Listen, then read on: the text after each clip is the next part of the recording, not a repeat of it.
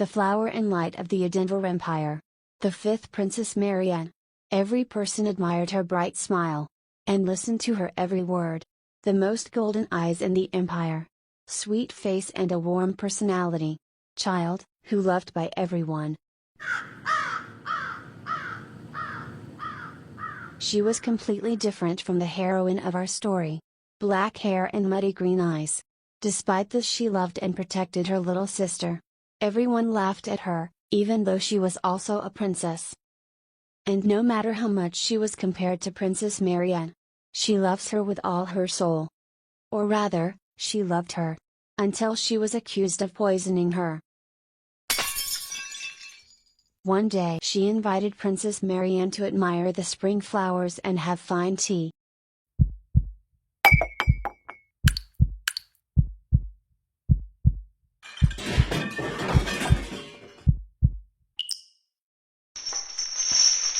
Until the cause of the poisoning is determined, our heroine was locked in a prison. Once a day she was given a bowl of water and bread. She had been in the cell for several days. In spite of everything, she believed that the false charges would be dropped. She would soon be out of here. When she left the underground prison, she was dazzled by the bright sunlight. The beautiful scenery of the imperial palace became visible. The sun was so beautiful and warm. The world was such a mysterious and wonderful place. The prison guards hurriedly pushed her into the emperor's throne room. All her brothers and sisters were in the palace. She loved everyone present and didn't see them for days. Princess Marianne was here too, thank God she's all right. The first Prince Lachias. The second Prince Elsis. The third Princess Adeline. The sixth Prince Loris. The fifth Princess Marianne. The Emperor, Jules. The Emperor said that for the attempted murder of Princess Marianne, the fourth Princess Elisa della Denver is sentenced to death. The Emperor asks if she admits her blame. That she was jealous of Princess Marianne and therefore wanted to kill her. Sister asking Elisa to answer the question. Elisa could not make a sound. The younger brother Loris said that she could not justify herself because she knew about her crime. Elisa tries to say that it was not her blame. The brother asks to call a witness. Her name is Rebecca, one of Elisa's maids. She says that when Marianne was having tea with Elisa, Princess Elisa put white powder in Marianne's cup. The Emperor says they found the poison in her cupboard. But this is the first time Elisa has seen the poison. She says she does not know what it is. And she did not try to kill Marianne. She begs her older brother to believe her. He tells her that her face is mad with envy. He offers to burn her eyes first and then decapitate her. Holding on to her last thread of life, Elisa looked at Marianne. But she just started crying, saying she was scared. The execution was to take place in 4 days.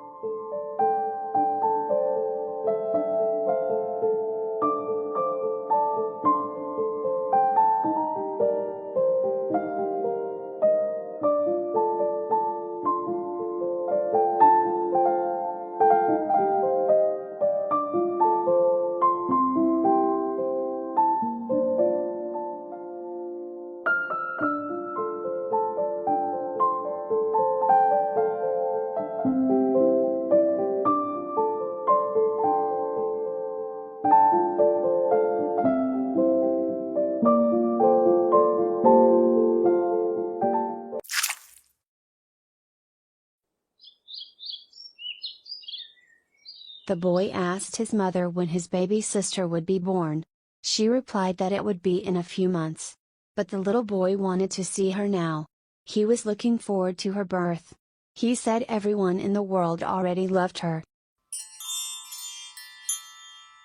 Elisa was upset at the goddess, for she did not want to be born human again. She was born a princess again, and now her name is Aisha. The second princess of the Elmire Empire. A rival empire Denver. Crown Prince. Isis. He thinks his sister is beautiful. Her eyes are like a blue jewel, and her hair is soft silver. All attention was received by the child, Her brother brought her a beautiful flower. He is considered a symbol of the Elmire Empire. He bores Aisha, and she wants him to leave her alone. The brother is slightly saddened by his sister's lack of affection. Isis wants to tell her sister a secret. He has long wanted a younger sister, but his mother died 2 years ago because of ill health. Everyone was upset, and then Majesty Iris came and Elisa was born. He is very happy to have such a little sister. Majesty Iris enters the room. She is very happy that Isis has already come to visit her little sister. After the Empress, Emperor Tyrion enters the room. He is the wise ruler of the empire. On the day Elisa was born, he gave gold coins to the common people. The whole continent considers him a cold-hearted ruler. Only his family knows how gentle and caring he is. This is the new family of Elisa, who has given her an incredible amount of sincere love. But in spite of this, she is still tortured by memories of her past life. Who would come to visit Elisa?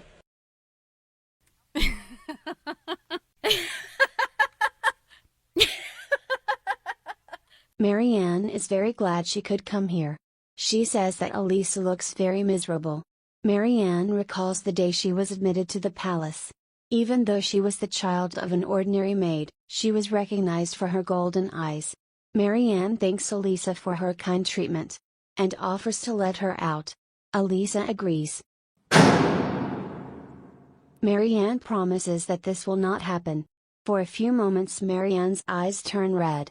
Marianne says goodbye to Elisa. Her native brother, her own mother, her cousins, they all turn their backs on her. No one believed her.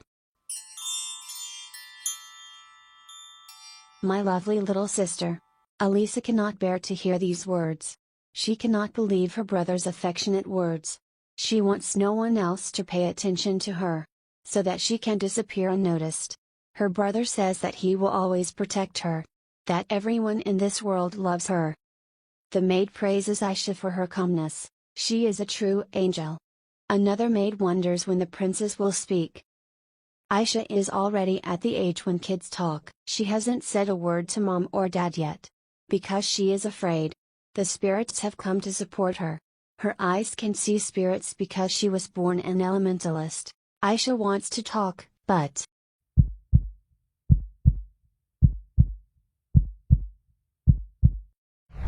she is afraid that someone will not believe her again. Her mother tells her not to worry. Soon Aisha will talk. Mama will be waiting. The emperor entered the room. He stroked Aisha on the head and noticed that she had grown a lot. Iris offers His Majesty to hold his daughter. But His Majesty refuses, for she will break if he takes her. Aisha thinks that she is not as fragile as her father thinks. The Empress asks His Majesty to look at his daughter. She says that their daughter will soon be 1 year old. That Aisha is very strong and growing every day.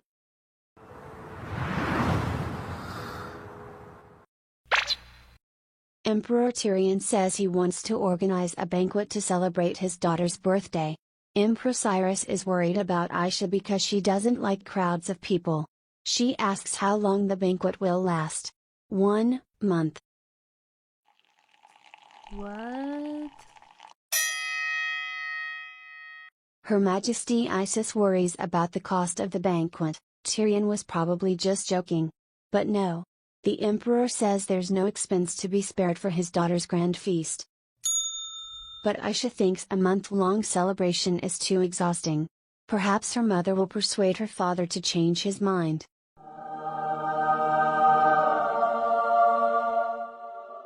In fact, Iris has only recently become Empress. Empress Thetis's people are still in the palace. Of course, Empress Iris is very concerned about Aisha and her position in the palace. But after the Emperor's announcement of the month banquet, all the people in the palace learn of his love for Aisha. Tyrion offers to invite Iris' parents to the banquet. The Empress's family, the House of Lucelle. They rarely appear in the capital, because they are charged with the duty of guarding the northern lands. A long banquet would help Iris spend more time with his family. Yes, they are very different from Aisha's past family. Her own mother never paid any attention to her. Her father cared only for the heir of the Lakias. The only exception was Princess Marianne. Mother takes Aisha in her arms. Perhaps she has something painful, or she wants to eat. Mom says her daughter has no reason to worry. Everyone will come to congratulate her on your birthday. Aisha fell asleep while her mother hummed a song to her.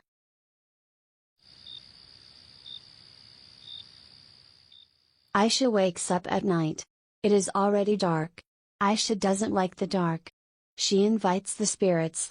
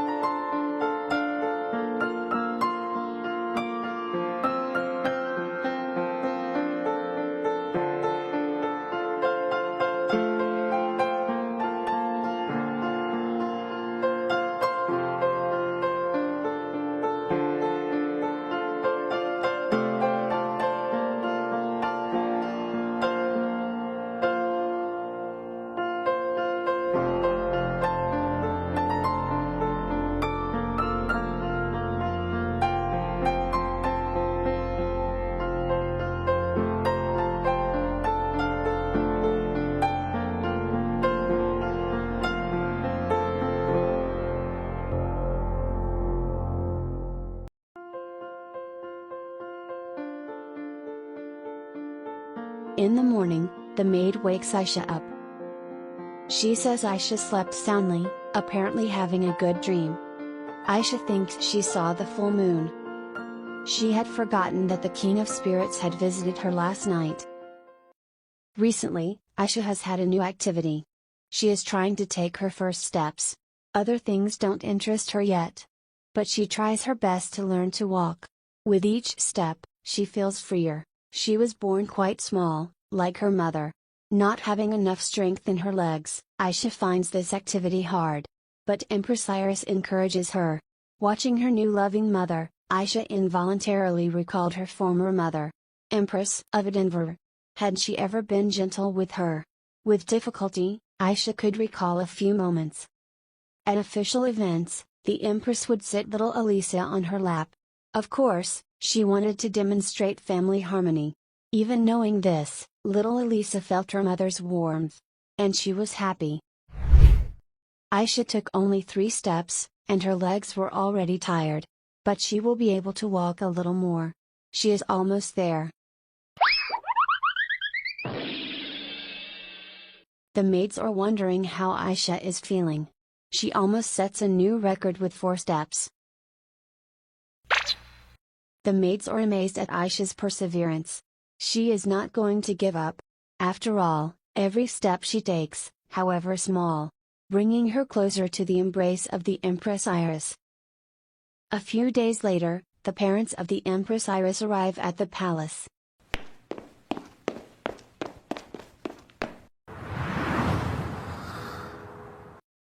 They are very happy to see each other in good health. They have never seen Aisha before. The grandmother wants to hug her granddaughter. Empress Iris says that Aisha is very calm and not capricious. As they hug Aisha, they remember Iris when she was a baby. Empress Iris asks her parents what is going on in the north. Iris's father asks if she is asking for Denver. It is better to go inside. Grandpa calms his daughter, saying that everything is peaceful and quiet after the signing of the peace treaty. But a strange rumor reaches him on the way in. Envoy from Denver is going to come to the banquet and present Aisha with a birthday gift. No one in this room wanted to see anyone from Denver. Especially Aisha. Grandpa says that the Denver Empire is in turmoil right now. That someone from the imperial family.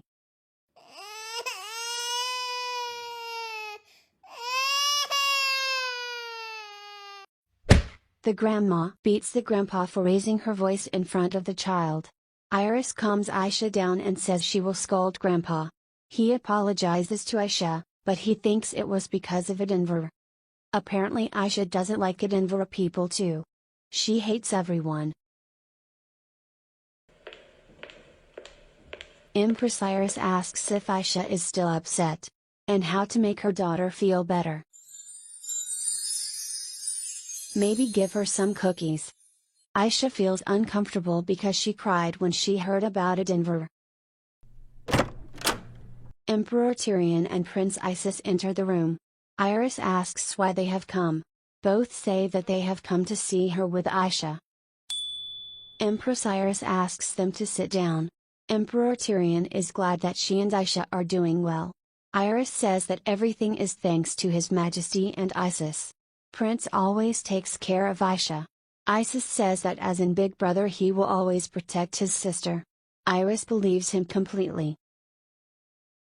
Prince Isis tells Aisha in his ear that he has prepared a gift for her. But it's a secret.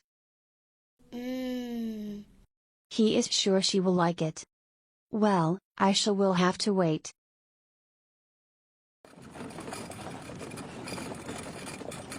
Two young ladies are riding in the carriage. They are discussing the prince's upcoming birthday banquet. Apparently the emperor loves his daughter very much, since the banquet will last a whole month. One of them says that Prince Isis gave Aisha the skin of a bear he caught personally. They are very interested in who the princess looks more like, the emperor or the empress. Preparations for the banquet are in full swing.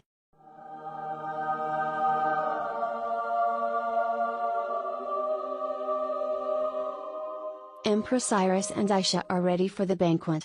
While the mother praises her daughter saying how cute she is, Aisha notices that a weightlessness spell has been cast on the tiara. Mom shows her daughter what's outside the window.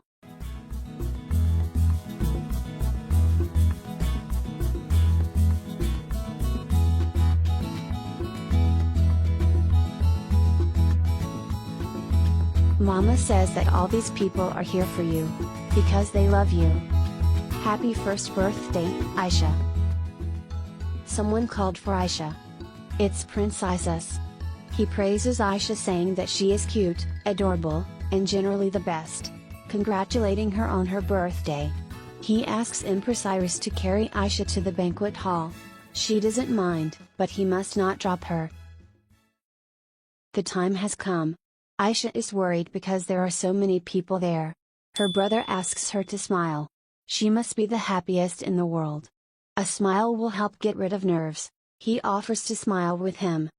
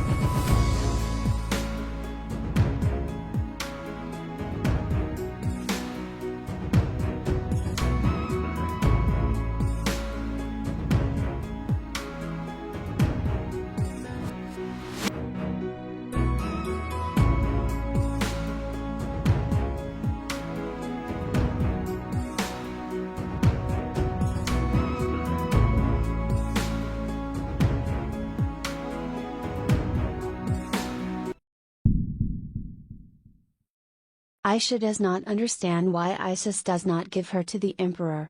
Isis says that she is his younger sister. But the emperor is reluctant, saying that she is also his daughter. Aisha remembers how afraid he was of breaking something. The ceremony proceeded smoothly. Her head was sprinkled with sacred water from the Temple of Light. The spirits loved this ceremony. Afterwards, the nobles began to give precious gifts.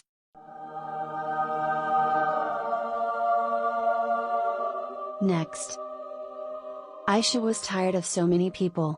Next, the envoy from the Edinburgh Empire. Aisha hopes not to see any of her relatives.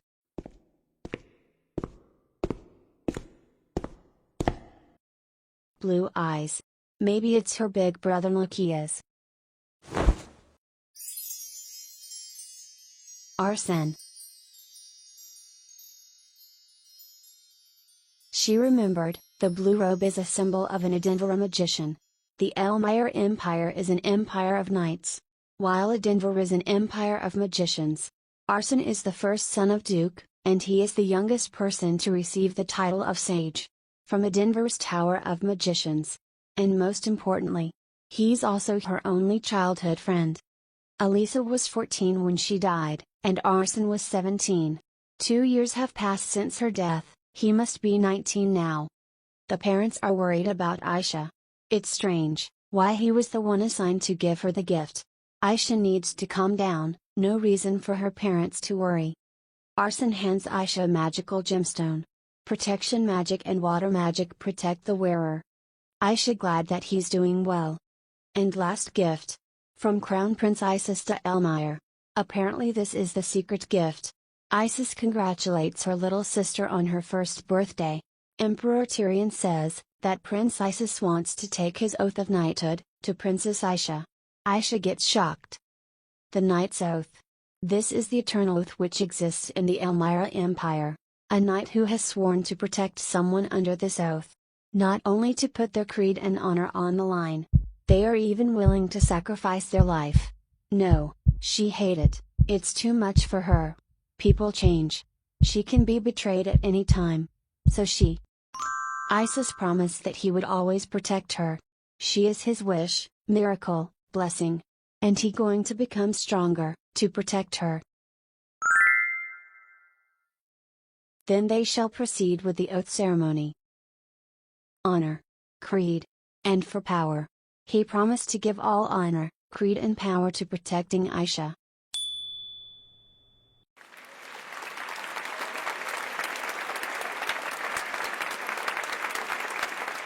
Well, perhaps all the bad things are in the past. The warmth of the emperor, mother's love and Isis' smile. Aisha might actually be able to become happy. Tyrion think that's probably enough for Aisha. The Empress offers to take Aisha to bed. Isis wants to keep an eye on her. But leaving now means missing the fireworks. The parents decided to put Aisha to bed after the fireworks. Isis will show Aisha fireworks. Since Aisha has never seen fireworks, her brother tells her what they are. The magicians made fireworks with almost no noise. So she won't be scared. Isis promises it will be very beautiful. Aisha knows that there are few mages in the Elmire Empire. The emperor must have invited them to the banquet. It's finally starting.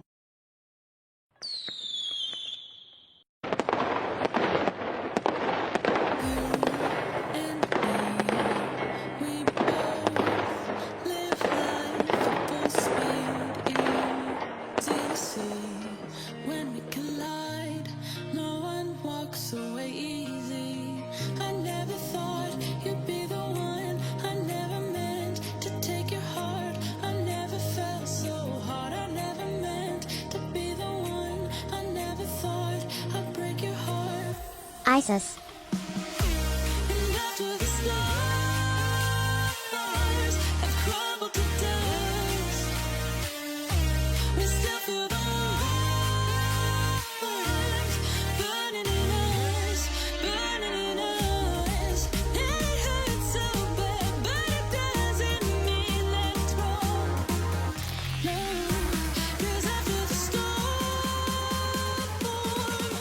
Mama.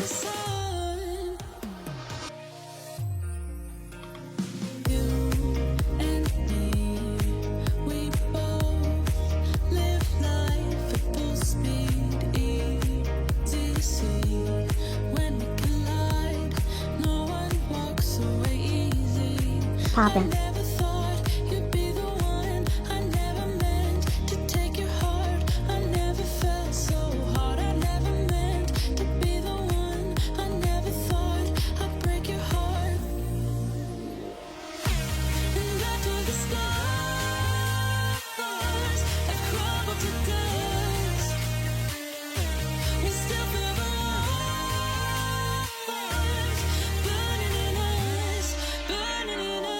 Arsene was approached by his master.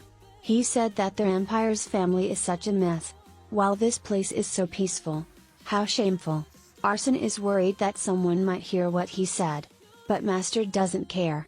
He's too old to be afraid. Arsene asks him to be careful. Insulting the imperial family is a grave crime. Arsene wants to ask master a question. They both know what he wants to ask. Why Elisa had to die. He say if he knew earlier, he would have tried to do something. But when he found out, it was already. I never thought you'd be the one. I never meant to take your heart. I never felt so hard. I never meant to be the one. I never thought I'd break your heart. And after the stars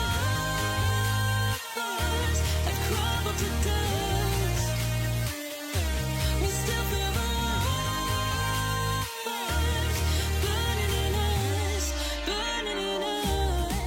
Master doesn't mind. Let him do it if he wants to. And Master will help him out as well. Arsene thanks Master. But Master wants not words, but deeds. Arsene will give him a shoulder massage every day. Arsene thanks Saisha. Thanks to her he has solved his problem.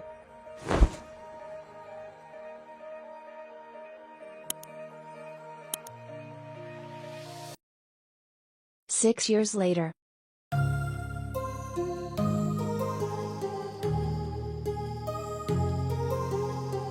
Someone called Aisha. This is her big brother Isis. He came to see her. Aisha is very happy to see him. Isis asks what Aisha is reading. He is reading the title of a book. The history of the formation of ancient languages, and the principles of their development. Can 7-year-old children read books like this?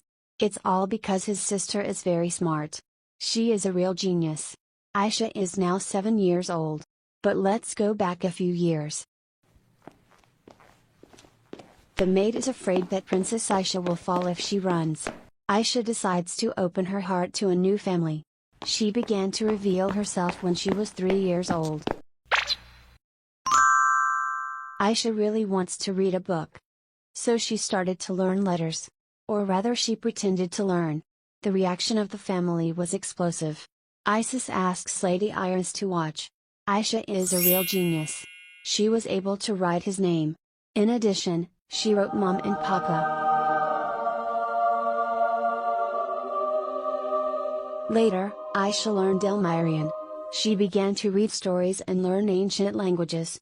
Most of all she was interested in spirits. But much time has passed since the elementalists ceased to exist. So even in the Imperial Library it was difficult to find information about them. It is said that there were many different elementalists in ancient times. To find information about the spirits, she would have to learn the ancient language. Aisha likes to learn new things. But she was even worried because not being the successor to the throne, she achieves extraordinary success. When your family considers you a genius, you automatically become the crown prince rival. But that's not the case with Isis. He's got a lot of credibility. Isis suggests that Aisha read something more fabulous. Aisha notices that her brother has grown up a lot. He's become much taller, and his voice has dropped. Aisha thinks her brother is so handsome. Isis wants to read to her. She says she has already read all the storybooks. Then Isis offers to draw her a bunny. Aisha thinks she is better at drawing bunnies than he is. She likes to tease her brother sometimes. To tell the truth, Aisha has only one reason why she wants to learn more about spirits. Is to take revenge on the Adenvar Empire. She is glad that she can easily find out what is going on in the Adenvar Empire, while in the Elmire Empire. Since they used to be great enemies for hundreds of years, and Anna started having friendly relations a few decades ago. Marianne is still treated like a saint. And it's said that Lycias will be named the crown prince this year. After her death they live quite happily. The spirits ask Aisha not to be sad. In her past life, she could not see the spirits. But in this life they will be a trump card in her revenge. Aisha still can't understand what happened back then. Marianne's red eyes, why she hated her so much.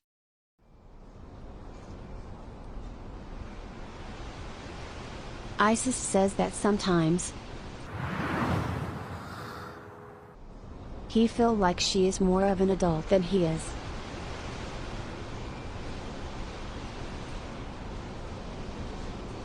Aisha says it's just his imagination. Yeah, she's probably right. That's because Aisha is a genius. Aisha says her brother is a genius too. That no one in the Empire is as good with a spear as he is. And he trains every day. Aisha says it's getting cold, so it's time for them to go home. Isis promises that no matter what happens, if she gets hurt she can always rely on him.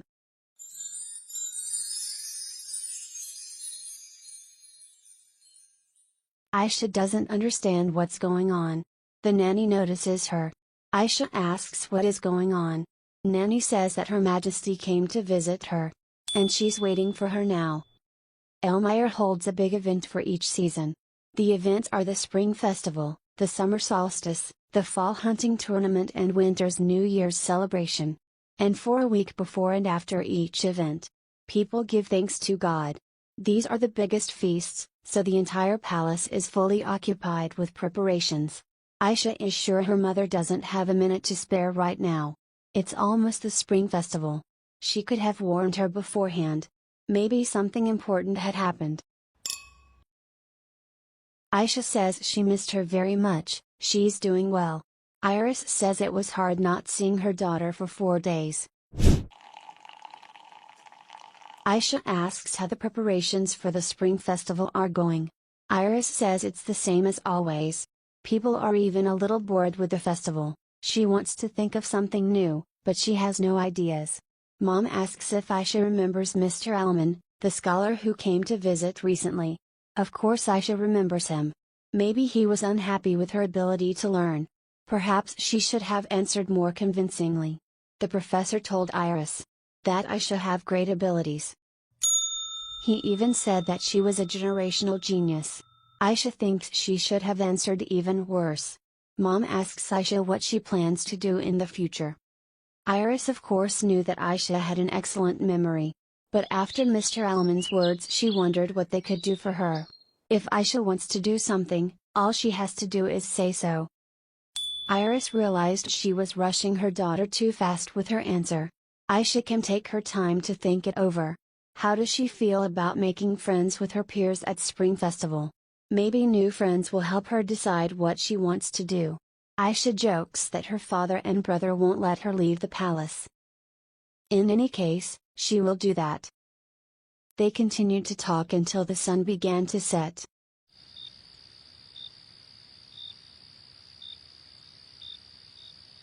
Aisha wonders what to do. Her family is so kind to her and everyone wants to help her. But if she takes revenge, she will have to rely on herself. She doesn't want to be a burden to her family. That's why she have to refine her elementalist magic.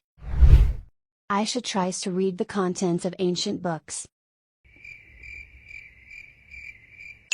But she can't read it properly.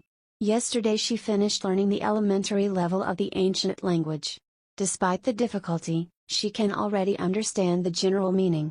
Aisha decided that now would be a good time to move on to practice, so she returned to the library. But apparently her level of knowledge is not enough. By the way, despite the fact that the Imperial Library contains all the books of the Empire, there are quite few books in the ancient language here. Despite everything, Aisha decided to keep searching until she found the books she wanted. This is what she needs. The History of Elemental Spirits. After reading this book she will definitely learn more about spirits. The spirits seem to be happy too. Well, it's time to start reading, but the spirits have something to tell Aisha. They obviously want Aisha to take this book. Aisha wonders if the book has anything to do with magic. The spirits want her to read the book. Despite her abilities, Aisha has never fully spoken to the spirits. But since they insist, they probably have a reason. Someone called out to Aisha. It's Isis. He asks what she's doing here. And what it is. Aisha admits that it is a book of an ancient language. She says she wants to learn it, so she took the book. Aisha. Isis has heard that Mr. Alman thinks she is a genius, and her brother is very proud of her. He knows that Lady Iris is seriously concerned about her future. He asks his sister not to worry so much. She can do whatever she wants, and they will support her. Isis still has things to do, so he must go. Aisha wonders what her brother is thinking. It's as if he knows she is hiding something. But that's not possible. After all, what Aisha is hiding is hard to believe. The fact that she's an elementalist, and the fact that she was reincarnated. There probably won't come a time when she can tell them. Aisha reads the book. It says that the spirits are at war with each other. They ended up suffering because of it. Aisha finds the book very interesting. Her knowledge is still not enough to understand the text completely. But Aisha thinks that the reason why there aren't elementalists anymore, because they were caught up in the fight between spirits. But there's nothing here about people who are born with the ability to see spirit. So, who is she? Aisha doesn't even have anyone to tell. And so what is she to do with this ability? Elemental spirit summon. She finally found it. In order to summon an elemental spirit, first you need the user's mana and something else, that Aisha can't read. If all the components are present, the next important part is the elemental spirit summon contract circle. It has the power to connect an elemental to this world. But in this book isn't going to delve into that. Anyone that wishes to try summoning, should try buying the book about elemental summon circles, which you can buy in. Aisha can't believe it. Are they kidding her? She had already hoped to learn more about summoning spirits. Whoever wrote this book was clearly a businessman. The spirits ask what happened. She needs to calm down. Aisha says everything is fine. She just needs to relax. Wait. There is also a book that the spirits asked her to read. Perhaps it contains information about spirits and how to summon them. Here it is. Low-class elemental spirit summon contract circle. Aisha will try to summon the spirit using what is written in these books. First, prepare the elemental spirit contract circle. Second, if the user lacks magic power, prepare a magic gemstone. Third, if there isn't enough, attempt this with a high-class elementalist. And finally, once the contract circle has been drawn, put your hand on top and recite the following phrase. My heart rages around like an ocean in my head, because there are so many things that I left unsaid.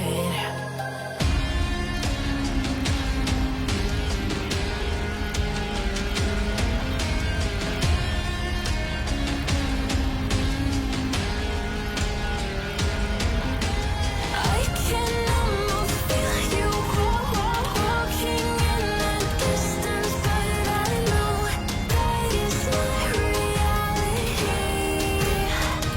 If you are echoing around inside these parallel dimensions all alone, now I'll find you in my dreams.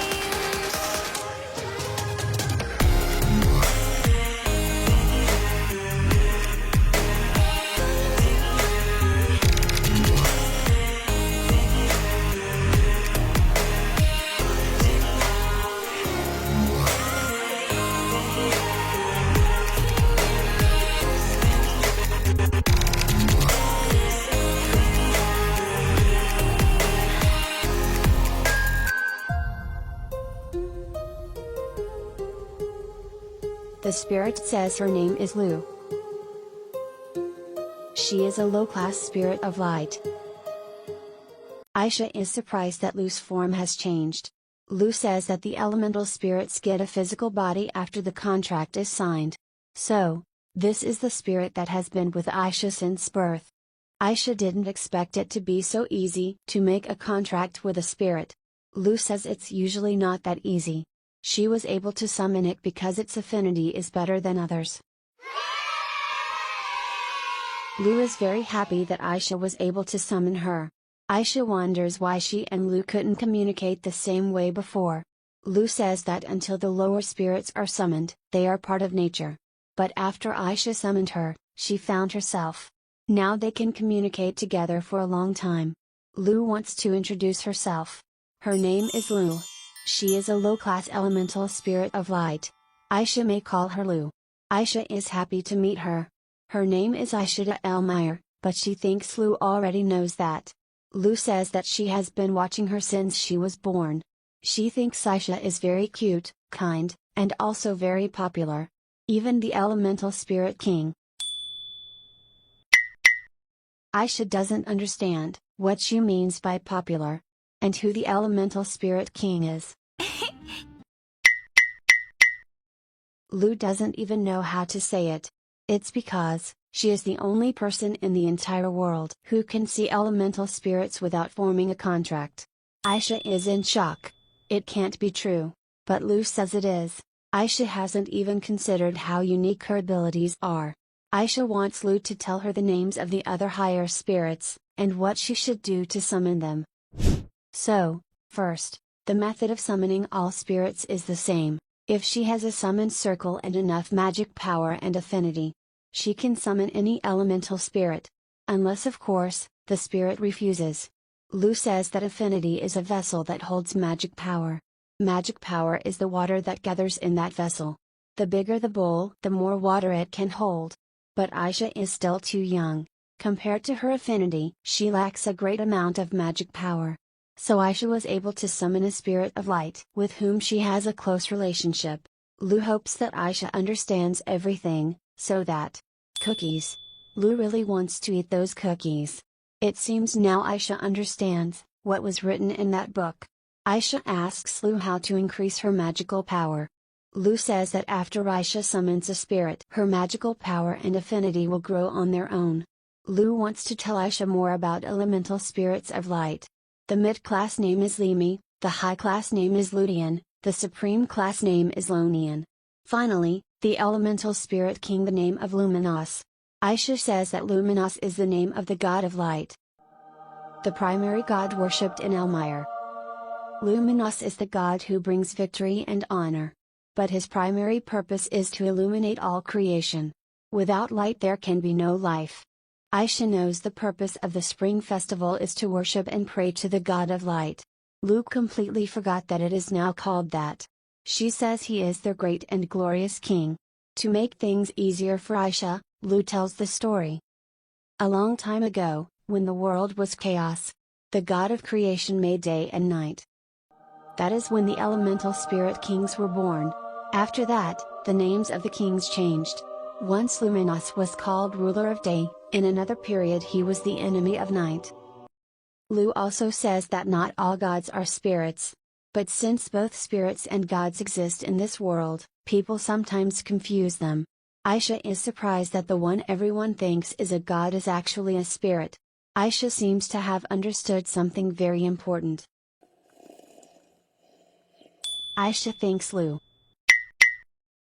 Thanks to her, Aisha found a way to help her mother. Aisha is sure mom will be happy. Aisha suggests a ceremony for elemental spirits during the spring festival.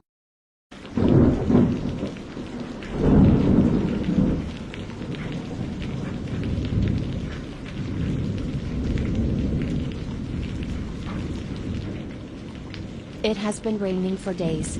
Lu says it hasn't stopped raining since Aisha visited Emperor's quarters.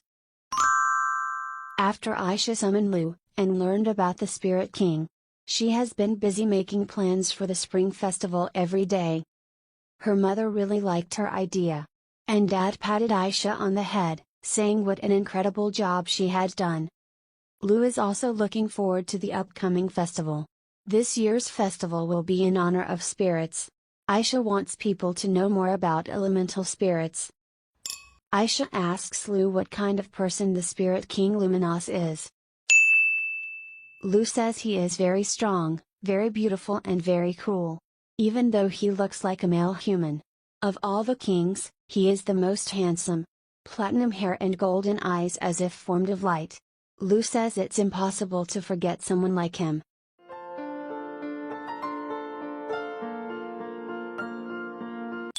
Aisha is sure that she definitely couldn't have met him before. Aisha wants to ask Lu an important question. Will she be able to summon the Spirit King? Lu says that no person has ever been able to summon the King of Spirits. But why? Lu answers that it's all because of magical power. People don't have enough magical power to summon a Spirit King. No matter how big your vessel is, if you don't have enough water, you can't summon an elemental spirit. Aisha asks if a magic stone can help with summoning. Lu says the magic gemstone can only help summon a medium or high-class spirit. Aisha admits that summoning such a great spirit is not easy. Perhaps it's because of her love of light, but Aisha feels a special closeness to the Spirit King.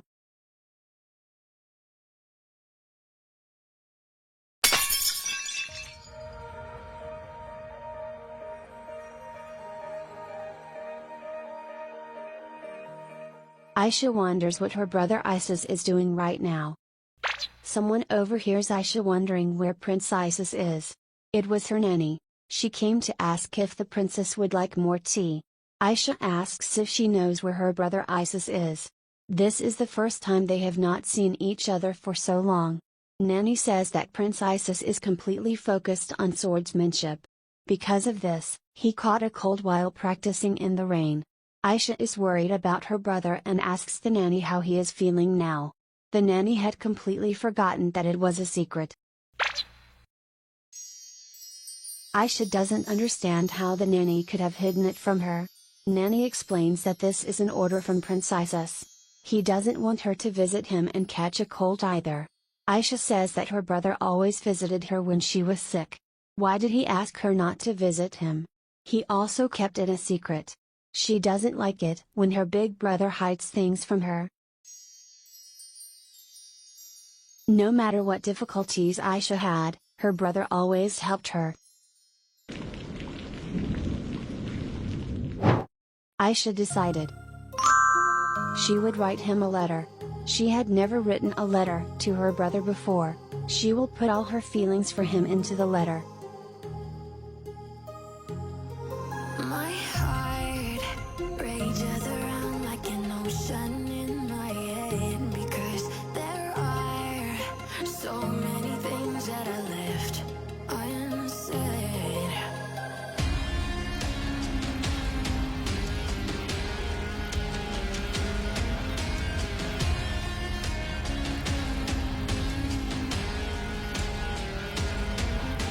I can almost feel you walking in the distance, but I know that it's not reality.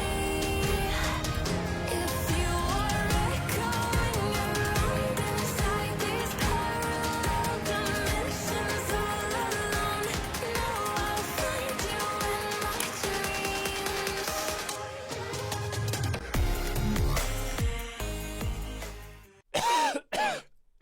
Prince Isis has been sick for several days. He has a sore throat, and his fever hasn't dropped for a long time.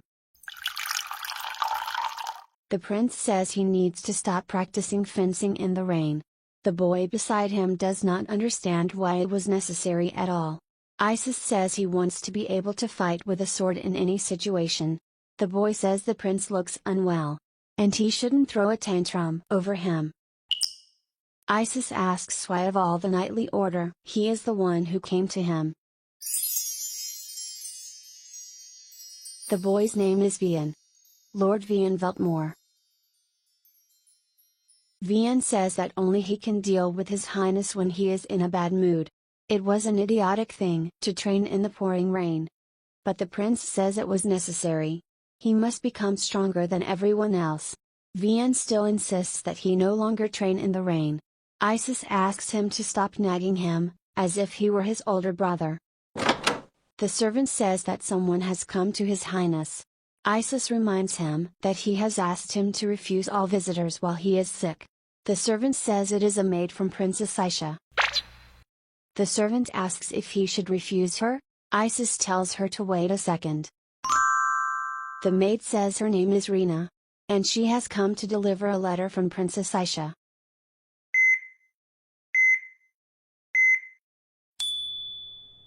Isis specifies that this is a handwritten letter from Aisha for him. Rina says it is. Isis is very happy that she wrote him a letter. He reads it. Dear Big Brother Isis. Vian asks His Highness to calm down, or else the fever will rise even higher. Isis asks Vian to be quiet. Rina can go now. In the letter, Aisha asks how her brother is feeling. As soon as she finds out that he is sick, she decides to write him a letter. Aisha asks him not to exhaust himself by training. She was very upset when she found that he was sick. He is very important to her, and she is very happy to be his little sister. While he was around, she couldn't fully realize it. She feels lonely without him. And she hopes to see him at the Spring Festival in a good health. Until then, she will pray for his health. Isis thinks he needs more influence than anyone else. If his sister is so smart and amazing, he must become even stronger. He believes this is the only way to protect her. Isis knows that Aisha is hiding a secret. He was really upset when she hid the book from him in the library. But he is sure that Aisha has a reason why she can't tell him. Isis decides to trust and help her. So he is going to destroy everyone who bullies his Aisha. Isis asks for a stationery set. Vian asks what his is going to do. Isis is surprised that Vian doesn't know it's customary to respond to a letter. Vian doesn't understand, is having a little sister so great? Vian doesn't have any siblings. He doesn't know what it's like to be so devoted to someone. But Vian is glad that His Highness has changed thanks to her.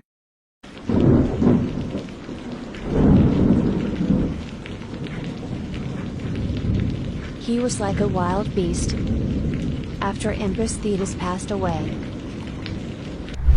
If not for Empress Iris and Princess Aisha, he would have been a completely different person. Vian wants to meet Princess Aisha and talk to her one day. The maid thinks this wonderful rainbow is a good sign. After all, tomorrow is already the Spring Festival. The maid says, she has heard that Princess Aisha has received a letter from His Highness. Yes, and Aisha is very happy about it. Isis explains to Aisha that their father's name means lion, and their mother's name means iris flower. And her name, Aisha, means white bird. Aisha says she knows what his name means. Isis means rainbow in ancient Elmirian. Isis says she is almost right. His father and mother giving him this name hoped that he would overcome all the hardships that might come his way. Like a rainbow rising after the rain.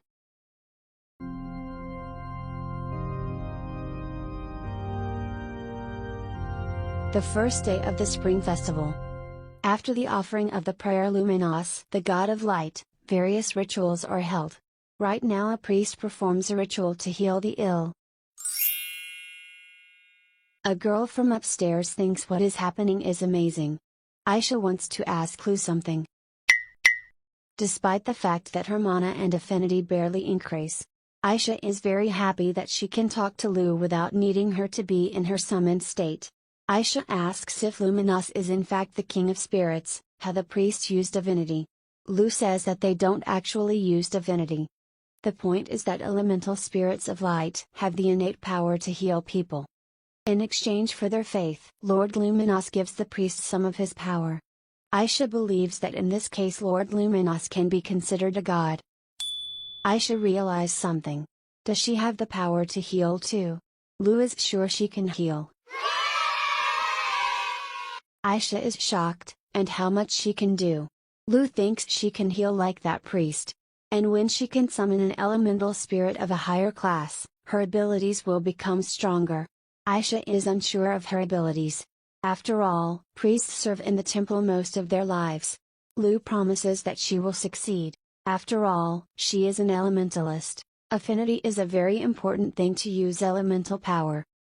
The priests only have faith in Lord Luminos. Despite the generosity of Lord Luminos, elementalists can best use his power. Aisha feels she needs to hide this fact for now. After summoning a low-class elemental spirit, she can heal burns. She is afraid to imagine what she will be able to do after summoning a higher class spirit. Mom asks why Aisha is shivering. Maybe she is cold? Aisha decides to hide her abilities until she can use them freely. Elementalist will be the trump card of the Elmire Empire.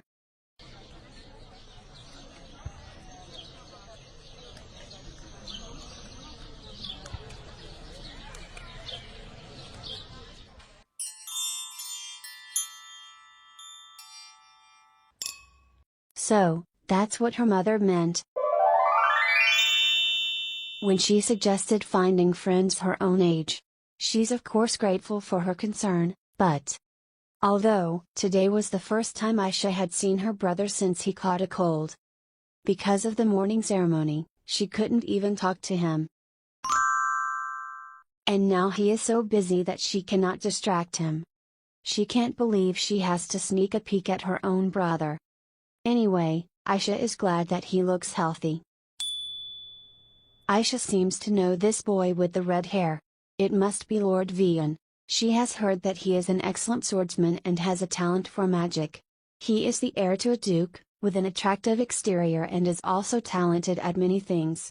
He's just like a prince in a fairy tale for little girls. One loud girl asks if Princess Aisha will visit their embroidery group. Aisha tries to politely decline, saying that she is not good at such things. The girl reassures her that it's not that hard. She begins to tell the story of how one girl, Aisha, already has a headache from her. She's been talking non-stop for 30 minutes. The other girls apparently listen to her because the family title is lower. Aisha hopes maybe someone will save her. Like in a fairy tale, now a prince savior will appear. Someone turned to Princess Aisha. Vian asks if he can distract her for a while. He means that Prince Isis wants to talk to her. Aisha says that if Big Brother asks her, of course she goes. As she leaves, she wishes the girls a nice time. Aisha thanks Vian. She might have burned out before all the events ended. Vian says she clearly looked bored. Vian wants to tell Aisha the truth. Prince Isis didn't send him to bring her. Aisha asks why then. Vian says that from a distance he notices that she is in trouble, so he decided to give her an escort himself. Vian is a little embarrassed, so he adds that he thinks Prince Isis wanted to see her very much. Aisha is surprised at how well he can read people. He is so brave and honest. Aisha is grateful that he saved her from that girl's chatter. She notices the boutonniere on his shoulder. Aisha says she's glad he's enjoying the event. She says that his boutonniere and her flower crown were her idea. It was her way of showing appreciation for the elemental spirits. Vian says he didn't even know she was involved in organizing the event. Aisha says that's the way it happened. And she's curious what he thinks about it. Vian thinks it's a fascinating way to emphasize the existence of elemental spirits. After all, it's quite easy to forget that spirits exist. She agrees with him. She could see spirits since she was born. Other people perceive elemental spirits as something distant. Vian notes that the rumors to be true. She really is just like an adult. Vian says that he will not be able to speak in front of Prince Isis. It was a great honor for him to talk to her even for a moment. Aisha does not understand why he cannot speak in front of her older brother. Vian wanted to explain, but it's her big brother Isis. He says that they haven't seen each other in such a long time. He asks if she's alright. Aisha says she is doing well, but how does he feel? Isis answers that he is very well, all thanks to her concern. Aisha is glad, and she likes the letter he sent. Isis confusedly says, he liked her letter too. He was very happy because it was her first letter to him. Aisha is also embarrassed. She had written to him something she was embarrassed to say in person. And this is their first meeting after that. Aisha says she was glad to get her first letter from him too. Someone calls out to the three of them. It's their mothers, grandfather and grandmother. Even though mom couldn't stay with them, she asked Aisha to show her parents the palace. Aisha is glad she got to spend more time with them. However, she did not expect Vian to join them. Aisha guessed. Vian and her brother are members of the same order of knights. Grandfather's knightly order is famous for its strength. They guard the borders of the Elmire Empire. Aisha thinks they are quite similar. Grandfather asks Aisha to stand under the arch with the Elmire flowers. Aisha doesn't know why Grandpa asked her to do this. But it is very beautiful here. She tries to catch a petal. She succeeds. Grandpa says, "Stop." What is this? Aisha wonders what it is. Grandfather says it is a new invention of magicians, video orb. It records scenery and sounds so natural that no painter can replicate it. Aisha doesn't believe it's really possible. Grandpa asks her to take a look.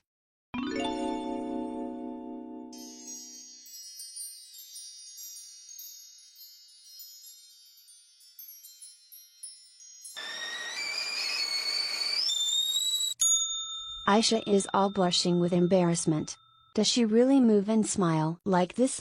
Isis wants to know if this video can be duplicated. Isis asks Grandpa to give him the thing. But Grandfather says that Isis can see Aisha every day. And he will be gone soon and can see her only through this thing. Aisha notices that Lord Vian is laughing too. He apologizes. From the sight of such warmth and harmony in the family, he couldn't contain his laughter. Vian says that he has no siblings. Therefore, he is a little jealous of the relationship between her and her brother. She understands him. Today is the most important day of the festival. Isis, as heir to the throne, must offer a prayer at the altar. It is the tradition for all to wear white clothing. And in the evening there will be the biggest party of the year. Aisha regrets that Grandma and Grandpa left yesterday. After all, the truce has been in place for years. They might have stayed a little longer. Aisha found Isis and Vian. She asks what they are doing here. Aisha recognizes the late Empress Thetis. Isis says he was wondering what his mother would think of him if she were still alive. He finds those thoughts rather useless. Aisha tries to cheer her brother up. Isis thanks Aisha. But she has no reason to worry, he is really happy now. Isis offers to continue the conversation sitting around the table. The servant brings them tea. Vian declines. Aisha finds the tea very beautiful. It seems to shimmer more than usual. It must be because she is near her big brother. Aisha does not remember this servant. If he is in charge of the tea, he must be working here for a long time. But this is the first time she has seen him. Although there are so many servants in the palace, she might just not have met him before. Despite the pleasant smell, Aisha finds the taste of the tea rather strange. Lu shouts that Aisha shouldn't drink this tea. The plant spirit tells her that the tea is poisoned.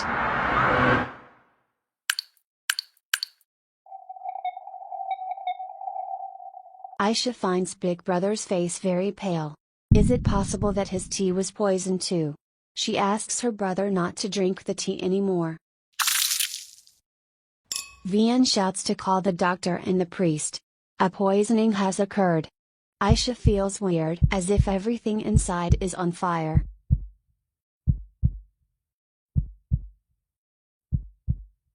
Isis.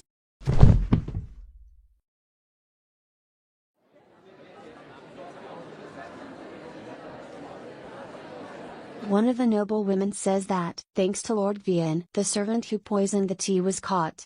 Someone says that if he had not been there. Vian blames himself for being there, but he could do nothing. Is he so powerless? He always thought that in order to protect someone, he had to attack. That's why he trained hard every day. But at just the time of need, he couldn't do anything. Thanks to the fact that the Empress was nearby, they were able to provide first aid quickly. Iris demands a doctor and a priest now. Vian believes that if the Empress Iris had not been nearby, then Emperor Tyrion asks how the treatment is going. The doctor says that Princess Aisha has consumed a small amount of poison. But for her young age, the effects may be lasting. But the prince has consumed a lot of poison. His life is in danger. Tyrion asks if there is nothing they can do. The doctor says that the main thing now is to find out what kind of poison it was. He believes that the best option is for the high priest to use divinity. However, high priest and the other priests are now making a pilgrimage. Tyrion understands that the attempt was carefully planned.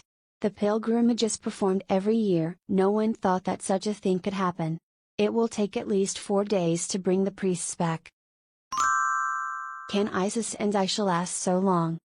The emperor says they are his son and daughter, they must do all that is possible for them. Someone says it's all for a reason. It happened on the day the crown prince was to climb the altar.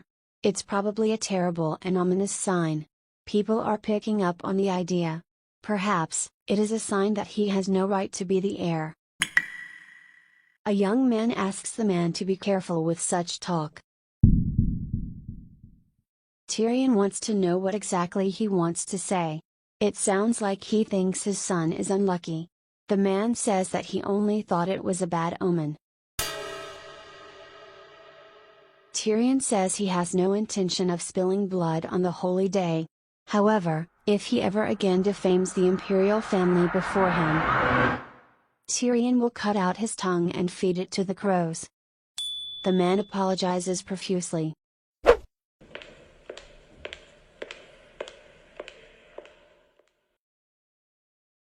Iris asks the priest when Aisha wakes up. The priest says that their powers were only enough to stop her condition from worsening. They need a divinity capable of cleansing the poison. He tries to reassure the Empress by saying that the high priest will arrive as soon as possible.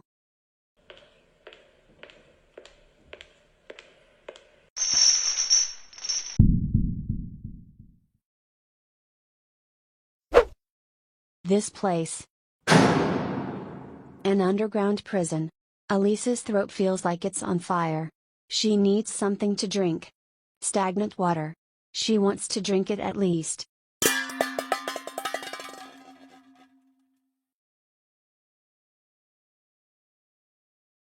Elisa doesn't understand why her family turns their back on her. Why do they trust Marianne and not her? She is in a lot of pain. She wants to die. An unknown voice asks her if this is really true. For it is not true. The voice reminds her that she has a purpose. Elisa remembers. She wanted to ask them why they decided to kill her. Why no one believed her. But it's too late. Everyone hates her. No one wants to hear her voice anymore. The voice says it's okay. After all, there are people who love and trust her elsewhere. They are already waiting for her. Elisa thinks this is a lie. Who can wait for her there? Fireworks.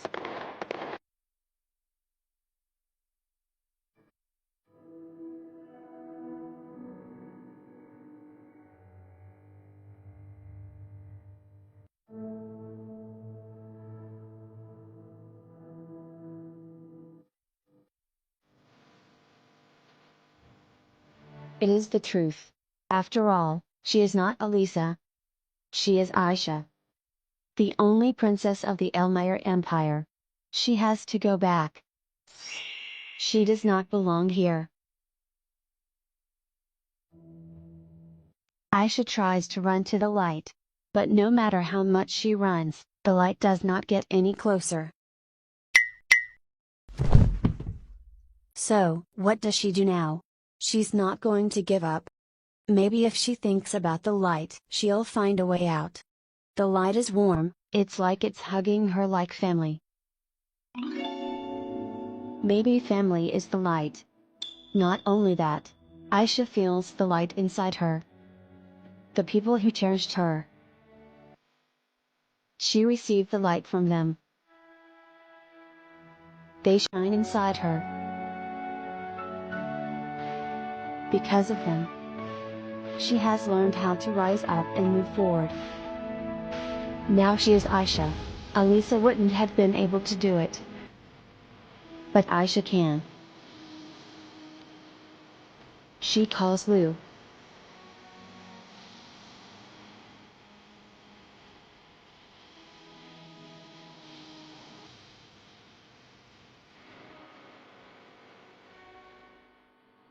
Everything is alright. After all, she is not going to be afraid and cry anymore. She is on her way to a place where everyone loves her.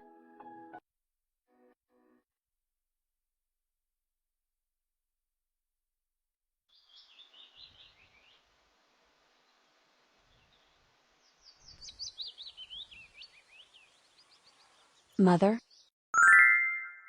Aisha was able to wake up. Iris can't contain her emotions.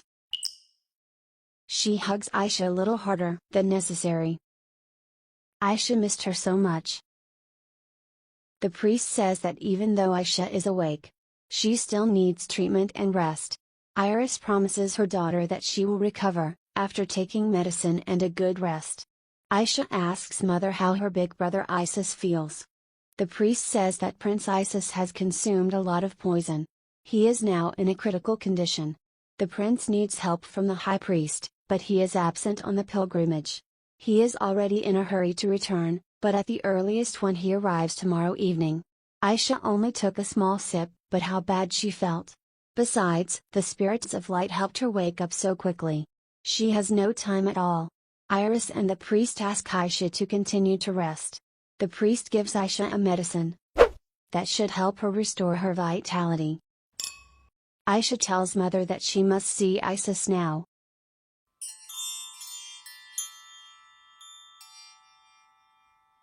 Tyrion and Vian are waiting for Isis to get better.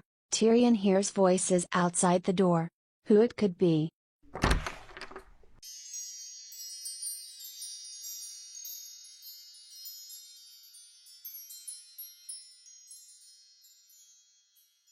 Tyrion asks why Aisha is here. How is she feeling?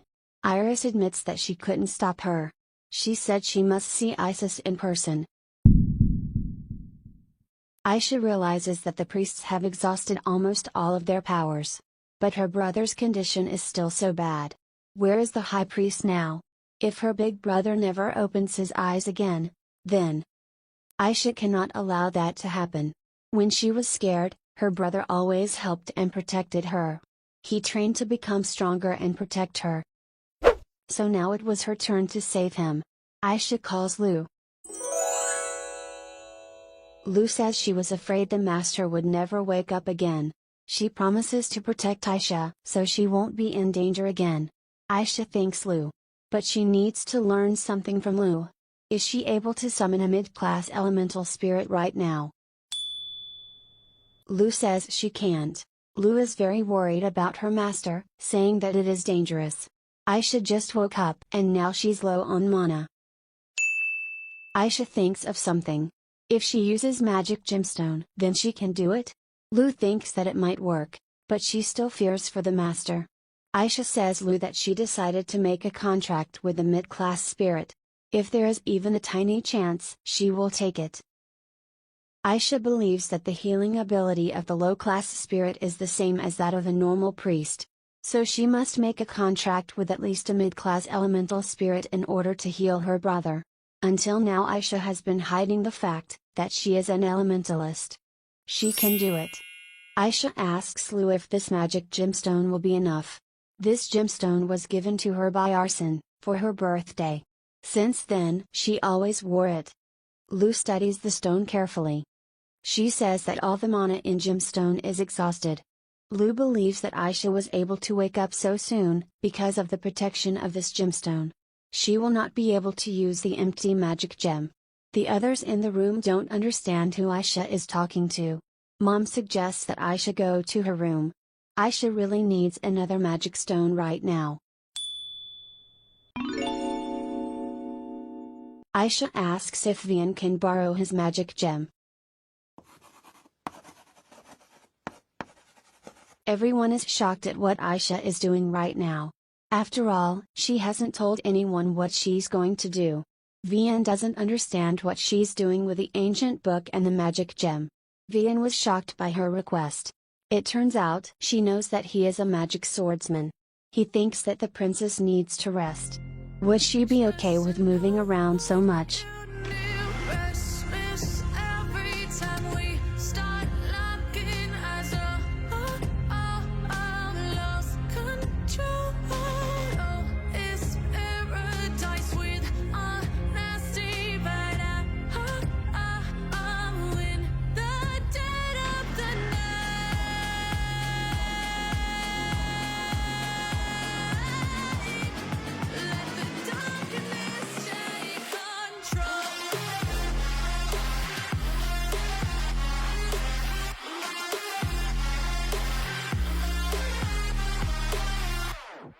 This summons takes a lot more energy out of Aisha than loose summons.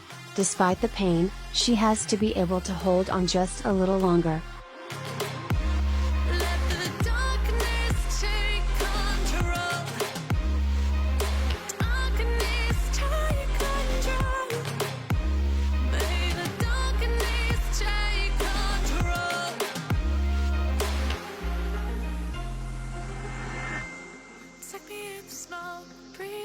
The spirit says her name is Limi.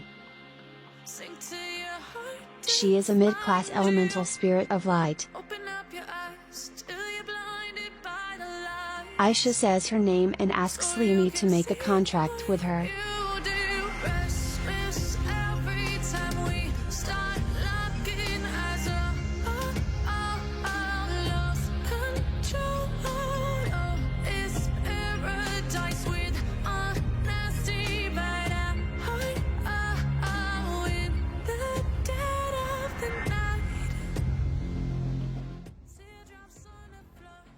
Mother asks Aisha who this fairy is. Aisha answers that she is not a fairy. She is an elemental spirit. Everyone is a little confused, because none of them had seen elemental spirits before. Aisha calmly reports that spirits are able to heal. They can replace the priest. Aisha is going to help her big brother. Aisha asks Limi how she can use the power of an elemental. Limi reports that after the contract is signed, Aisha can use her power even at a distance. But the closer they get, the stronger her power will be. However, Limi says that the master is not in the best of condition right now. Limi asks for her forgiveness. They begin. Aisha feels incredible. Limi's knowledge enters her mind. The priest notices something. Her eyes turn golden. Aisha is ready, she must succeed.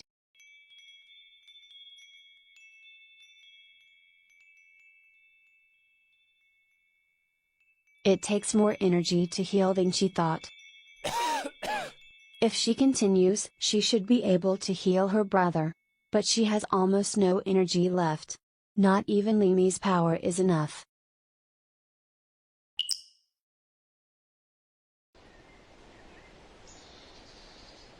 Aisha asks her brother if he has nothing else to do.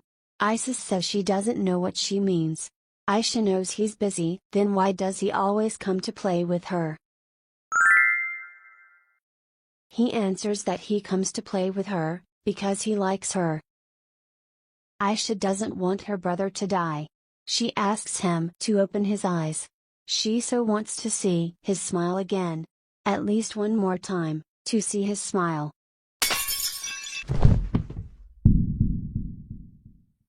Vian asks if she is okay. Papa says that Aisha needs to rest. She has tried her best. Mom worries that Aisha looks so pale. Aisha feels her heart bursting to pieces. Her energy was not enough. She wanted so much to help her big brother, at least until the high priest arrives. She hoped to save him. Isis wonders if he has entered the afterlife. although he doubts that his family would have met him in the afterlife. Isis asks Aisha if she is okay. Aisha is so glad that her big brother isn't dead. And she is glad to see the smile on his face again.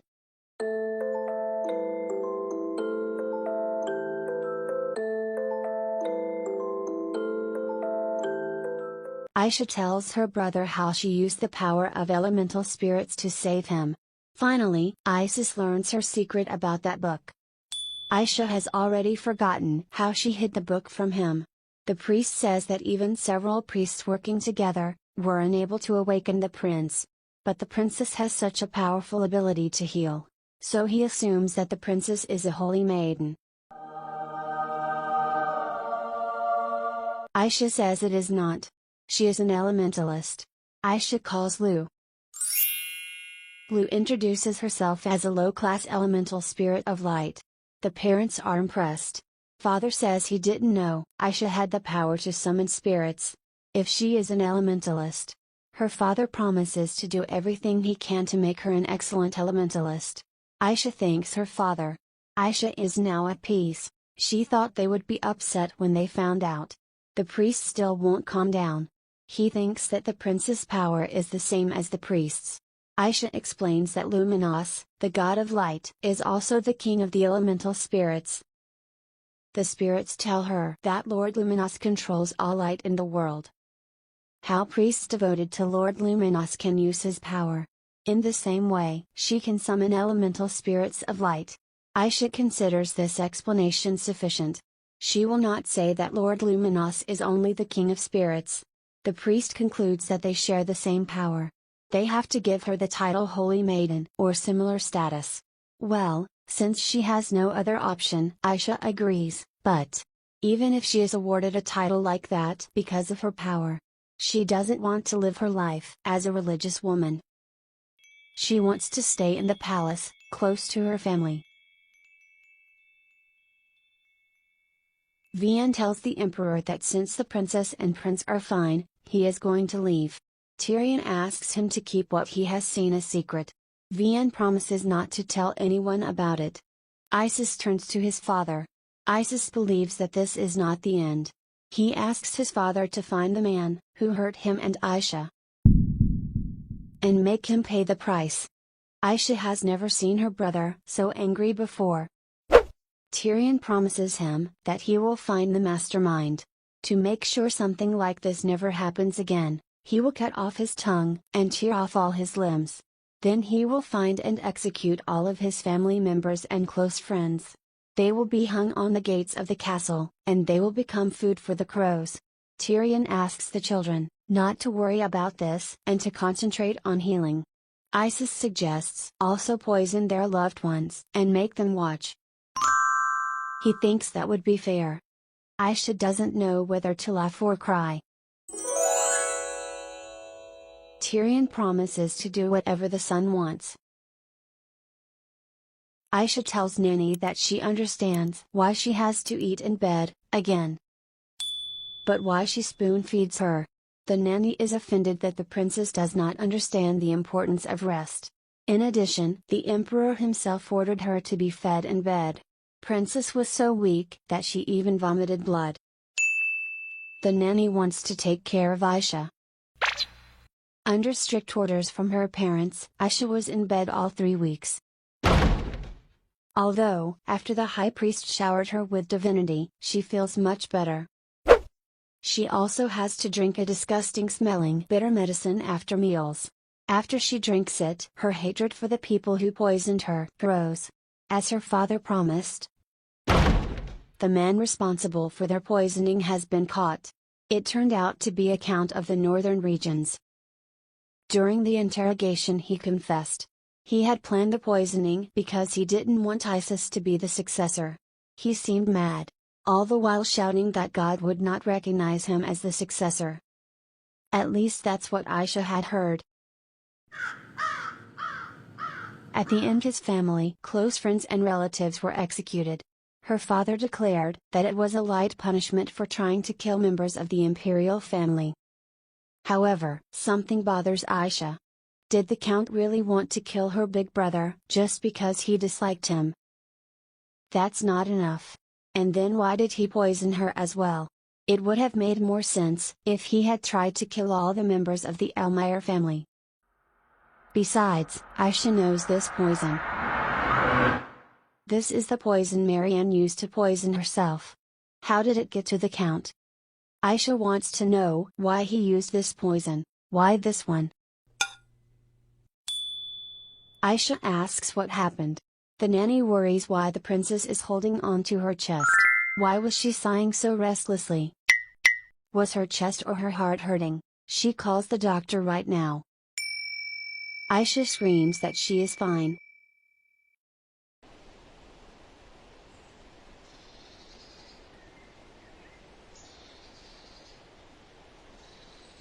After 3 weeks of bed rest, Aisha was finally allowed to go outside. Even though she was only allowed out for 30 minutes, after 3 weeks of bed rest, it seems like a dream. The doctor saved her. He persuaded her mother and nanny that 30 minutes of fresh air every day would be good for her health. Aisha thought she would die of boredom. She's glad that she was able to get out. Isis came to see her. They suddenly ask each other how their health is. Isis says they are on the same wave. Aisha laughs and agrees. Isis tells that during his bed rest, he was not allowed to swing his sword. He couldn't even go outside. Aisha says the same thing happened to her. And the nanny even spoon-fed her. Isis thinks the nanny did everything right. Aisha knows what he's thinking. They continue to have fun together. Isis wants to talk to Aisha about something. In fact, that's why he came here. Aisha asks about what exactly. Isis says that the captured Count was not the mastermind of the poisoning. Aisha doesn't seem at all surprised by this. She asks why he decided to tell her now. Isis always thought of Aisha as mature, calm and wise. But in spite of that, she is only 7. Her parents want to protect her, they don't want to scare Aisha. Isis says he understands why their father chose not to tell her.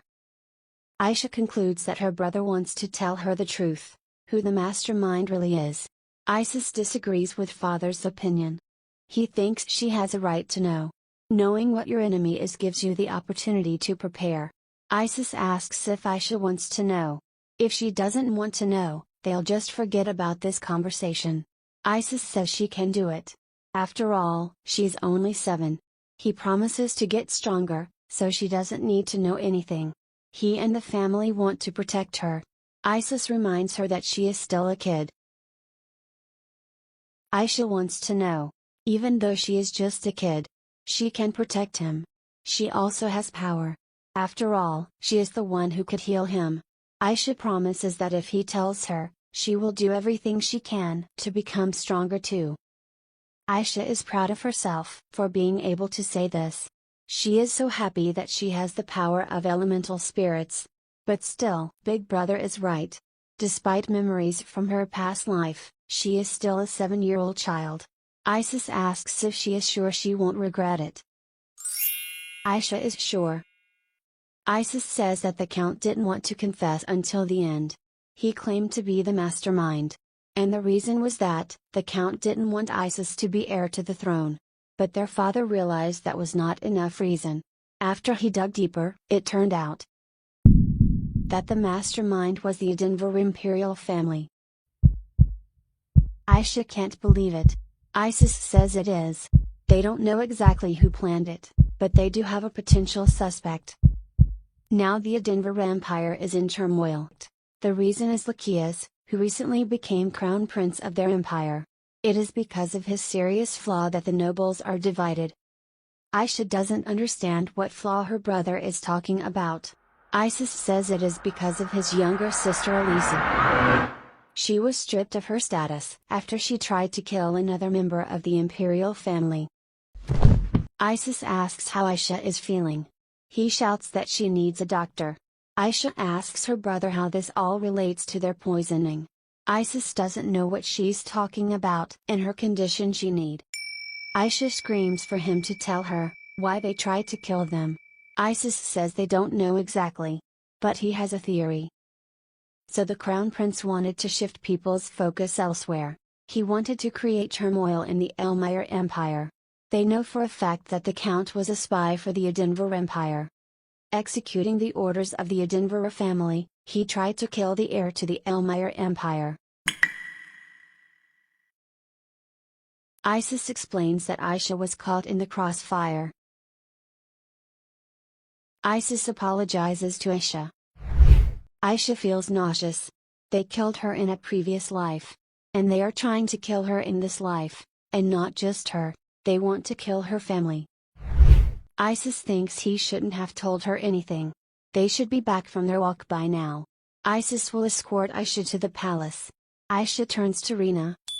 She asks Rina to tell the nanny that she will return later.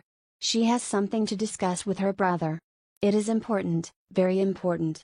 Rina says she understands. She will tell the princess's words to the nanny and return.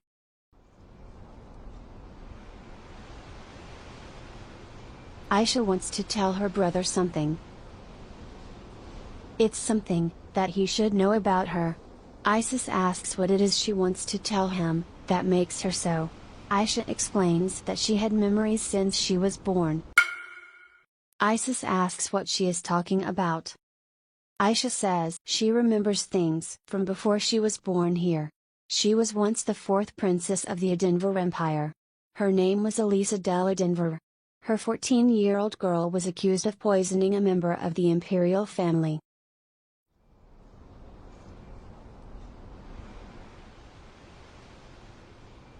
They falsely accused her of trying to kill Princess Marianne. She was interrogated about things she had nothing to do. All because they found poison in her closet. She wasn't even given a chance to defend herself. Everyone just assumed that she was a culprit. In the end, she was executed. Isis has something to say to Aisha. But Aisha interrupts him, saying that she never tried to kill Marianne, her sister. She never thought of killing anyone. Aisha cries, saying she never meant to poison anyone. She swears that she is innocent. Aisha begs her brother to believe her. Aisha told her brother the whole truth, but what will be his reaction? Will he believe her?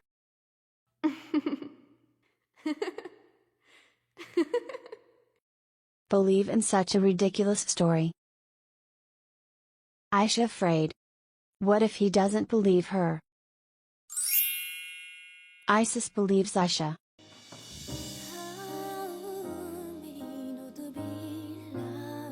He believes that she was once a princess of Edinburgh, and that she never attempted to kill her sister. Isis believes everything she said. Aisha says that her reincarnation story is so ridiculous, and that she was Edinburgh princess. Isis says she will believe anything she tells him. Besides, he knows that his cute sister is too kind to even think about killing someone. Isis promises that even if the whole world doesn't believe her, he will believe her, and he believes her now.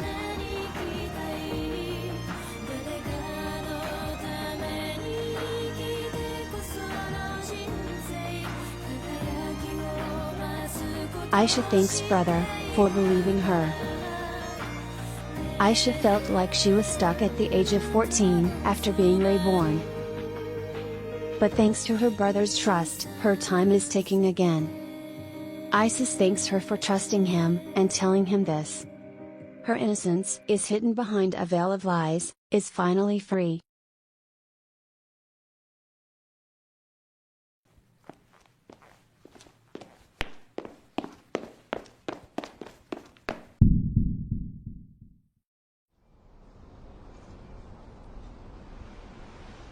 Aisha tries to wipe away her tears. But her tears won't stop. Isis takes Aisha by the hand. He promises that he will never leave her, and he will never question her rightness. Her enemies is his enemies. Isis will destroy anyone who wishes to harm her. even if he has to risk his life to do it. Isis wants to know what his cute sister wants. Aisha wonders what she really wants. Aisha wants revenge. She wants to find the truth and prove her innocence. She will not turn her back on her past life as Elisa. Isis understands. It will be the way she wants it. Isis promises his adorable sister that he will get justice for her. The world will remember her past life. And the Edinburgh Empire will beg for her forgiveness. Aisha thanks her brother. Aisha has something to say to Isis. She feels as if she in a dream. But even if it is all a dream, she is fine with it. Aisha doesn't want to wake up from a dream, where everyone loves her. Isis says that this is not a dream, and that she is really here. Aisha is so happy. But she is scared. What if the happiness ends? Then Isis offers to call it a dream. He will make sure it never ends. So Aisha can sleep soundly.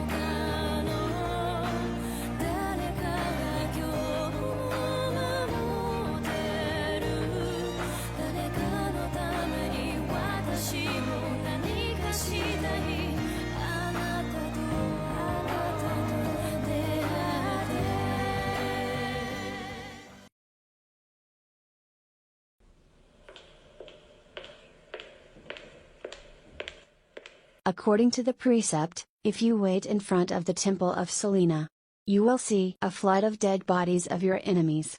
Everyone who commits evil will never escape Selena's revenge. Lokias don't like the mess that's going on.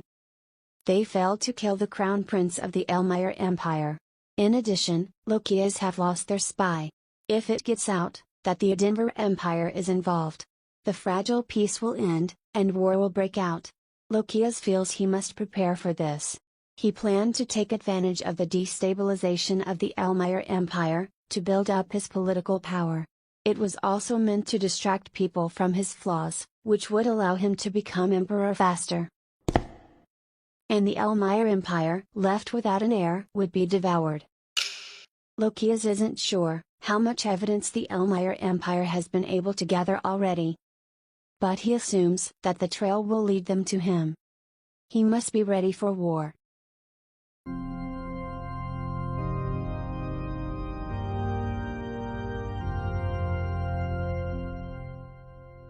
Lokias asks why she prays here again. Which? Marianne greets him. Lokias reminds, she can pray in the prayer room in the palace. Marianne explains that she feels Selena's presence better here. Marianne asks if he has come to see her again. Lokias says he has. Marianne thanks him for that.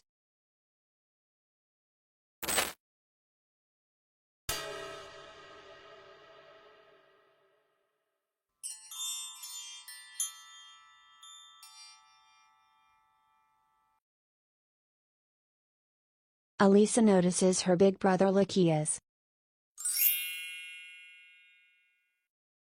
Lokias would like to say something, but Lokias finds it strange. Every time he thinks about her, he gets a headache.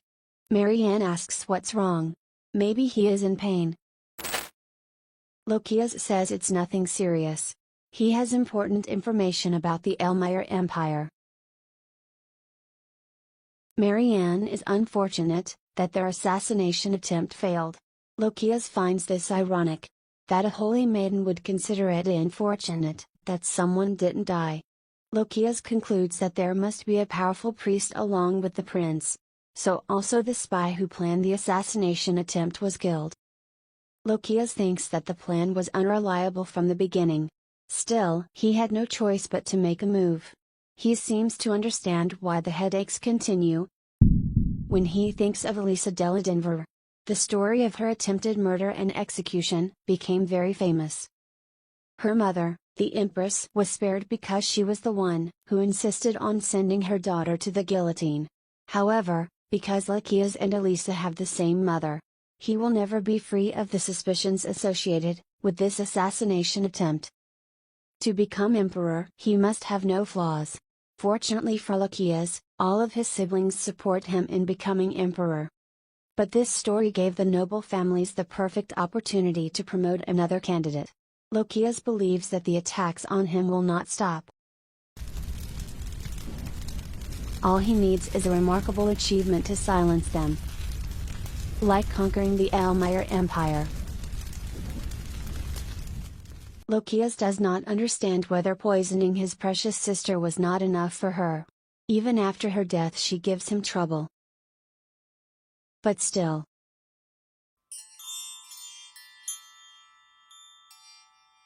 It seems to him that they got along when they were little. But now, he is not sure of that. Lachias finds these thoughts useless. He invites Marianne to return to the palace.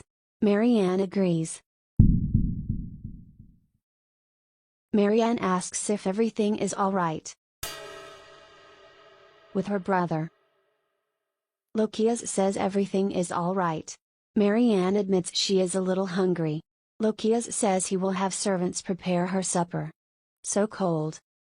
He thinks that the girl's hand was so warm. But still she has committed a heinous crime. And received a fair punishment for it.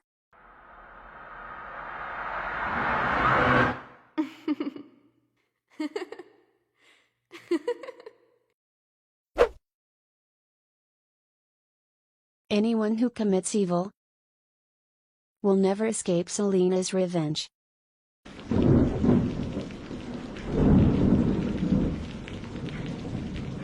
Grandpa asks Isis not to worry. Grandfather promises that the throne will surely go to him. Isis's mother passed away. Isis thinks it's all because of him. Isis asks his mother to get well soon. He has heard that his mother has always had weak health. Mom thanks Isis for taking care of her. But after Isis was born, her condition got worse and worse. Everyone told him that her weakness had nothing to do with him. But Isis believed he was the reason she passed away. Year passed after her death. Right after her funeral, Grandfather acted as if the only thing that mattered was Isis to sit on the throne. Soon there was a power struggle between the adults. Many arrows were shot at the prince. Isis believed that in order to survive he had to kill his heart. And give up all emotion. At first Isis was skeptical of his mother's family's attempts to keep him on the throne. But he actually understands them. He is next in line for the throne. But his position has been shaken since his mother's death. Luckily for him, his father declared that he would be the only crown prince. But no one really knew what would happen to him, or his grandfather's family, if the new empress gave birth to another prince. Isis must hone his skills and grow stronger. He cannot be trusted by anyone. This is the way of the crown prince. Recently, the situation has become even more tense. To be more precise, it happened after the new empress arrived. Empress Iris. Now every time grandfather sees Isis, he reminds him to be careful of the new empress. Surely she hasn't shown all her cards. But really, Isis sure she is a good person. Because she has such a soft voice and beautiful smile. The servant says that the Empress has sent Isis a letter and an invitation. Isis didn't want to be dragged into a struggle for the throne of adults. And he didn't want to die in such a trivial way. So he continued to avoid her. Even knowing that she was sincere with him. Isis always answered briefly and ignored all her invitations. He wondered how much longer he had to act like this. He was so tired of talking about the crown prince and the throne. Isis once that someone to see him as something other than a crown prince. That someone would see him just as Isis. He wouldn't spare 1,000 gold coins for that. Or even his life. Iris asks what he is doing here.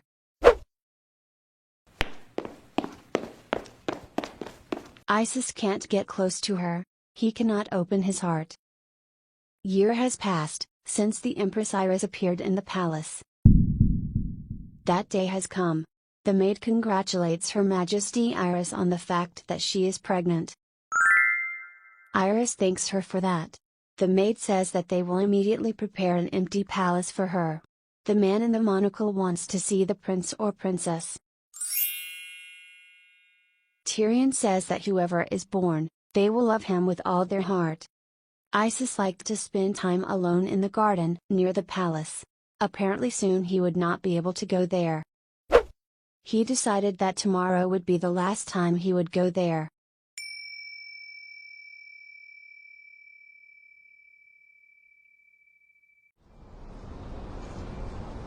Isis liked autumn days like this, but he is sad that he won't be able to come here anymore. Someone is calling Prince Isis. It can't be, but it's Empress Iris. The prince asks what she is doing here.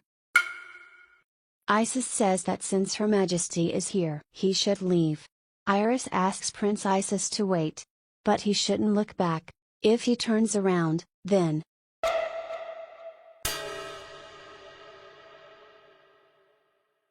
Isis rolls around for a long time. And now he is hurting all over. Iris runs to him. Isis is worried that if she keeps running like that. Iris asks if he is all right. She notices that he is scratched all over his knees. Isis says he's fine and she doesn't have to worry about him. Iris replies that she is worried because he is bleeding. Isis says he's more worried about his clothes than his knees. He asks her not to worry about the little things and to leave him alone. In fact, her worrying only stresses him out. Isis says he doesn't understand why she put herself in danger, when she decided to run to him. Isis thinks she's going to get angry now. She must be upset after the harsh words he said to her. Isis doesn't know why he didn't think of it before. Instead of ignoring her, he just needed to hurt her. Isis asks her to stop worrying about him, and mind her own things. Isis is sure that these words will be enough.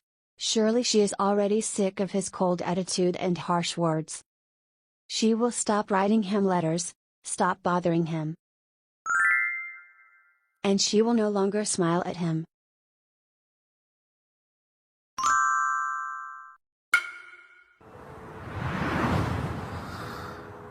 Iris orders him not to move and stay still. Isis only now realizes what has happened. She lifted him so easily, how strong she is. Iris asks him why he doesn't take care of his body. She was very upset when she saw his bleeding knees.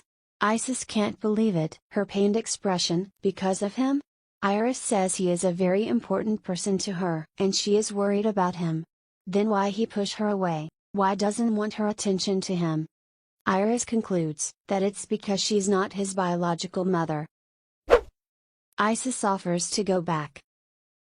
After that day, Isis didn't hear from her for a while.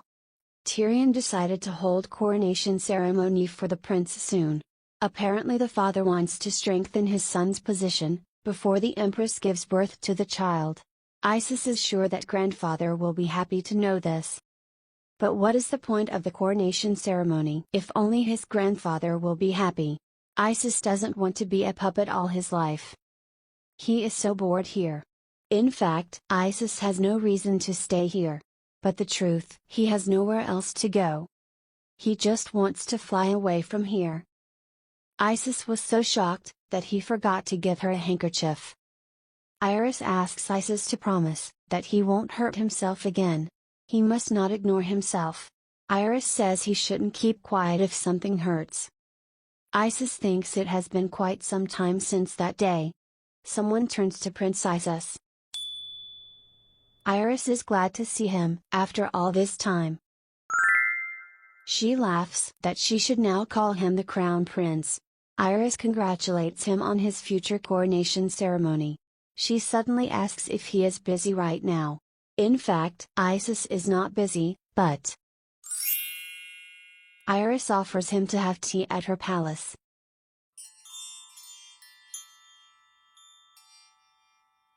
Isis is struck by how pleasant and cozy the Empress's palace is. Iris notices his surprise. Iris says that she wants to be honest with him. She wants to ask him for one favor. Isis asks what favor she is talking about. Grandfather warned him to be wary of the new Empress. You never know what people have in mind. Isis thinks grandfather was right. Perhaps now she will reveal her true intentions to him. She wants something from him, after he became the official crown prince. Iris says the favor she wants to ask. When she safely gives birth to this baby, could Isis be a good big brother? Iris says that it will most likely be a girl. And she hopes that he will get close to her. Then, he won't be so lonely. Isis thinks this is the first time he has been asked to be anything other than the crown prince. Iris worries maybe she is asking too much of him. Isis says he will think about it. Iris is glad to hear it. After that day, Isis began to frequent her palace. He thought he had nowhere to go, but that was not true. After all, Empress Iris's palace was so cozy. The role of big brother pleased him very much. Isis was happy to know that he would soon be a big brother. After a while, Tyrion announced the coronation ceremony. The banquet began and lasted a whole month. Grandpa came to see Isis. The grandfather says the costume suits him very well. Isis thanks him. Grandpa calls Isis the crown prince. He likes the sound of that. His grandfather is really happy, for his wish has come true. Isis wants to tell him something. He warns that his words are likely to sound unexpected. But he never really wanted to become the crown prince. Isis admits that he just wanted to live, but he never wanted to become the crown prince. But his grandfather pushed him so hard to do it. Isis says it was hard for him to carry this burden. Isis isn't sure if his grandfather will understand him. But still Isis wanted to tell him. To tell him that he doesn't want to become his trump card. Even if Grandpa doesn't understand, Isis isn't going to regret what he said. Grandfather apologizes to Isis. After all, he actually knew that Isis didn't care about becoming the crown prince. Grandfather says that perhaps his words will sound like excuses. But the truth is that he was desperate. When his daughter Thetis passed away, Isis was the only thing left of her. Grandfather tried to find a better way to protect him. He apologizes to Isis for pushing him so much. Grandfather says that his eyes are the same as hers. Every time he looked at those eyes, he tried to do his best not to lose him like he lost Thetis. Isis thinks of his mother. Isis says grandfather was wrong about one thing. He always told him that the new empress was his enemy. But Iris, she is really good person. Isis first called her by her name. Grandfather agrees with him. He says she is probably at the palace getting ready for the Isis ceremony. Grandfather asks if Isis wants to see her.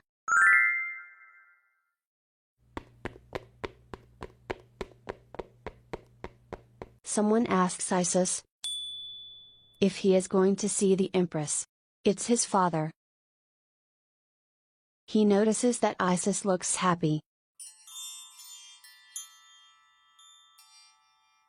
Tyrion says that after Thetis passed away, he was so busy with the affairs of the Empire, that he didn't pay enough attention to his son. For this he apologizes to Isis. Father says that he chose Iris not only for the Empire, but also for him. Now Isis is certain that she is a good person.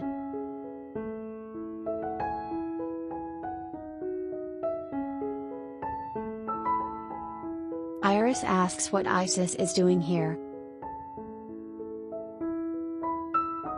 She is surprised that he came to return this to her.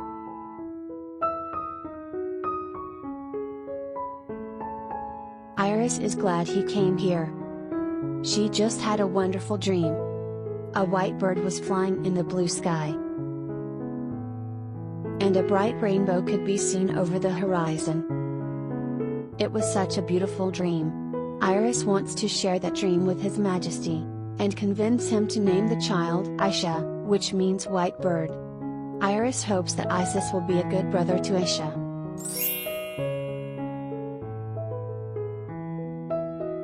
Iris asks why he is crying. Isis says that if she wants him to be a good brother or crown prince, he agrees to be whatever she asks him to be, so he asks if she will be his new mother.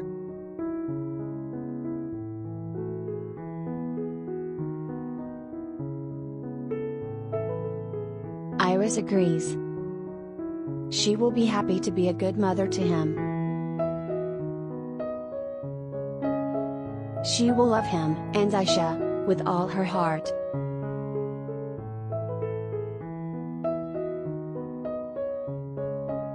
Isis can't wait to see her little sister. He promises that everyone will love her in this world.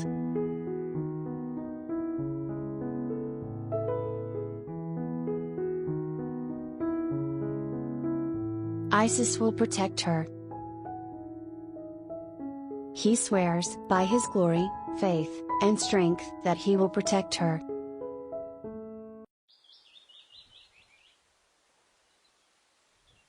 The nanny tries to awaken the princess. It is already time for her wake up. Aisha asks for a little more. Nanny reminds her that today is a special day. Nanny affectionately calls the princess sleepyhead. She is such a big girl, but she acts like a baby. Nanny wishes Aisha a happy birthday. Aisha thanks the nanny. Today is her 14th birthday. 14-year-old Aisha is only a foot shorter than adults. Her beautiful silver hair is already down to her waist. Aisha is glad to be getting closer to adulthood. In the Empire, you are considered an adult when you reach the age of 18. Aisha is only 4 years away from becoming an adult. Aisha greets mother and father with a good morning. The parents wish Aisha a happy birthday. Dad notices that his daughter looks tired today. Aisha pretends not to know what he means. Mother says she is so happy for Aisha. So many people are celebrating her birthday. Aisha sees that mom is really happy. Mother was worried about her daughter's position in the empire when she was a child. At age 7, Aisha used the power of elemental spirits to save her brother. As a result, she was given the title of Holy Maiden. People rejoiced that decades later, a holy maiden was born in the Elmire Empire. But most of all, the attention was drawn to the fact that the holy maiden was the princess. Certainly it was good that their empire became highly respected. But still, it's a little embarrassing for Aisha. Tyrion says it's time for him to give Aisha a birthday present. Or did she think they would forget about her? That a map. Father decides to give Aisha a map for her birthday.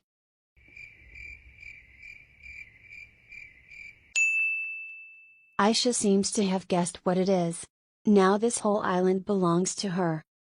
Aisha can't believe it. After all, this island belonged to the Principality of Ryoton. Tyrion confirms that this is the Diamond Island of Principality of Ryoton, or rather, it was their island until a few days ago. Aisha doesn't understand. Why would they give it away? Tyrion says she has Isis to thank for that. He was a diplomatic envoy. Isis apologizes for being late, his training ended a little late. Isis wishes everyone a good morning. Iris is glad he finally came. After coming of age, Isis began to call the Empress Iris, mother. Isis wishes Aisha a happy birthday, and hopes she likes their present. Aisha thinks her brother is too handsome. He combines sincerity and strength but also a soft look. He excels at his academics and physical training. Aisha thinks her brother is like a prince from a fairy tale. Isis has become the best bachelor in the empire. He is showered with marriage proposals and confessions of love, but Isis declines all marriage proposals. This allows him to spend more time with Aisha. She asks how her brother managed to convince Rayatan to give him the island. Isis answers he has his own ways.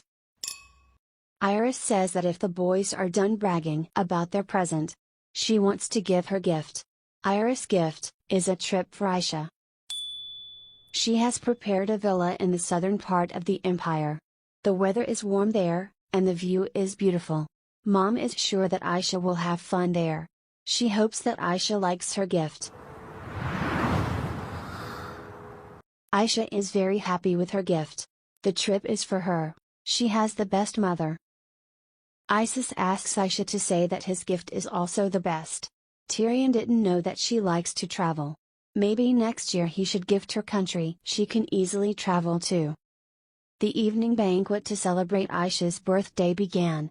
Many people gathered to see the princess.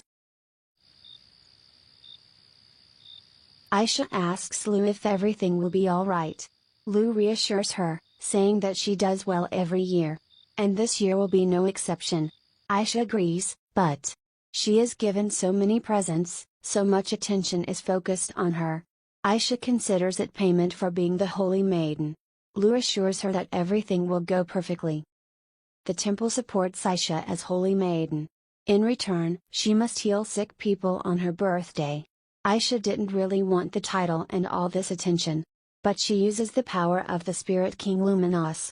Aisha must manifest his power and share his blessings. It's her duty as the princess. Aisha says this burden puts a lot of pressure on her. Vian unwittingly hears her last words. Aisha is a little confused. Vian apologizes and asks if he may join her. Aisha says of course he can. Vian wishes her a happy birthday. Lord Vian is still her brother's best friend. He's also the deputy commander of the Imperial Guard. Aisha borrowed his red magic gemstone to save her brother. That gemstone is still in her jewelry box. In fact, Aisha tried to return it. But Vian asked her to keep the gemstone for good luck. Aisha couldn't refuse. Now she has two magical gemstones. One is from Lord Vian. And the one from Arson, the friend from her previous life. Vian reminds Her Majesty that everyone is waiting for her, to begin the ceremony. Aisha says they should hurry. Vian recalls her words. She feels so much pressure. Vian says that if she needs help, she shouldn't be hesitant to ask for it. Vian reminds her that she is surrounded by people who are always happy to give her lend a hand. Aisha says she remembers that.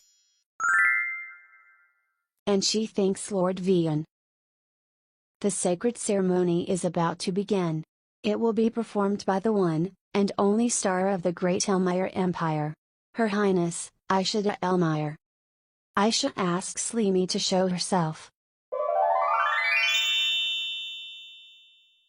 Many people are seeing the elemental spirit for the first time. Aisha asks Limi to heal that person. It seems to me, but Limi doesn't want to perform in front of people. Aisha feels that her powers are enough to do this. She doesn't want to use her life force to heal people today. Now her magical power has increased, and her ability to heal has become more effective.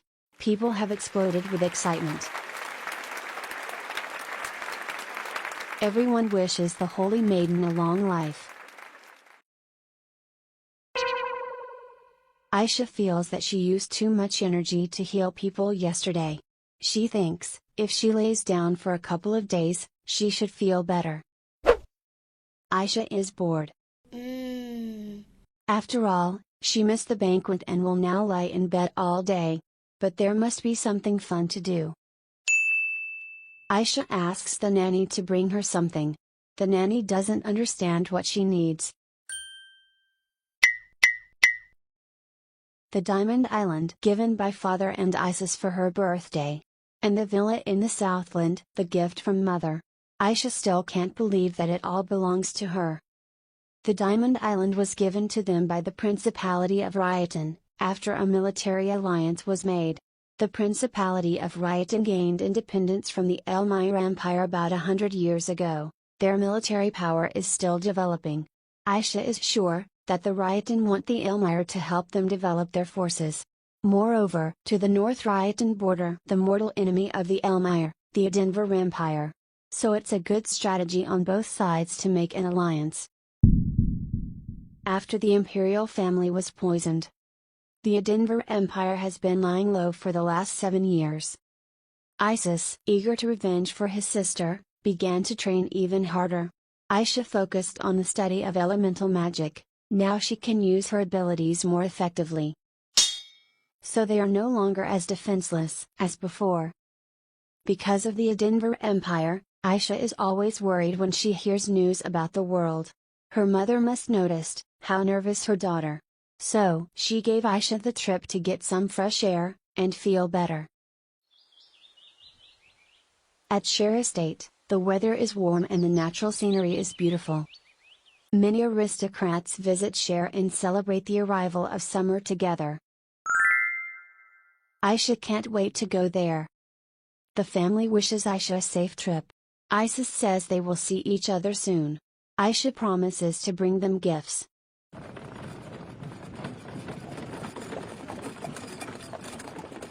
Aisha is so excited to finally go on her first trip.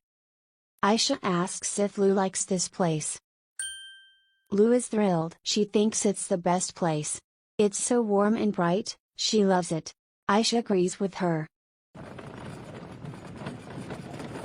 The road to their villa goes through the southern village. After the emperor's children were poisoned, and the high priest couldn't come quickly enough, Tyrion decided to make a huge investment in circular magic. Because of this, Aisha can reach the south in just a few minutes. But still, she will have to drive another 3 hours to the villa. Aisha thinks that's even better. This bumpy road make her trip even more enjoyable. Aisha feels so good. Like Lou said, this place is so warm and bright. Someone says that Her Highness has already arrived, so she can get out of the carriage. Aisha takes a little nap.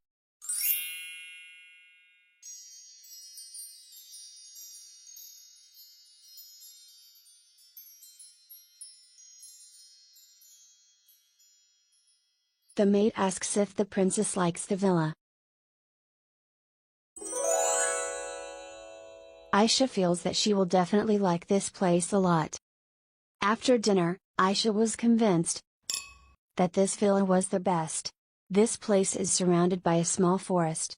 The style of this villa is very different from the imperial palace. White roses are already blooming in the garden, and Aisha likes the smell of them. All the staff are friendly to her, and they make a very tasty dinner. Aisha still can't believe that this villa belongs to her. Also, this mansion is surrounded by a magical barrier for protection. Mom and her family bought this villa and designed it especially for Aisha. She feels their care in every little detail. The maid asks if Aisha liked the meal. Why didn't the author name this wonderful maid? Let's call her Florence. She says that Aisha has sent several invitations. Aisha doesn't understand how this is possible, she has only just arrived. Florence reminds Aisha that she is not a simple noble, but the princess. This is why so many people have sent her invitations. Florence suggests that Aisha consider an invitation from Marquis Blame. The Blame family is one of the most powerful in the south, but more importantly, there is a girl of Aisha's age in the family. The young lady of the Blame family. Aisha has heard of her. Rose Blame. She is 13 years old and has not yet been to the debutante ball. But she is already famous, because of good reputation as a marquis. Aisha has heard that she is about the same age as her, and that she is nice. Aisha decided she would accept Marquis Blame's invitation. Florence says she will make all the arrangements now. Aisha says that the friends you make on the travels become special. It can't be, she must have said it out loud. Aisha thinks she hasn't had a chance to make friends yet. After all, she spent most of her time in the Imperial Palace. True, in the past her mother had tried to give her such an opportunity. But then she wanted to spend more time with her family, than making friends.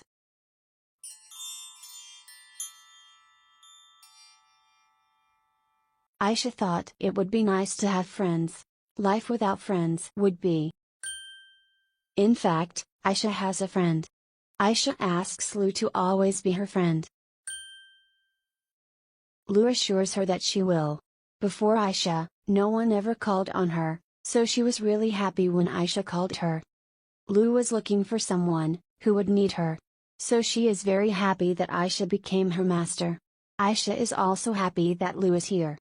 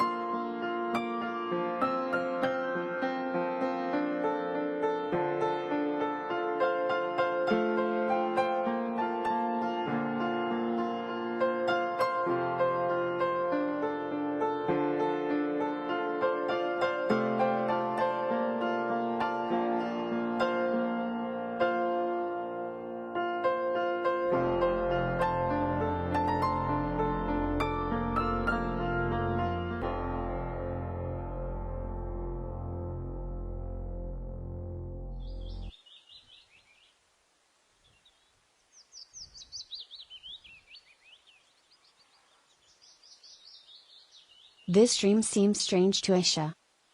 The next day Aisha went to the plains of Betrayal to see the canyon. Florence says they will return after lunch.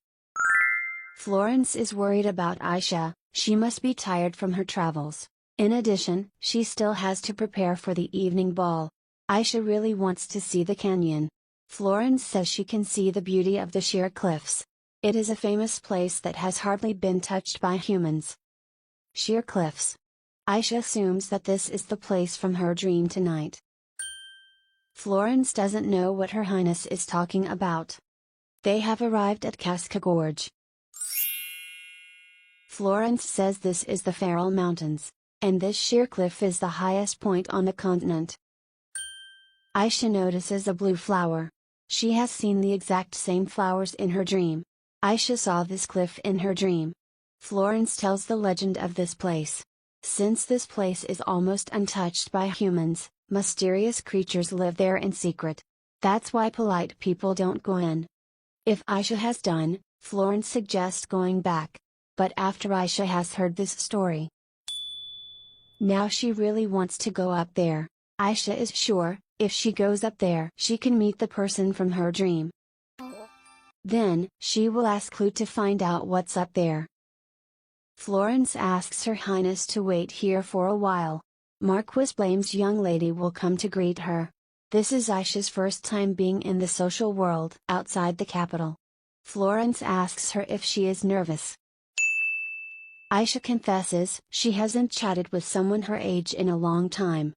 Florence is sure she has nothing to worry about. After all, whoever meets Her Highness will have no choice but to like her. Besides, Aisha has abilities that no one else. Originally Aisha didn't want to take Lu so as not to attract too much attention. But there are so many beautiful scenes on Marquis Blame territory, that she couldn't leave her. Lu looks worried. Aisha asks her what's wrong. Lu can't explain why. But she has a feeling that something bad will happen. Aisha has never seen Lu like this before. Florence looks worried. She says that the maid who was waiting for her at the ball is here. This maid wants to report something to the princess. It's all about one person who appeared at the ball. It's a white-haired elementalist. A white-haired elementalist. It can't be.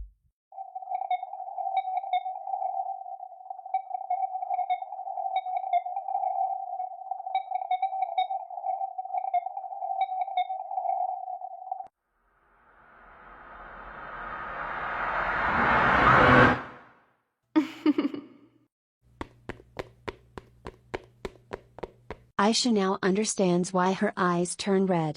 She must be using the power of elementals. Perhaps Marianne's power is the same as hers. But Aisha doesn't understand why she appeared here. Aisha is scared. What if Marianne is there now? Someone is apologizing to Her Highness for being late.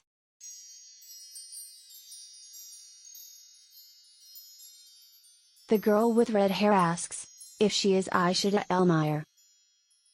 Aisha confirms that she is Princess Aisha de Elmire. Girls greet the only Elmire star. The girl introduces herself as Rose Blame. And this girl, Duchess Chloe de Monte. Aisha says it's a pleasure to meet them. But first she needs to ask them something. Is it true that an elementalist has appeared at the Marquis Blame ball? Chloe says it is, now at the ball. Rose interrupts her saying that everything will be alright now. After all, the real princess is here now. Aisha asks what a real princess means. Rose is unable to say anything intelligible. Aisha thinks that for some reason she can't tell her. Then she asks not to waste any time, and go inside. The Marquis Blame's mansion looks luxurious. Aisha believes the rumors about their family controlling the South are true. Many people are gathered here. But Aisha is more concerned about Rose's words about the real princess. Perhaps Marianne took advantage of the fact that Aisha is the only elementalist in the Empire, and decided to pretend to be Aisha. There is little interaction between the empires. In addition, only a small number of people from the capital know Aisha's face. Even so, Marianne could easily be exposed. Aisha doesn't understand why she would take such risks. A girl can't believe it. Could it be that Her Highness is already at the ball? Another girl says she is, and she even saw the princess call the blue spirit. So it's definitely her, the only elementalist in the Empire. Rose has something to say to Her Highness. But girls ran to look at the princess. Rose wants to scold them, but Aisha stops her. She says that everything is fine. Aisha thinks that if her suspicions are true, then her confession that she is the real princess will only spoil the mood of the ball. It will also reflect on the reputation of the Marquis Blame family. Aisha doesn't want to cause a commotion. She appeals to Lady Blame and Duchess de Monte. Aisha asks them not to call Her Highness anymore. She needs another name. She asks them to call her Ina. Girls are in a little shock. Aisha says it's fine, because she asked them to do it herself. Aisha turns to the maid. She asks to enter the ball, without announcing her arrival. Aisha also takes advantage of the fact that people don't know her face. She wants to find out if it is really Marianne. The girls agree to her adventure. So, they go to the ball.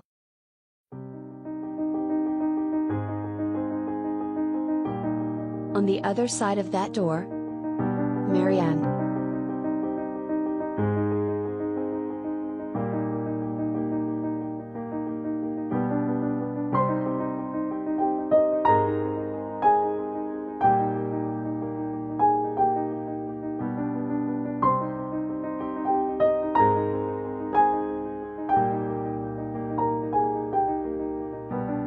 Rose says this is Ashley Rowland, Marquis Rowland's second daughter. Rose explains, after people found out that the princess is an elementalist, it became fashionable for noble girls to study the power of elementals and go to spirit meetings. Rose confesses that the three of them went there. One of the wizards told Ashley that she had talent. Until recently, no one had been able to summon spirits. Rose is surprised that Ashley was able to do it so easily. Aisha is shocked by all she has heard. It turns out, after she became the Holy Maiden, people's interest in elemental spirits increased greatly. So much, that there were spirit gatherings.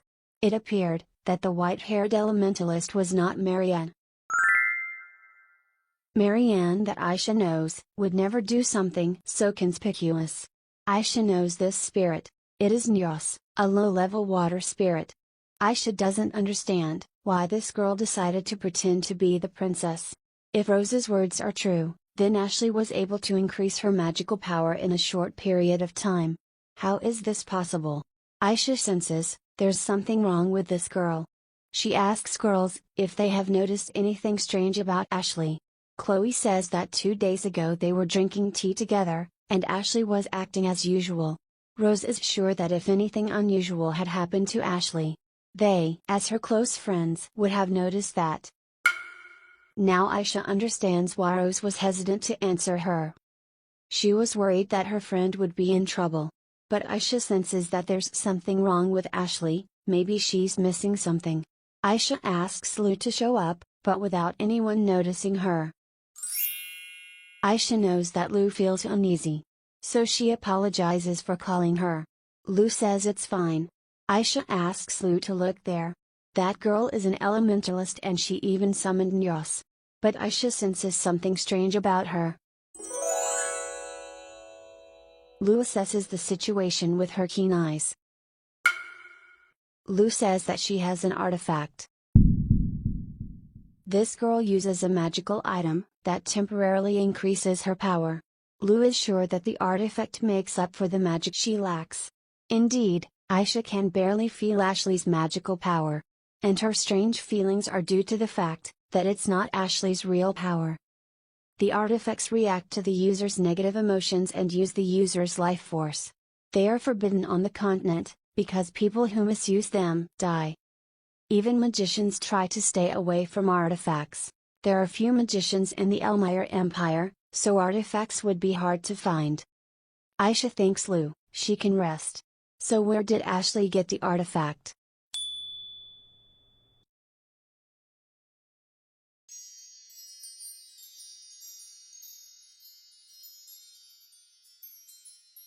This blonde hair and golden eyes. This man is just like the person in her dream. But why is he standing there, alone? While Aisha was flying in the clouds, she missed part of the conversation.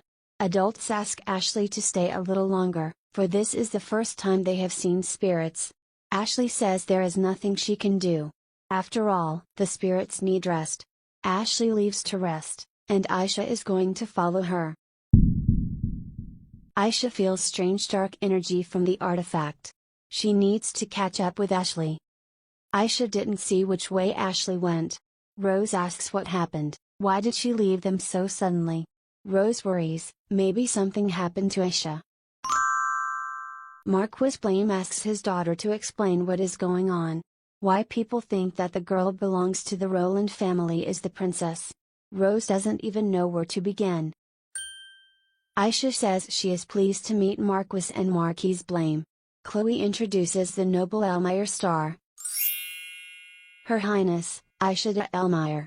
Marquis and Marquise say they are honored to meet the only Elmire star. Aisha thanks them for inviting her to this wonderful ball. But she wants to ask the Marquis a question.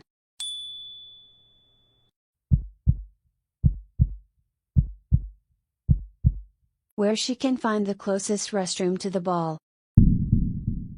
Ashley can't believe this has happened. She is sure, she saw the princess. There was so much noise and so many people around, that she didn't notice when Her Highness walked in.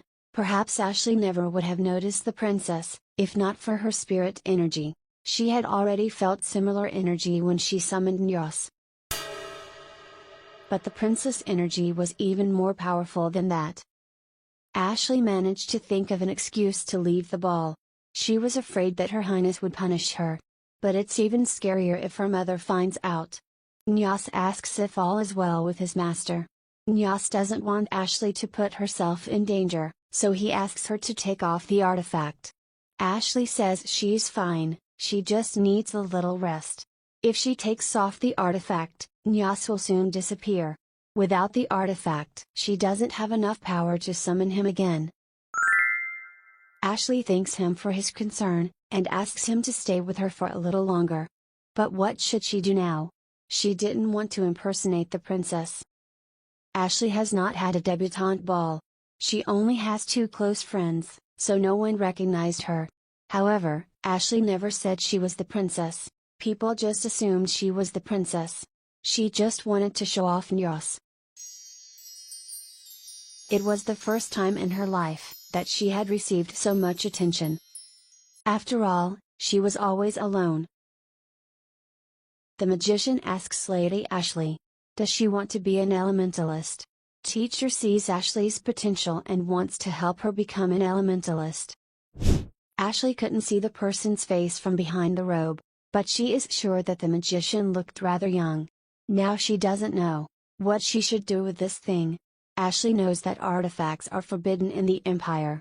But the person disappeared right after he gave it to her, so she had to take it home. She's scared to keep the artifact, so she hopes to return it to the magician. Ashley believes that if she studies even harder, she will soon be able to summon the spirit with her own powers. After all, teacher praise her. Mother will probably be surprised. Ashley apologizes for not coming to her at once. She thought her mother was gone. Ashley says that the teacher from the elemental spirit class praised her today. The teacher said she has a very good compatibility. And if she tries even harder. Mother asks if she made it. Has she summoned the spirit? Ashley admits that she hasn't yet. Mother says she thought so. Then why is her daughter showing off something that isn't real? Her mother asks her not to do these silly things and prepare for the ball tomorrow. After all, at that ball she will meet the princess. Her mother says she has no reason to brag about her. Ashley asks her mother, if she summons a spirit, then, she will be proud of her. Ashley hears people coming this way. She wants to find a deserted place, where she can. Aisha and the servants still can't find Ashley. In such a huge mansion it will be difficult to find her. Aisha is sure, in her condition she could not have gone far. Chloe says there is one place Ashley could have gone. Chloe explains that only the 3 of them know about this place. It is an isolated place, where Ashley most likely went. Aisha says they don't have much time, they have to go there.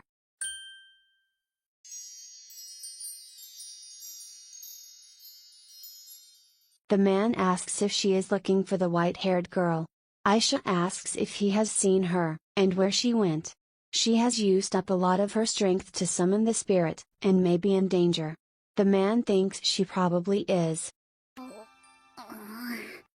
Aisha doesn't understand why he saw Ashley's condition and did nothing. She asks if it is possible that he was the one who gave her that thing. The man is surprised that she thinks he possesses such a disturbing artifact like that. Rose asks for explanation of what artifact they are talking about. Aisha apologizes for the rude question. But who is he? After all, Aisha never said that it was an artifact. She says he was acting strange in the ballroom. Everyone was mesmerized by Nyos, except him. It seemed as if he had seen elemental spirits before. The man calmly says he knows all about elemental spirits. Now Aisha is sure that the man in front is definitely not an ordinary person. He has the same mysterious energy as the person in her dream.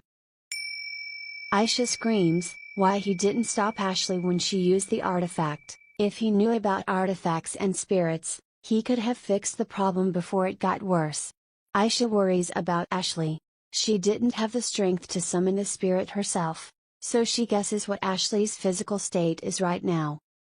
In addition, when spirit and elementalists make a contract, a connection is formed between them. So if the elementalist's life is in danger, the spirit will be concerned. Aisha is sure the man knows it too, then why? The man asks why he should care about this. Using the artifact to summon the spirit was that girl's own choice. Why would he be involved in this? Aisha feels a strange energy. What's going on out there? Ashley thinks only of her mother's last words. Useless child. Running away from people, Ashley runs into her mother. She asks how mother found her. Although it doesn't matter, Ashley shows her mother Nyos. She finally gets a summoning of the spirit. She asks if her mother is proud. Mother asks why people think she is the princess. Just because she was able to summon a spirit, doesn't give her the right to do what she wants. Her mother says that Ashley should have used the fact that she is an elementalist to make friends with the princess. Ashley apologizes. Mother doesn't understand why her daughter is still standing here, she should go back to the ball now. Ashley says that after summoning the spirit she has no strength left at all. Her mother calls Ashley a useless child. Ashley can't return now, she has lost control of the artifact, and very soon she will have to say goodbye to Nyos. Ashley doesn't want that. The person in the robe says he has finally found her. Ashley recognizes him, it's the magician who gave her this artifact. The magician praises her. After all, she was able to summon such an amazing spirit. Ashley thanks him. The magician asks how she feels after being treated like a princess. Ashley shouts that people have assumed this. Of course she had plenty of time to correct them. But she never did. That was the first time people cheered her. Ashley thinks it's all useless now. When she returns to the ball, she must tell everyone the truth. After all, she is not a real elementalist and a real princess. Ashley thinks that she has lost her mind for a while. What was the point of it if her mother wasn't proud of her? The magician asks why she thinks that. He claims that she can become the real thing. Ashley doesn't know what magician talking about. Even if she continues to pretend, nothing will change. Just playing pretend won't make her real anyway. Ashley thinks the magician's voice has changed.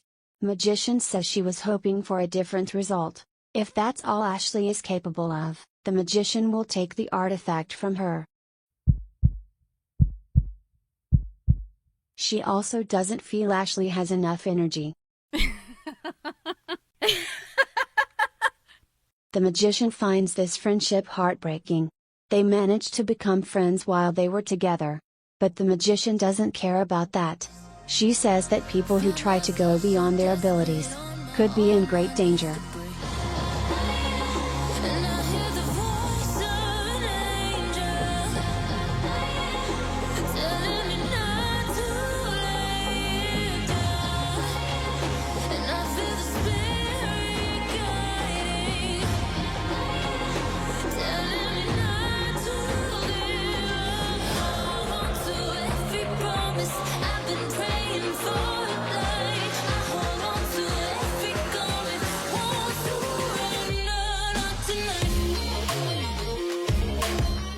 Ashley asks how the princess came to be here. Aisha came because she felt a strange energy in this place.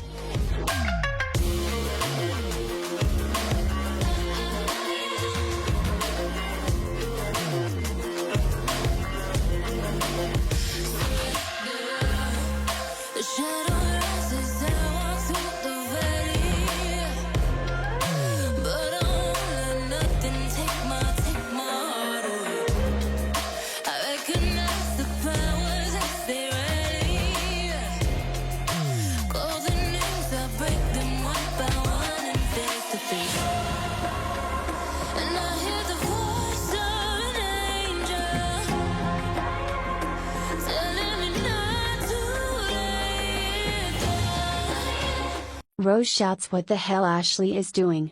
Why did she use this dangerous artifact? And why was she talking to these strange people? Rose is glad Ashley is okay, but it could have ended very badly. She doesn't understand why Ashley would take such a risk, just to summon a spirit. Ashley asks Rose not to yell at her. After all, she doesn't know anything about it. Rose didn't need to earn anyone's love.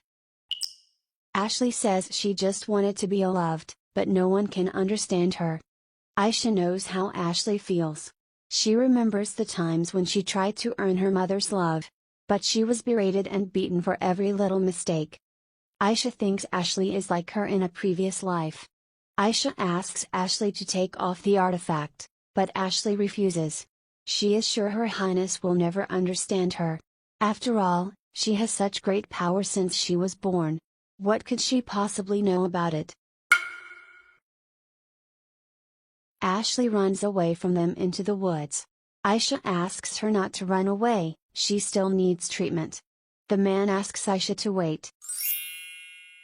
I hope everyone understood that he is the king of spirits. So, Luminous wants to ask Aisha one question. Why is she so involved in other people's affairs? It's all that girl's own choice. Also, she was mean to Aisha. So why Aisha want to follow her? What will she get out of it? Aisha doesn't understand him. Is it really necessary to have a reason? Aisha believes that if you have power to help someone, there is no need to look for a reason to do this. Aisha also wants to ask a question. Most recently he protected Rose and Chloe from those magicians. After all, whatever happened here doesn't concern him. So why did he do it? Luminous admits that he helped because he could. Aisha says he has enough power to help others. So she also wants to help Ashley. And she doesn't need a grandiose reason to do it. Aisha doesn't know where to look for Ashley. The Blame family mansion is too big to see it all. Aisha hears someone coming toward her. It must be that annoying man again.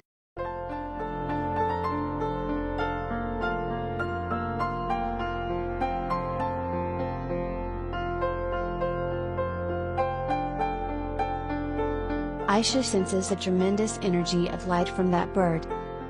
Luminous wants to borrow it to Aisha. She can fly it if she wants. Aisha calls the bird by name, Ludian.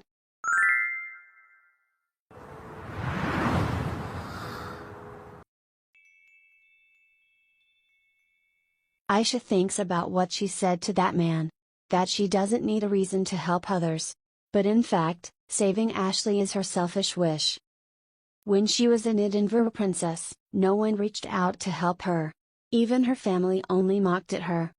She wanted so badly to be listened to and helped.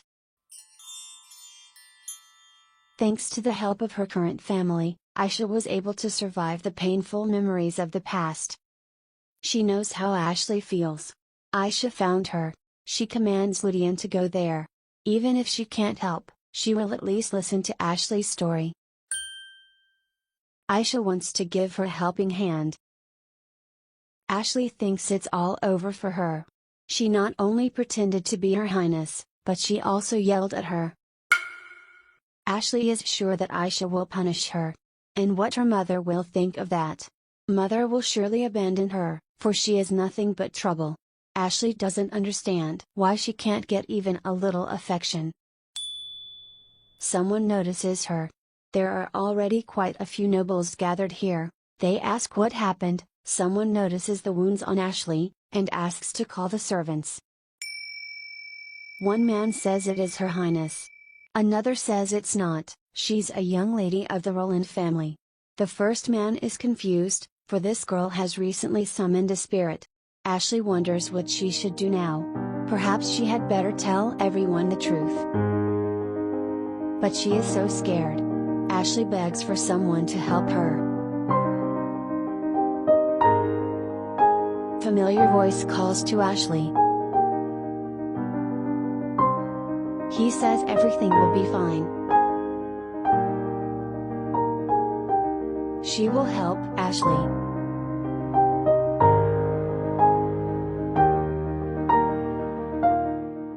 Aisha thanks Ludian for her help. Thanks to her, she was able to find Ashley quickly. Ludian says please, and disappears. Aisha notices a large group of people. Everyone is discussing the big golden bird and the girl who flew on it. They are very impressed by such a big spirit. Everyone comes to the conclusion that the girl who flew in on the bird is the princess. Aisha greets them. Woman asks who that girl is. Ashley wants to explain everything to the princess. But Aisha reassures her, she came because felt the magic power she gave Ashley was unstable. She asks Lady Ashley not to push herself so hard. Aisha knows that Ashley has gone into the forest to practice alone. But she must not forget about her health. People start to talk about new information. Ashley is touched by what Her Highness has done for her. Clever Girl asks Her Highness, if she understood correctly, that she gave her power to Ashley to summon spirits. Aisha says she did. She has heard that spirit meetings are popular with young girls. And that there is a talented girl in Cher's estate. Aisha thinks it would be good to have more elementalists in their empire. But the man can't understand what happened at the ball. Aisha asks, maybe they have some kind of problem? Man says there is no problem. There was probably just a misunderstanding. Aisha is glad. She says that the misunderstanding arose because she arrived late to the ball. That's exactly what happened. Ashley can't hold her tears, because the princess is so kind to her. She deeply apologizes to Her Highness. People decide they've seen enough, and go back to the ball. But Ashley has one more thing to do. Aisha says it's hard, but Ashley has to give up her spirit. She reminds her, that spirit's not a tool to get any recognition. They are valuable friends to the elementalist. Aisha wants Ashley to summon the spirit with her own powers next time. Ashley promises Nyas that she will certainly do it. She will work hard to summon him again. Ashley asks if he agrees to wait a little longer. Nyas promises, he will always stand by his master's side. Even though they have not been together long at all, Nyas is very grateful to her. So he will wait for his master.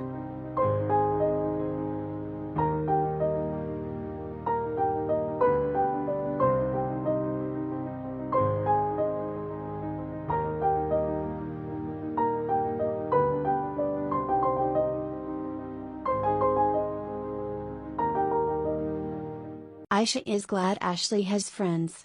She tells Limi that it's time for them to go home.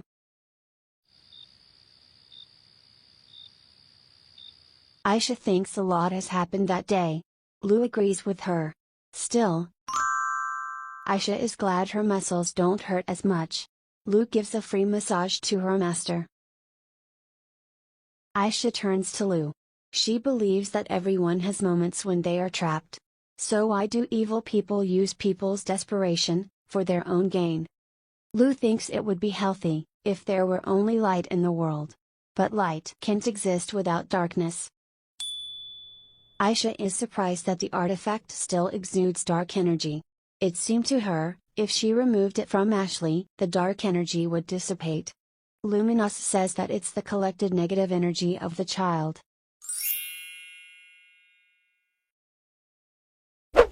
Aisha is shocked and little frightened. This man has entered the villa with magical protection. Earlier he summoned Ludian, a high-level spirit. Aisha senses an enormous energy from him. Now she is certain he is the spirit king of light, Luminous. Aisha and Lu greet him. Aisha doesn't understand why she didn't recognize his strong energy of light before. Luminous looks much younger than Aisha imagined. Luminous asks Aisha to raise her head. Aisha apologizes for what happened today. She was rude to him, because she didn't know who he was. She just wanted to save Lady Ashley. Luminous says it's all right. After all, he deliberately hid his energy. So he is not angry with her. It is much more important now, how she feels. Luminous says, she has used a lot of energy and now her powers are unstable. Aisha feels warmth in his hand. Aisha says she is doing well, and thanks him for his concern. She asks what he meant about Ashley's collected negative energy. Luminous explains that the goal of these magicians was to collect the negative energy in the artifact. The spirit was only a tool for their purpose. Aisha can't believe it, how they can use spirits like that. Aisha so angry. Luminous asks if she always cares so much about spirits. Then it seemed to him, she was worried not only about that child, but also about the spirit. Aisha says that she has been around spirits since she was born. She always shared her emotions with the spirits, so she was worried not only about Ashley, but also about Nyos. After all, spirits are precious friends for her. Aisha wonders if he came to the human world because of this incident. Luminous doesn't refuse that he came because he felt troubled by the spirits. But also he came to see her.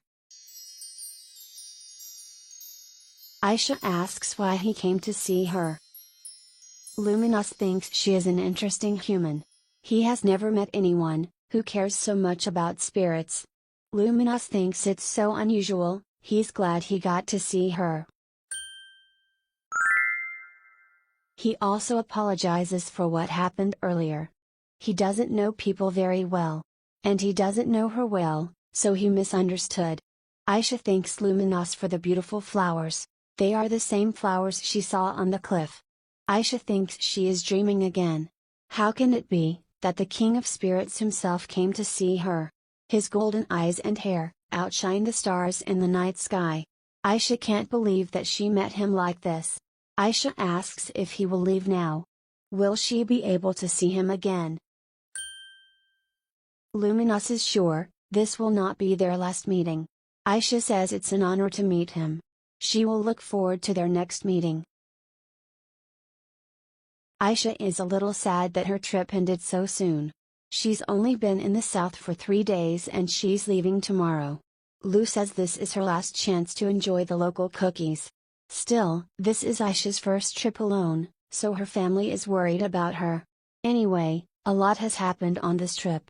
Of course it's a shame that she didn't get to make friends. But Aisha is glad that the ladies were able to reconcile.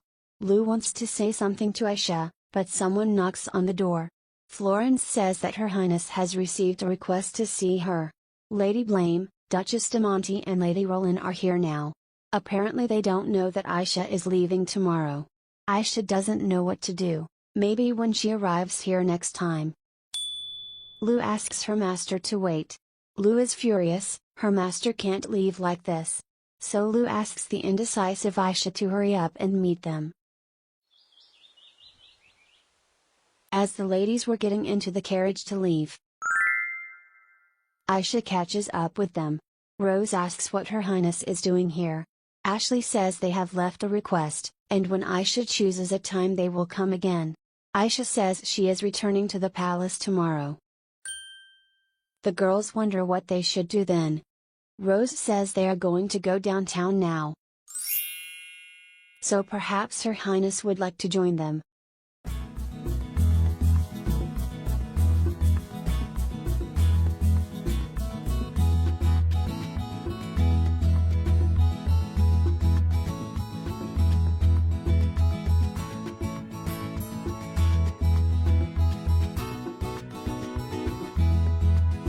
Aisha is amazed at how wonderful downtown Cher's estate is. People here seem to glow with happiness. Aisha asks where they should go first. Ashley says they were planning to buy books about spirits. Rose confesses, they are all very interested in learning more about elemental spirits, but perhaps Her Highness would be bored, because she already knows everything about spirits. Aisha says that's wonderful, she will help them choose good books. Aisha asks the girls to call her Ina. Her Highness attracts too much attention. Rose promises that they will do everything they can to make Ina feel comfortable. So the ladies set out to explore the downtown area.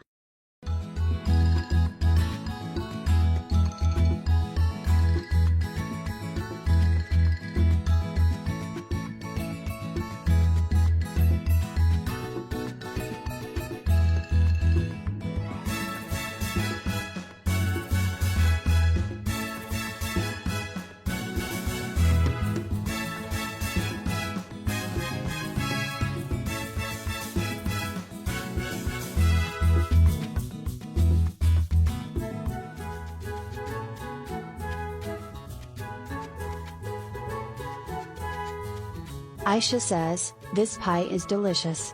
Rose is glad she liked it. Aisha asks what kind of place it is.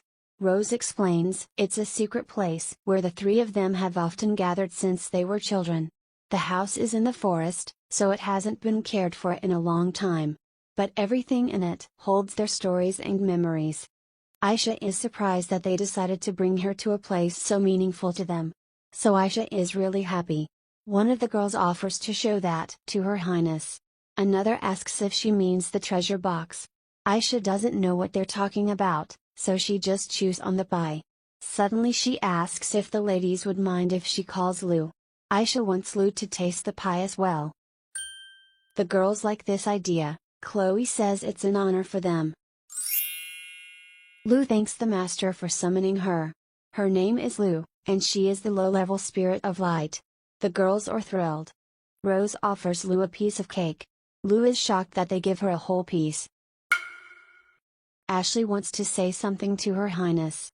She would like to apologize for what happened at last night. Her mother has always been hard on her, that's why she did what she regrets now. Even though she was rude to Her Highness, she helped her until it was over. So Ashley says she doesn't know how to repay for her kindness. Aisha realizes that this girl is only 13 years old, so she can make mistakes. Aisha says it's alright, her apology will be enough. If no one notices how hard you try, it's natural to feel miserable. So Aisha understands that Ashley couldn't have made a different choice. Ashley has a crush on Her Highness. Aisha says it was all because of the artifact, it increased her negative emotions. She reminds Ashley of her promise to Nyos. She must rely only on her powers, and will one day be able to summon him again. After all, Nyos has been watching her ever since. Ashley asks if Nyos is here now. Aisha asks the expert if this is right. Lu says it is true, the spirits always stay close to their master. Ashley is touched by what is happening. She is very thankful to all of them. Aisha thanks the girls for taking her to such interesting places. Rose says it was an honor for them to spend time with her. I know another girl who is also named Rose. Aisha promises to invite them to the palace, she hopes they will come to visit her. Rose says they would be happy to receive an invitation from her. They will definitely come to visit her. Because they are friends. The other girls tell Rose that this is no way to address Her Highness. Rose says why not, they address each other by their first names and even use a fake name for her. Aisha says they are friends.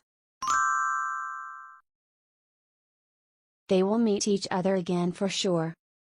Florence says that all luggage is already loaded into the carriage, so Her Highness can go home.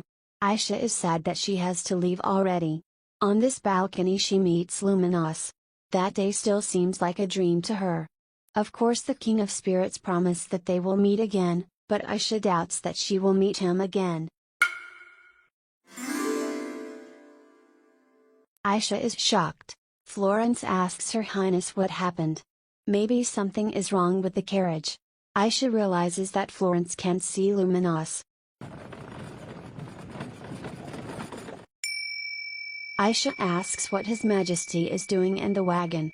Luminos calmly says he is interested in her. Spirits kings have no family or friends, however, she so proudly calls the spirits her friends.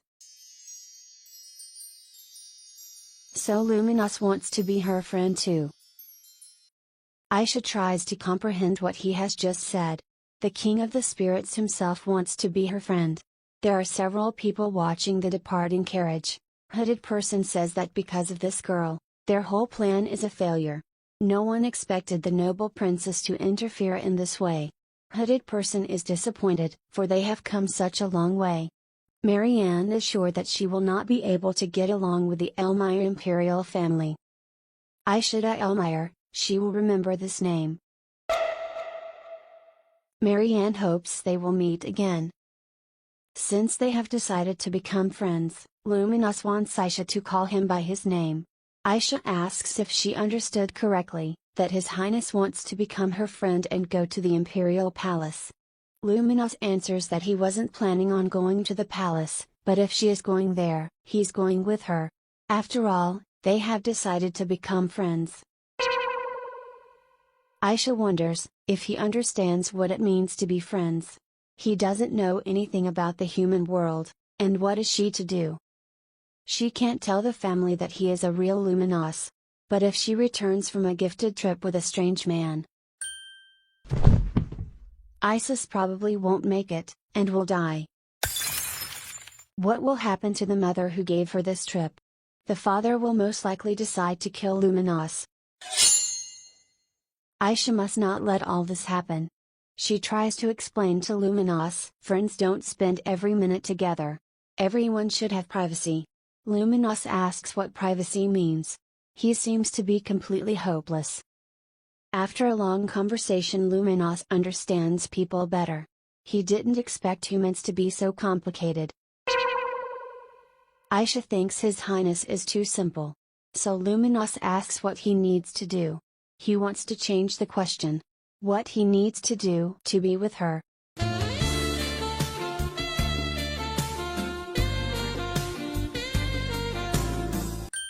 Aisha says he can visit her sometimes, and it would be nice if he became a status person. After all, she is a princess. Luminos says he has realized he needs to create an identity in the human world. At this time the wagon arrives at the capital gate, so Her Highness can come out. Aisha notices her brother. He is so busy, but still finds time to meet her. Aisha can't wait to see him. Luminos says she looks very excited. Aisha explains that her brother is waiting for her, so she's getting ready to meet him. Luminos asks if this person is precious to her. Aisha answers that her brother is very precious to her, and no one can replace him. So she will leave Luminos for a while. Isis jumps off her horse to meet her sister. Aisha jumps into his arms. He hugs her, asking if she is well. Aisha says all is well and asks how he is. He says she looks good, he's sure she enjoyed her time in the south. Aisha says it's a wonderful place, and one day she wants to go there with him. Isis promises to make time for it. Now he suggests that they go to the palace together in her wagon. Aisha thinks this is a bad idea.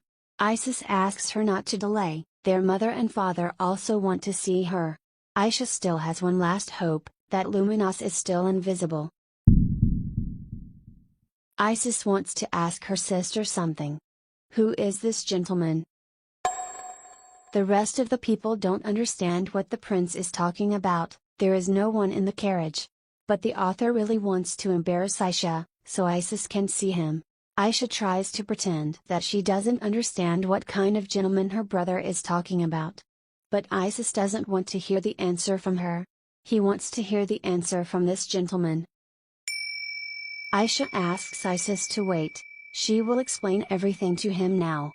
But she hasn't come up with anything yet. Aisha almost blurts out that it's Luminos, but stops at Lu. Of course not, this is Mr. Loon. He happened to be in the same carriage as her. But Aisha asks her brother not to worry, this man is not dangerous.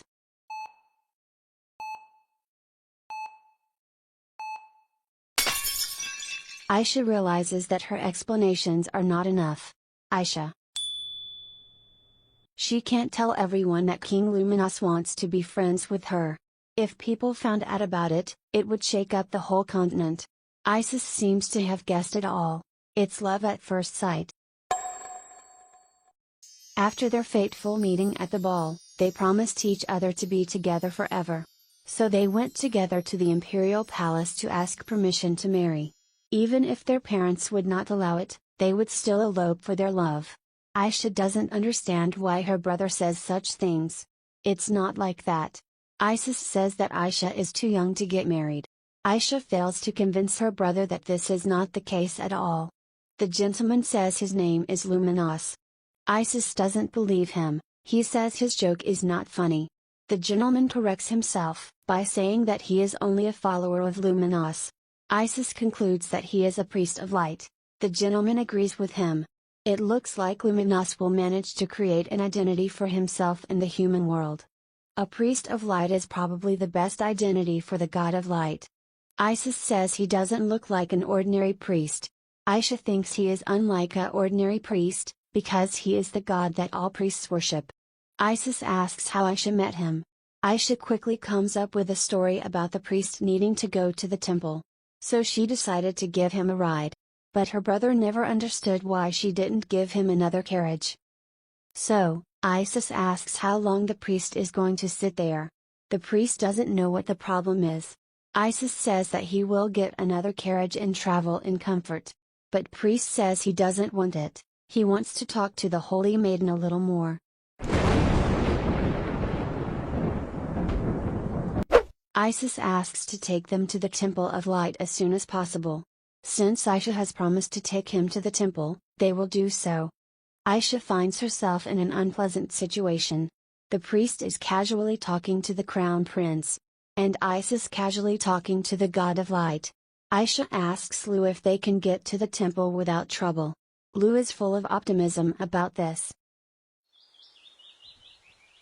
After a while they do manage to get to the temple.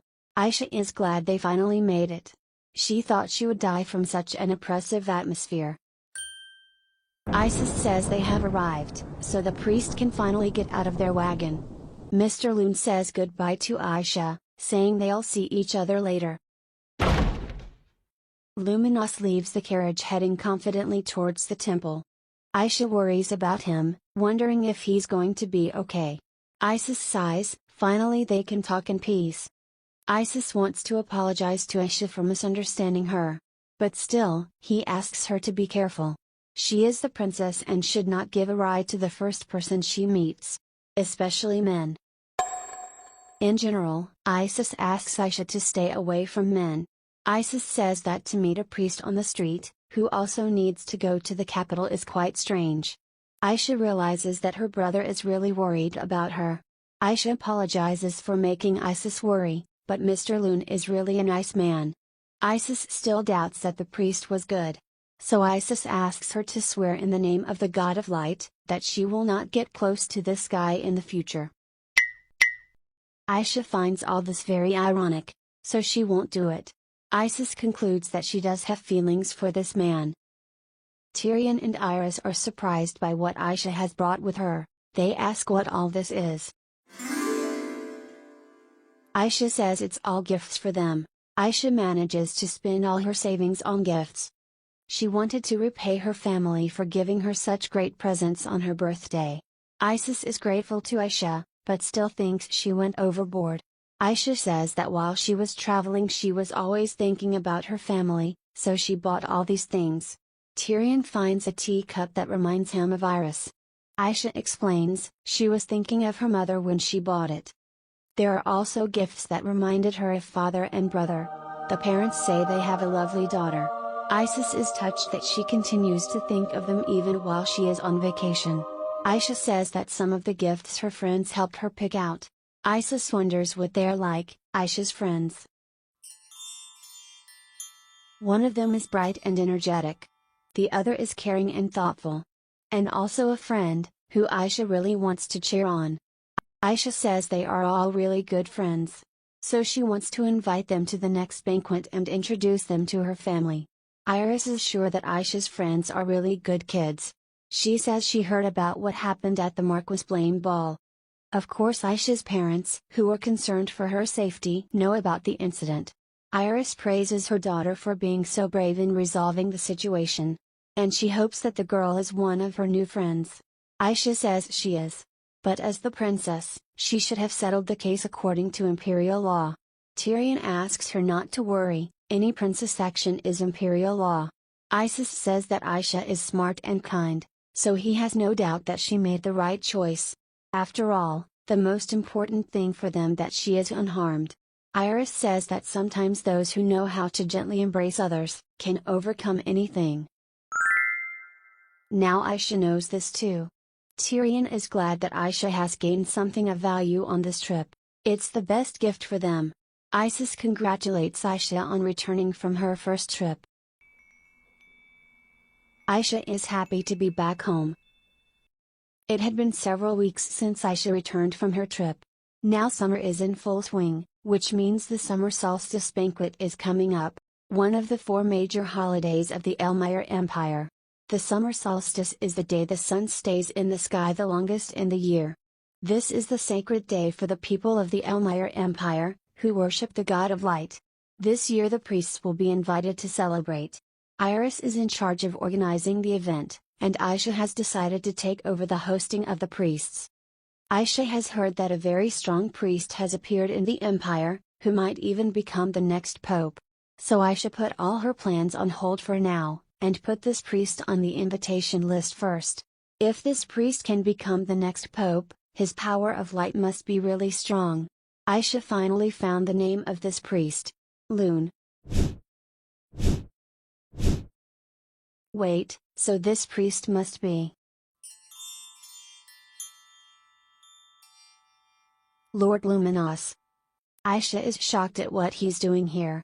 After all, her room is on the 3rd floor.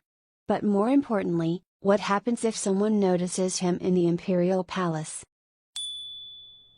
Aisha tells the maids she wants to be alone for a while. Rina doesn't understand what Her Highness is talking about. Aisha explains that she would like to think alone. So she asks them to wait outside until she calls for them. The maids don't know what is going on, so they will wait until she calls them.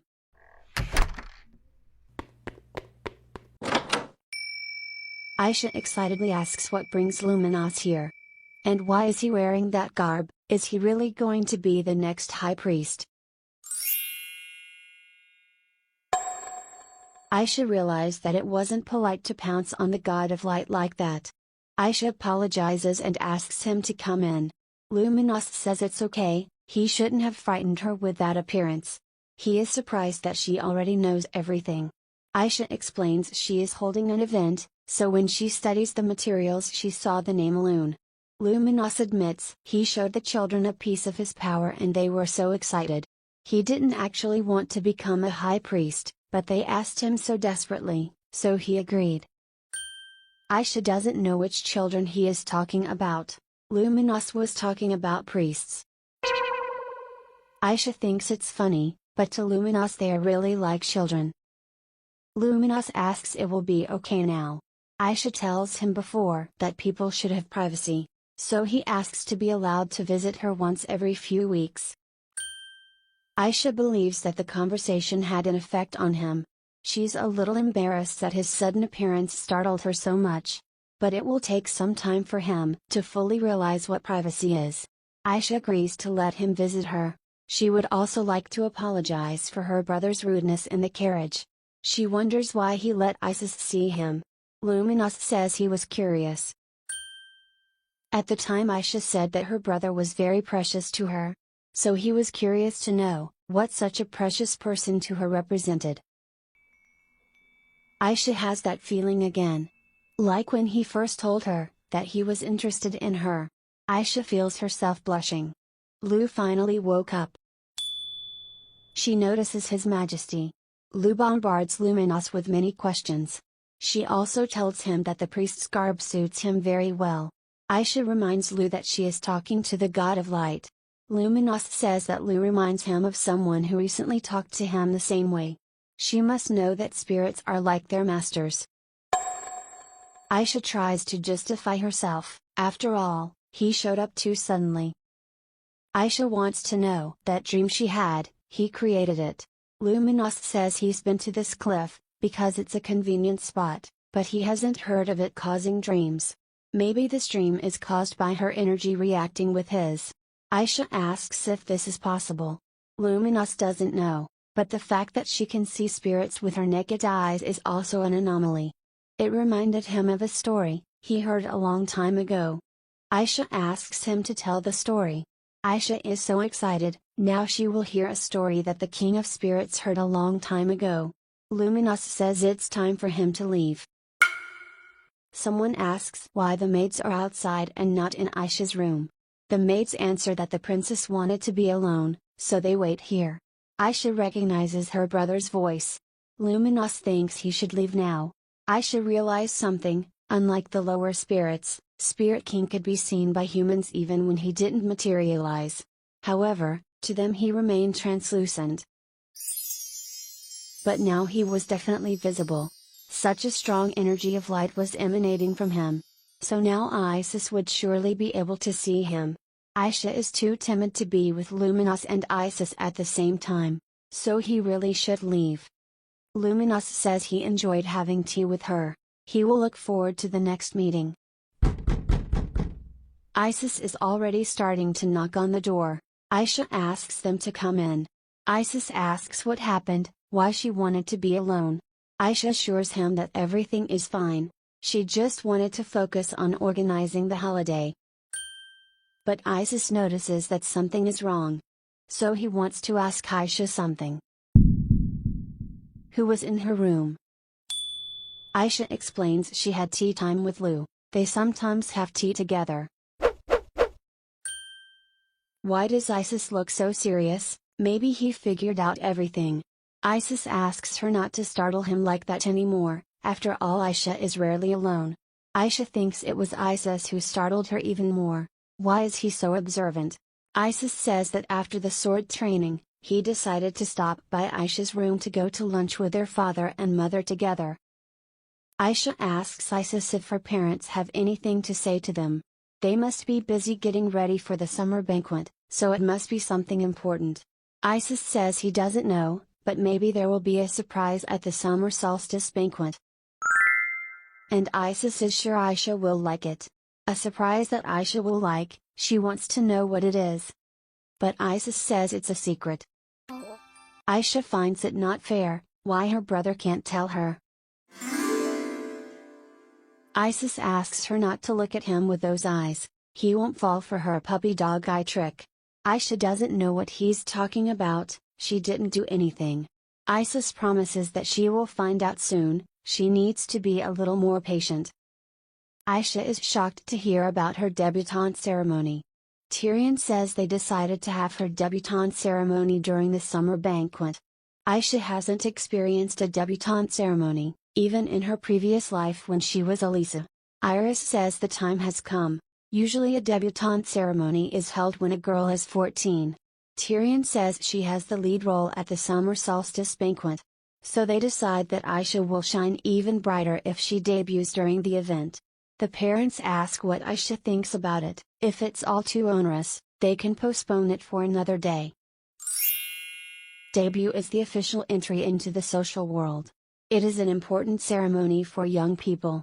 After that, people are halfway through adulthood and are free to participate in all kinds of social events. No one has ever debuted at a summer solstice ceremony before, so Aisha is a little worried. But this is her long-awaited debut, which only happens once in a lifetime. Aisha says she's very happy. She has long wondered when that day would come.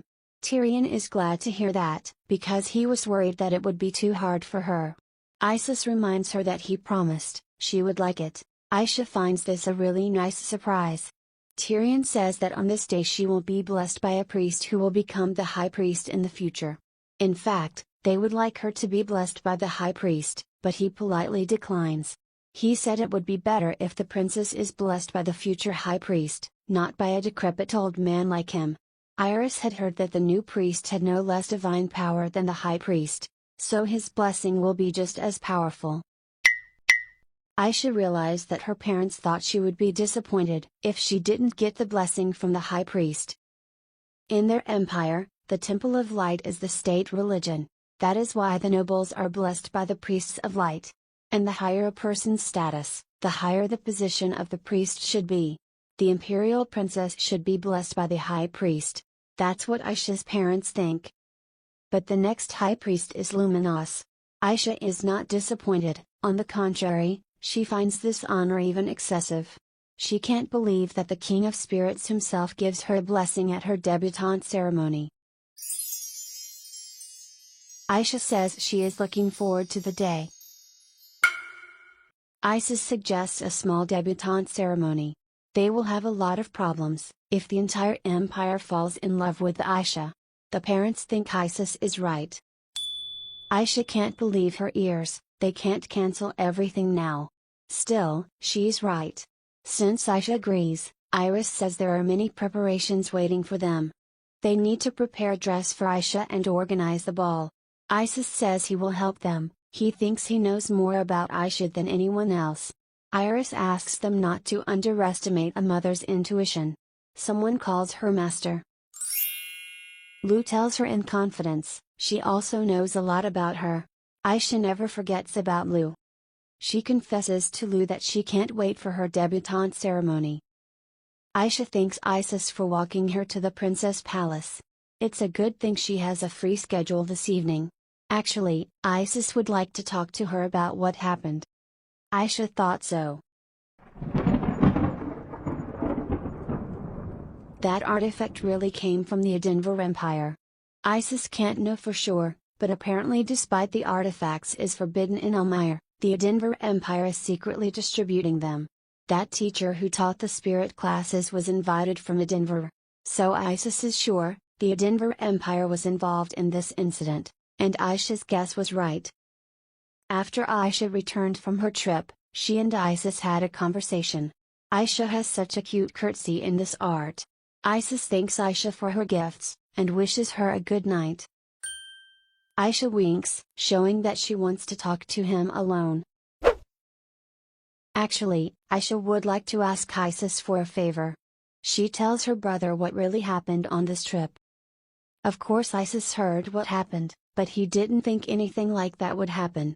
Isis can't understand how this dangerous item ended up in the young girl's possession. Aisha thinks that someone was trying to collect Ashley's negative energy. She doesn't know what this person was planning to do with it. But Isis is sure that this person's purpose was clearly not good. Aisha's intuition tells her, this incident is connected to a Denver. Isis says he will find out where this artifact came from. Isis says that they have no proof that a Denver is involved in this incident, so it's just their guess. But there is one person, who could confirm their guess. Aisha decides to invite Ashley to the summer solstice banquet. She is the only person who can confirm that the person who gave her the artifact came from a Denver. In any case, Aisha planned to invite her friends to the banquet. When she returned to the Imperial Palace, she would write invitations to them. Isis thought it right to invite her friends to the debutante ball. Aisha wants to ask her brother for one more favor. If it turns out that a Denver was involved in the incident, Aisha wants Isis not to make it public. Isis concludes that it's because of Ashley. If everyone finds out that she used an artifact, she won't be able to escape the consequences. Aisha thinks that a 30-year-old girl can't handle the consequences. But she also wants the Denver family to let their guard down. After the poisoning of the Spring Festival, the peace between the two empires is almost broken. Despite this, the Elmire Empire quietly maintains the peace treaty.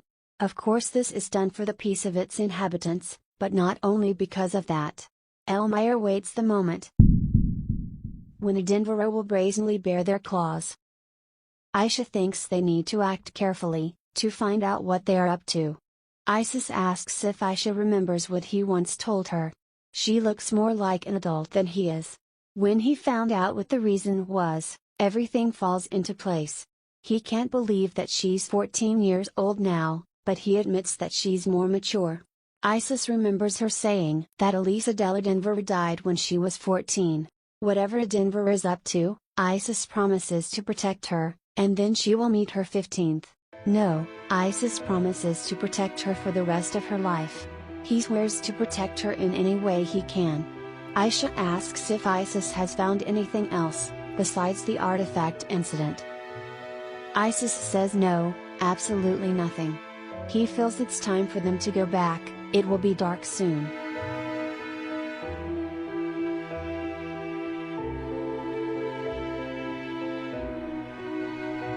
Aisha thinks that Isis knows it.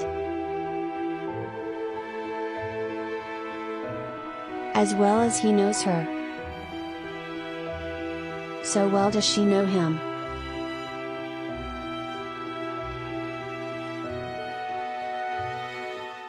After that day, Luminos often visited Aisha. Each time she told the maids that she wanted to be alone for a while, and asked them to leave her room. Then Aisha had a good time chatting with Luminos. Perhaps because of this, strange rumors began to circulate. Florence is sure of it. Another maid, who we will call Nancy, thinks so too.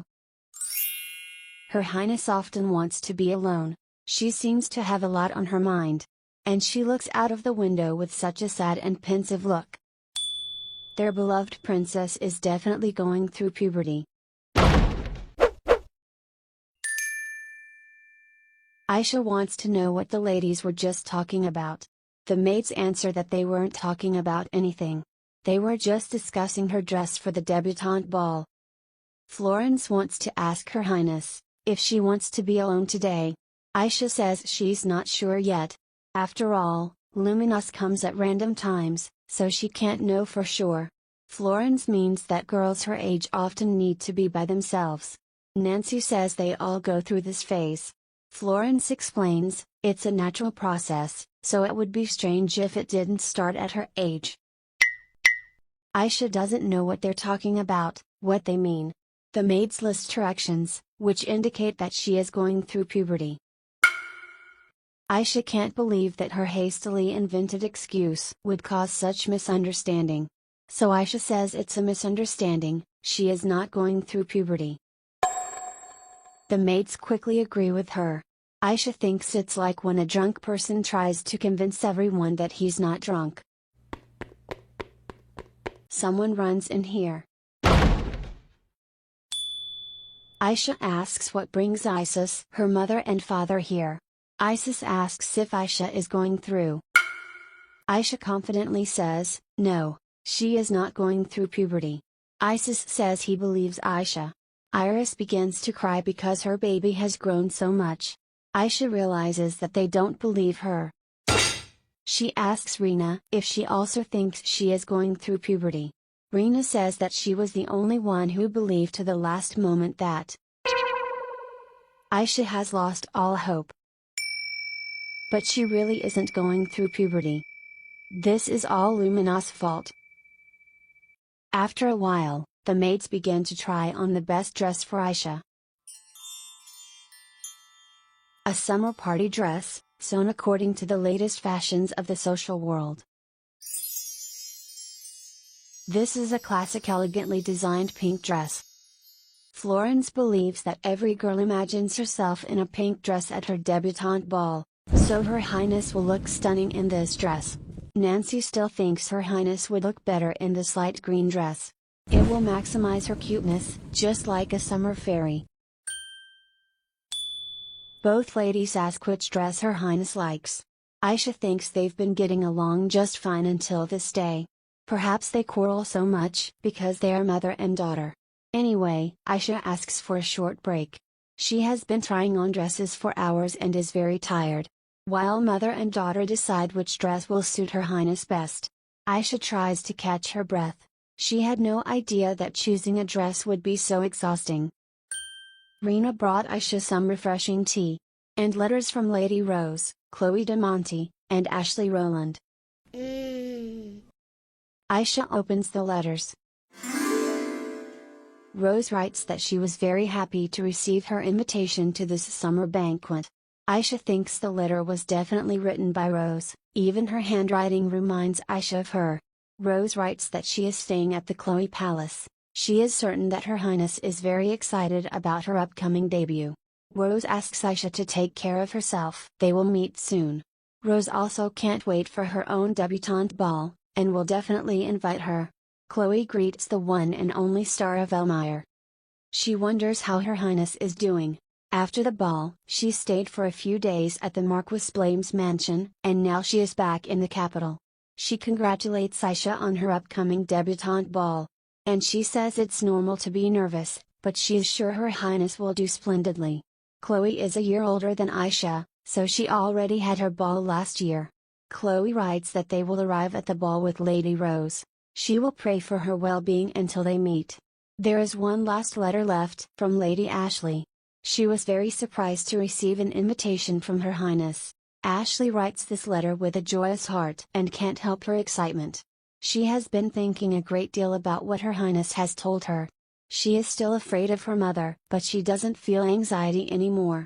Now she knows, Nyas is always by her side. Aisha tells Lou she is so glad. Nyas balances Ashley's longing for a mother's love. Ashley writes that Her Highness wants to ask her about that day.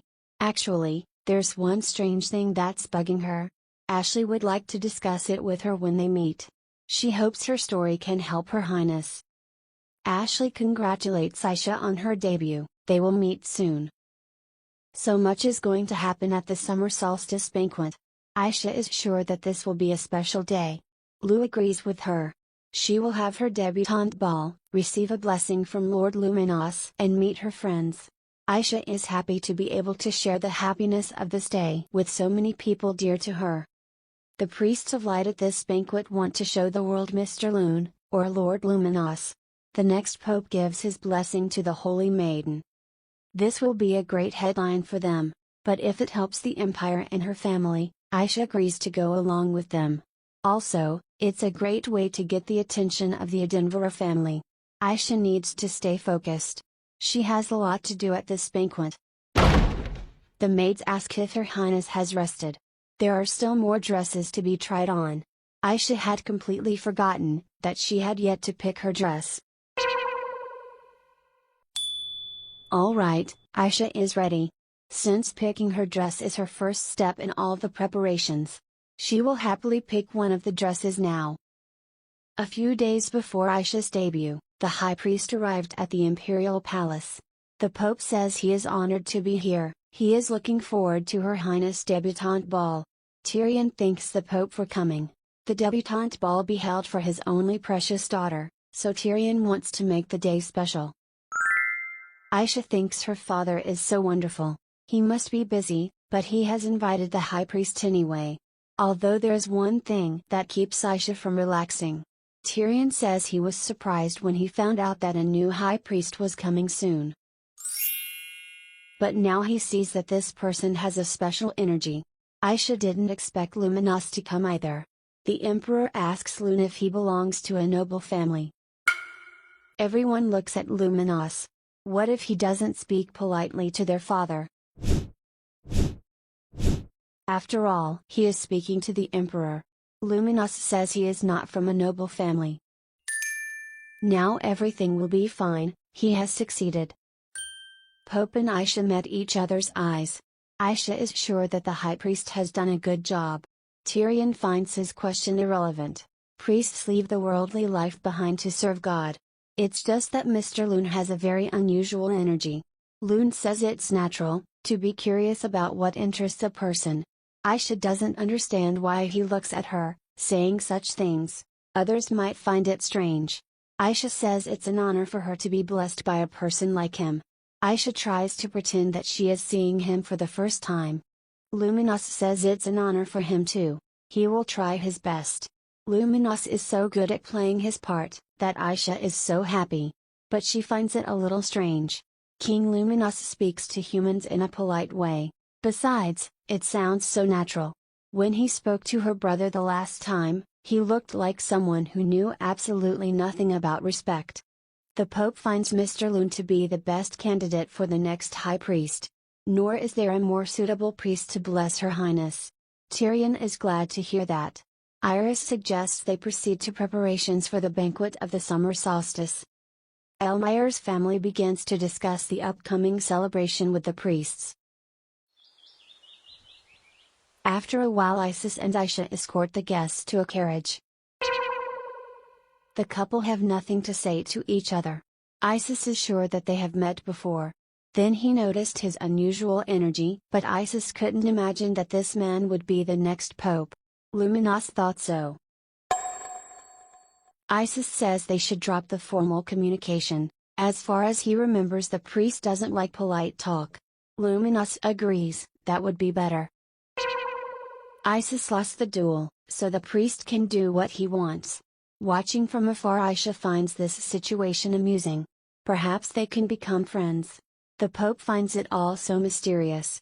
Suddenly a new high priest appears, just before Aisha's debut ceremonies. The Pope is sure that God must have blessed Her Highness. Aisha agrees with him. After all, the man walking in front of them is God. The high priest looks so happy. He finds it hard to believe that Her Highness is already grown so much. He remembers the day when the princess first showed her power. Now she does her duty as a holy maiden. Pope says he is very proud of her and the Elmire family. He would like to watch her grow up, but he is too old and can't keep up with Her Highness' tempo. So now he will watch her in the background. The Pope hopes that with the blessing of the priest Loon, a bright future awaits her. Aisha knows that as a holy maiden she brings much benefit to the temple, but the high priest does have genuine feelings for her. Aisha says there is nothing more reassuring than to know that there is a person watching over her. She asks Father to continue to help her in the future. Luminous has been watching this touching talk. It had been dark for a long time, but Aisha still hadn't gone to bed. She had to finish filling out the paperwork. When she is finished, she can go to bed.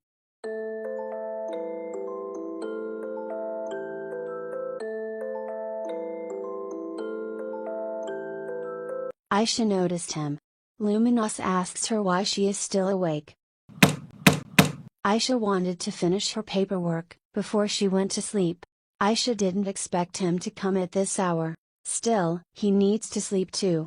Luminous considers sleep a waste of time for spirits. Anyway, he was passing by and decided to talk to her. They didn't get a chance to talk alone in the afternoon. Aisha admits to being surprised that he has learned to speak politely to humans. Luminous says that after a few days in the human world, he has learned that people tend to be respectful of others. Since he is human now, he will try to follow human rules. This should help him get to know more about Aisha. Aisha seems to understand. Since Luminous has no human feelings, it will be easier for him to follow the rules. Actually, Luminous is curious about something. All those people he met today, they are precious to Aisha. He understands why her brother is precious to her, but it seemed to him, that child was also precious to her. It's true, all of them are very precious to Aisha. When Aisha wandered in the darkness, these people were her light and showed her the way. Only thanks to them, Aisha found a way to escape from the darkness. Luminous says this is not entirely true. He feels that the darkness is still in her heart. Aisha is at a loss for words. If he thinks so. Luminous says that Aisha looks tired, he should leave. When she wakes up tomorrow, tiredness should go away. Aisha thanks him. So, Luminous leaves.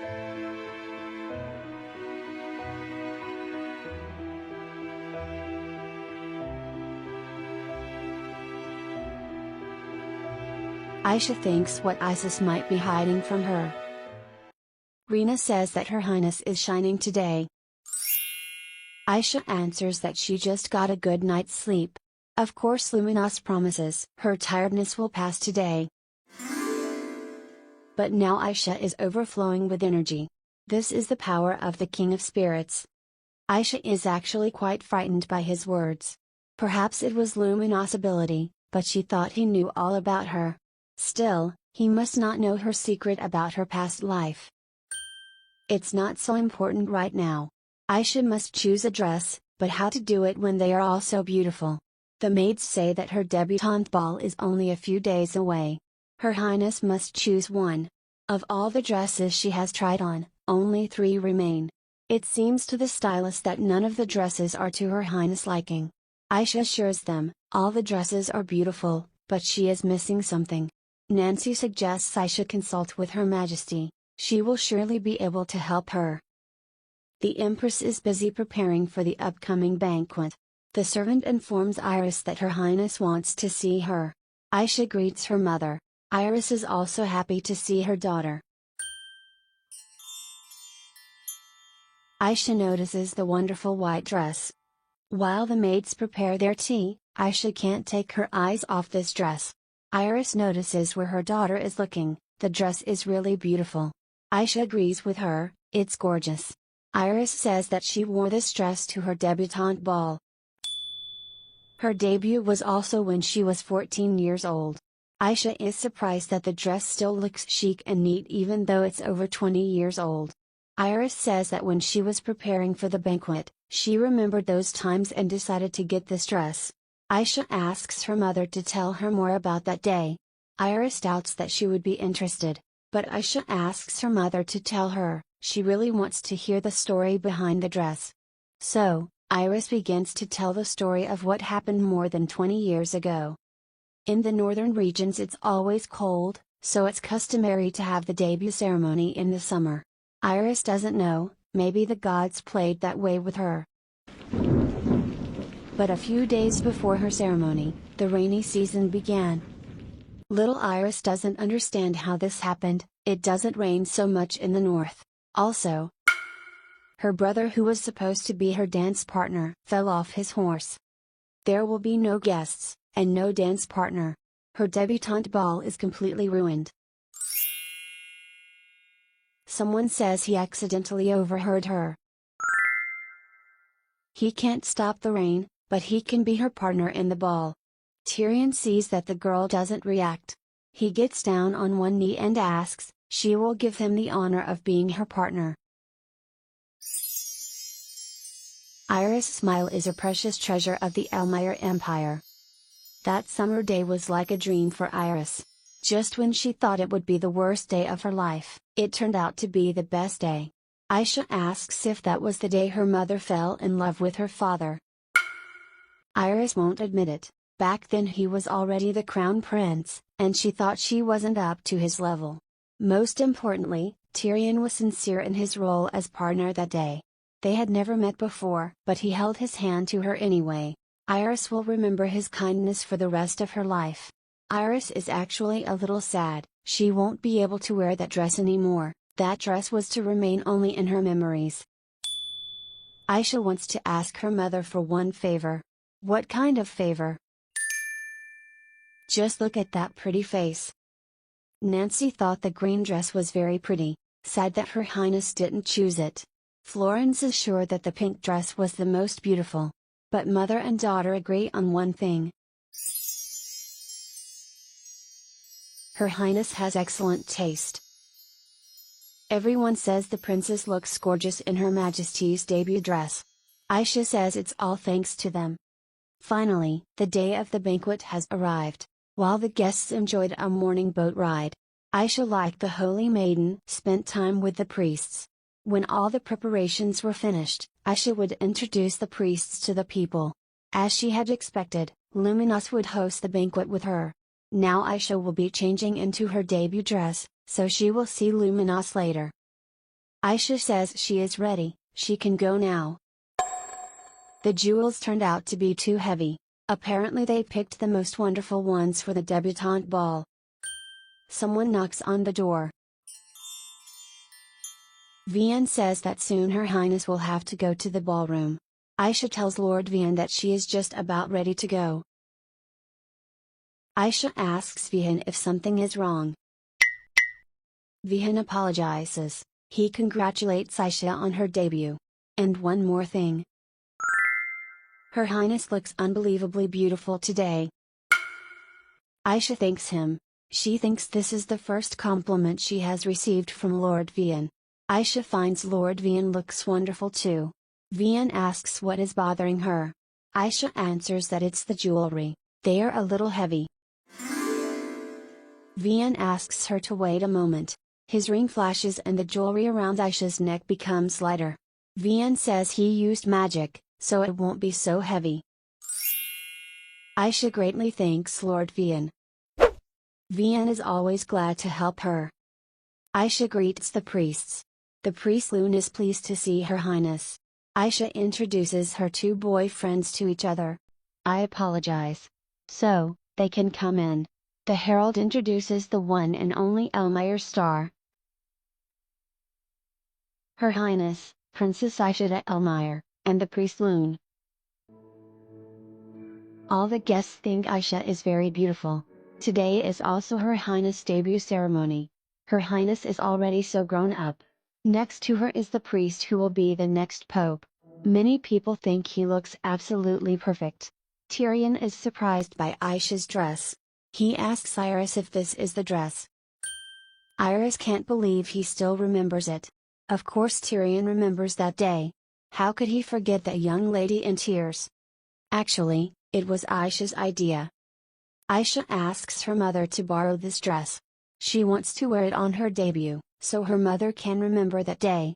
Iris reminds her daughter, it's only her day. Stylists will help pick the best dress for her, so why does she want to wear her old dress? Aisha explains, she likes her mother's dress better than the others. This dress is a memory of her mother and father. Besides, it doesn't look old. If mom lends it to her, Aisha will treat it carefully. Since Aisha wants this dress so much, Iris wants to give it to daughter for her debutante ceremony. Aisha would be happy if her mom would just borrow her dress for the day.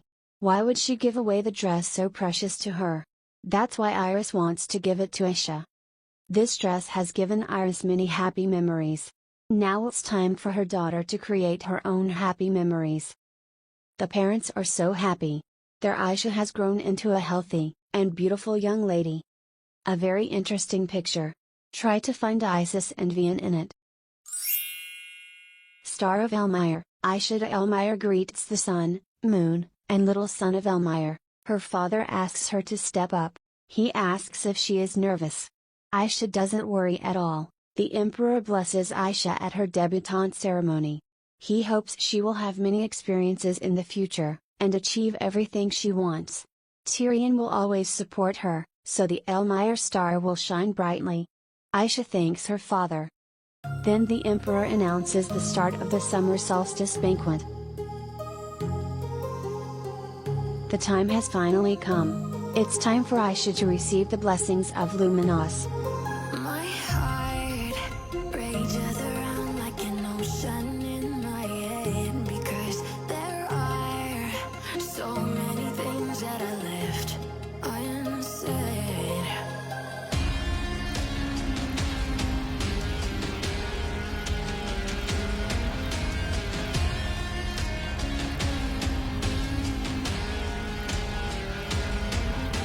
I can almost feel you walking in the distance, but I know that it's not reality. If you are echoing around inside these parallel dimensions all alone, know I'll find you in my dreams.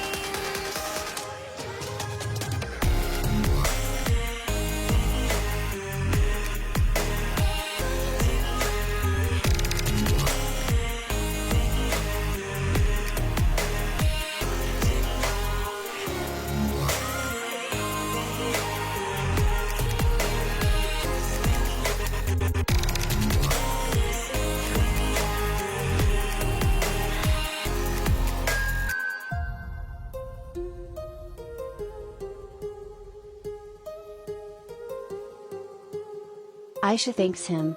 Luminos says it's nothing. Iris reminds Aisha the first dance is coming up. But because she is the host of the banquet, they didn't have time to find her a partner for the first dance. Iris suggests that she dance with the priest Lune. After all, they are both hosts of the banquet. Mother can't allow her daughter to be left without a partner. She finds Father Lune to be the perfect candidate. Aisha doesn't know. Dance with Luminos would be too much. Luminos has already started to talk, but Isis interrupts him. He says that dancing with Aisha is his job. On such a special day, he can't give in to someone. Iris got a little upset about it. Aisha knew that her older brother would protect her. Aisha says she wants to dance with Isis. They have always danced together, so with him she can show her skills and not make mistakes. Isis is touched by these words. Iris thought that on such the special day, Aisha would want to dance with someone new. Aisha says everything is fine. She wants to dance her first dance with Isis.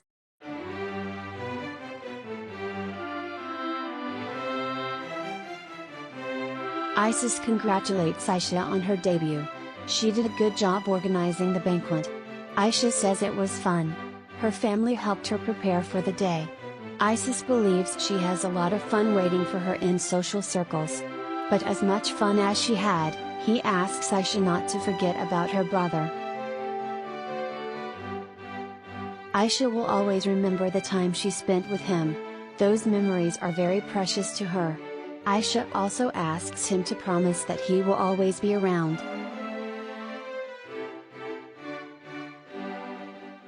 The music is already over.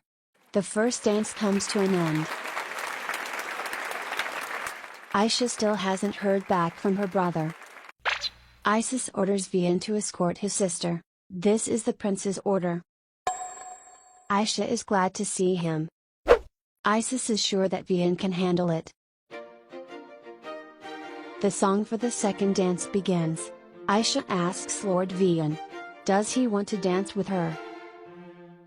Of course Vian will dance with our belle. Aisha asks if Vian knows the music. Of course Vian is familiar with the traditional music.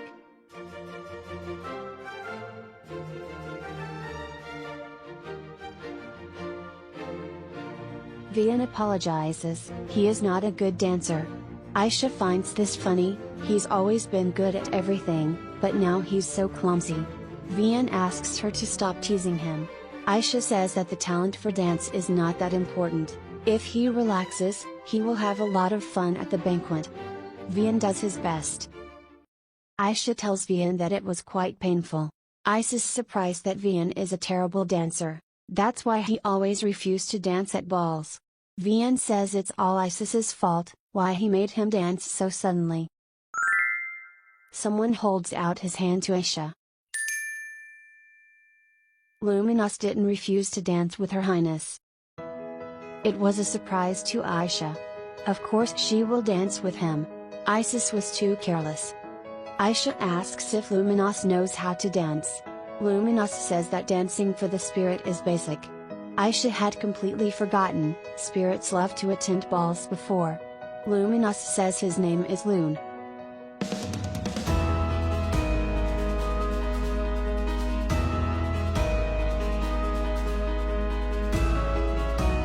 Aisha should call him Loon.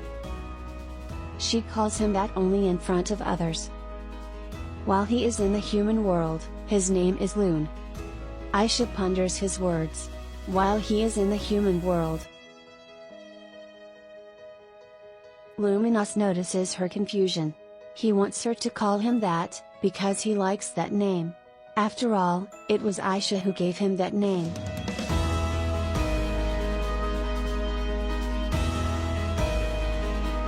Since this is what Father Loon wants, Aisha agrees. After the dance, Aisha can't find Isis and Vian. It's strange. They were both here just a minute ago. Aisha hopes that Luminous will be alright. Priest Loon is surrounded by people on all sides, asking him many questions. Aisha is surprised that people didn't pounce on him earlier. After all, he has too handsome face. Some girl says it was a beautiful dance. Aisha notices her friends. They really haven't seen each other in a long time. The girls congratulate Her Highness on her debut. Aisha is happy to see the three of them. Rose confesses they missed her very much. Chloe says that every time they got together, they talked about her and how much they missed her. Rose says Ashley especially missed Her Highness. She was constantly wondering what Her Highness was doing, if she had eaten.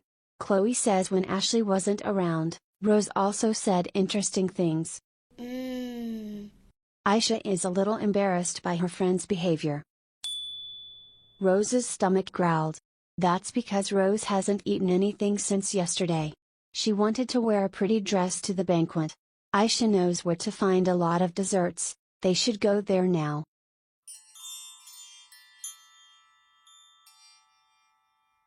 Chloe and Rose start eating delicious desserts. Aisha asks Ashley how her study of spirits is going. If she needs books, Aisha can borrow it for her. Ashley can't believe it, as these books are very hard to find. Aisha says it's okay, if she borrows some books for her friend. Ashley tells her that after those magicians disappeared, find books became difficult. Aisha is sure that Ashley got that artifact from that group of magicians. Ashley admits the item was given to her by a master introduced to her by the teacher. Aisha wonders what master it is. She asks Ashley to talk more about that day. Then the teacher leads her to the person who is supposed to help her summon the spirit.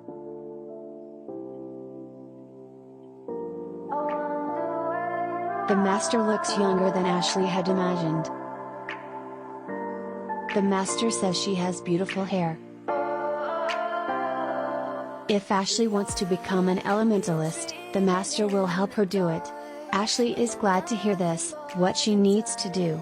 The master is surprised at how desperate Ashley wants it. She must answer why she wants to become an elementalist. Ashley is sure if she becomes an elementalist, her mother will finally love her.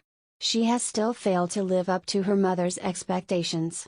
So, this is her last chance to make her mother happy. The master assures her that nothing would be impossible, if she desperately wanted it.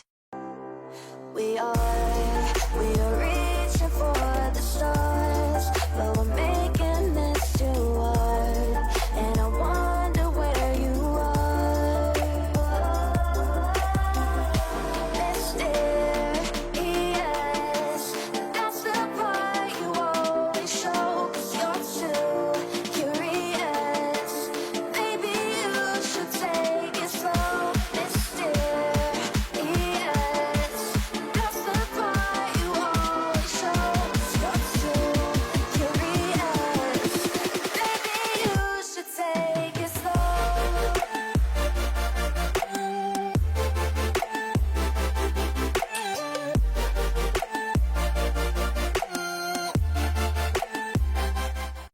Aisha asks if Ashley is sure that the person had white hair and red eyes. Ashley didn't get a good look at the woman because of the hood. But it was definitely a young woman with white hair and red eyes. Maybe Her Highness has an idea who it was. Aisha asks Ashley to tell her what happened next. Aisha already knows what happened next. Ashley summoned the spirit, pretending to be the princess, and then her teacher appeared. The teacher was one of the magicians who attacked her that night. But something seemed strange to Ashley. When she told her teacher that pretending to be an elementalist wouldn't make her a real elementalist, his voice changed dramatically. The teacher also said that they had managed to collect enough fuel. Aisha recalls Lumina's words about Ashley's negative energy. Still, her hunch was right. Aisha thinks they should visit the Imperial Library. She wants to thank Ashley for her information and lend her some books. Ashley is amazed at how large the Imperial Library is. So many books in one place.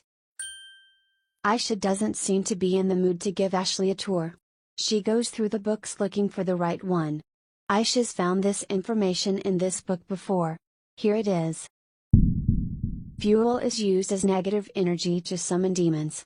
Aisha didn't want to believe it, even after hearing about the white hair and red eyes. But this person must be in a high position to easily get the artifact.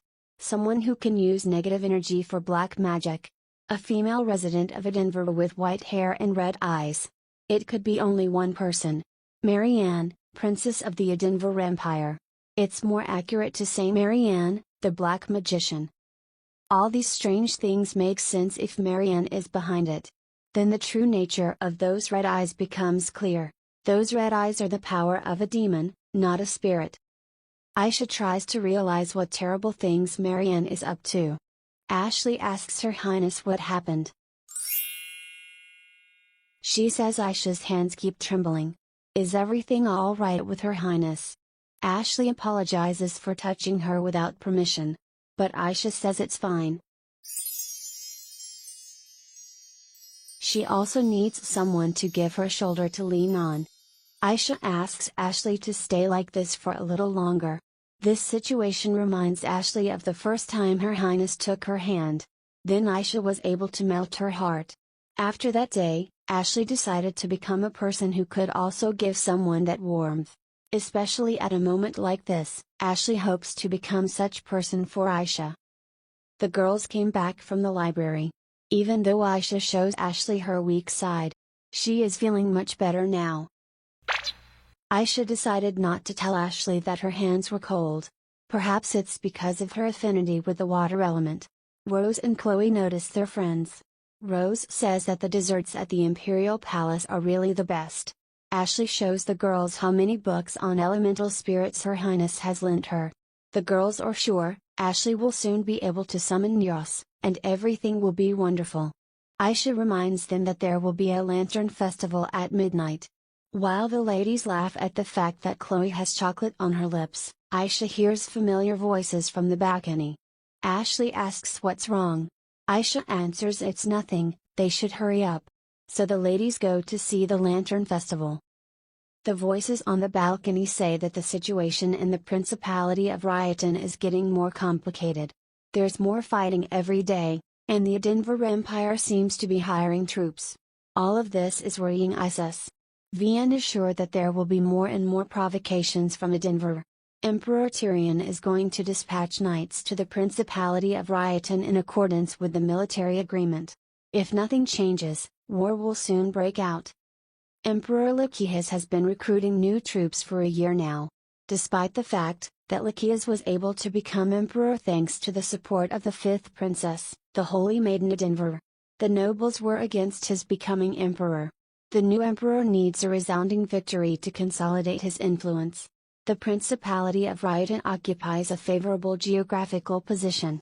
But because of its weak fighting strength, it has become a target for the Denver Empire. Isis knows this is only a superficial reason. When Denver conquers Ryotan, they will be able to invade the Elmire Empire. Despite the dismal situation, Isis thinks this is even better. Now is the perfect time to avenge Aisha. That day, Aisha says she doesn't want to wake up from a dream where everyone loves her. While Aisha was sleeping, Isis kept thinking how he could protect his lovely sister. Isis asks Aisha not to worry. She will always be in this wonderful dream. Isis will do everything by himself. Isis knows that under Prince Denver's command there are small skirmishes. Isis is not going to sit here and do nothing. He will prepare to join Vian on the battlefield. There was a noise outside the door. Isis asks Vian to wait here. Isis really hoped it wasn't who he thought. Still, the hunch didn't fail Isis. Behind the door was his sister, Aisha. Aisha didn't know that Denver's provocations began before they signed a defensive alliance with Ryotan. Now she understands why the Principality of Ryotan gave them that diamond mine. If Lycias begins the war, Marianne would surely help him. Perhaps Marianne wants to use black magic in the war. So Aisha must prevent Isis from joining the war. Isis wants to explain his decision to Aisha, but she won't listen to him. If Prince Denver will join the war, it doesn't mean that Isis should too. If Elmire's only heir goes to war, the empire will fall into chaos. The Denver Empire will certainly take advantage of that. But it's not so important to her. Aisha can't let him go, he's the only brother she has. Isis asks Aisha to calm down. Aisha talks about the day when Isis promised to always be on her side. He had already made up his mind then. If she hadn't overheard that conversation, Isis would have kept it a secret. That's what his words had meant at the time. Isis wanted to do everything alone to protect her. Aisha tells Isis that the artifact was from Denver. If they were preparing for war, this incident was part of their plan. They must know that Princess Elmire is an elementalist. Another elementalist would shake up the empire. But Aisha protected Ashley, and now she is still looking for clues to the incident. Aisha has no regrets about dedicating her life to studying spirits, and developing her powers. She intends to protect herself and precious people with her power, not just be protected by her brother. If Isis really cares about her, Aisha asks him to hold out his hand to her, instead of turning his back on her. But what about her dream? Isis wanted to protect her, that her wonderful dream never ended. For Isis to see her smiling brightly in a peaceful and beautiful place. He needs nothing more from this world.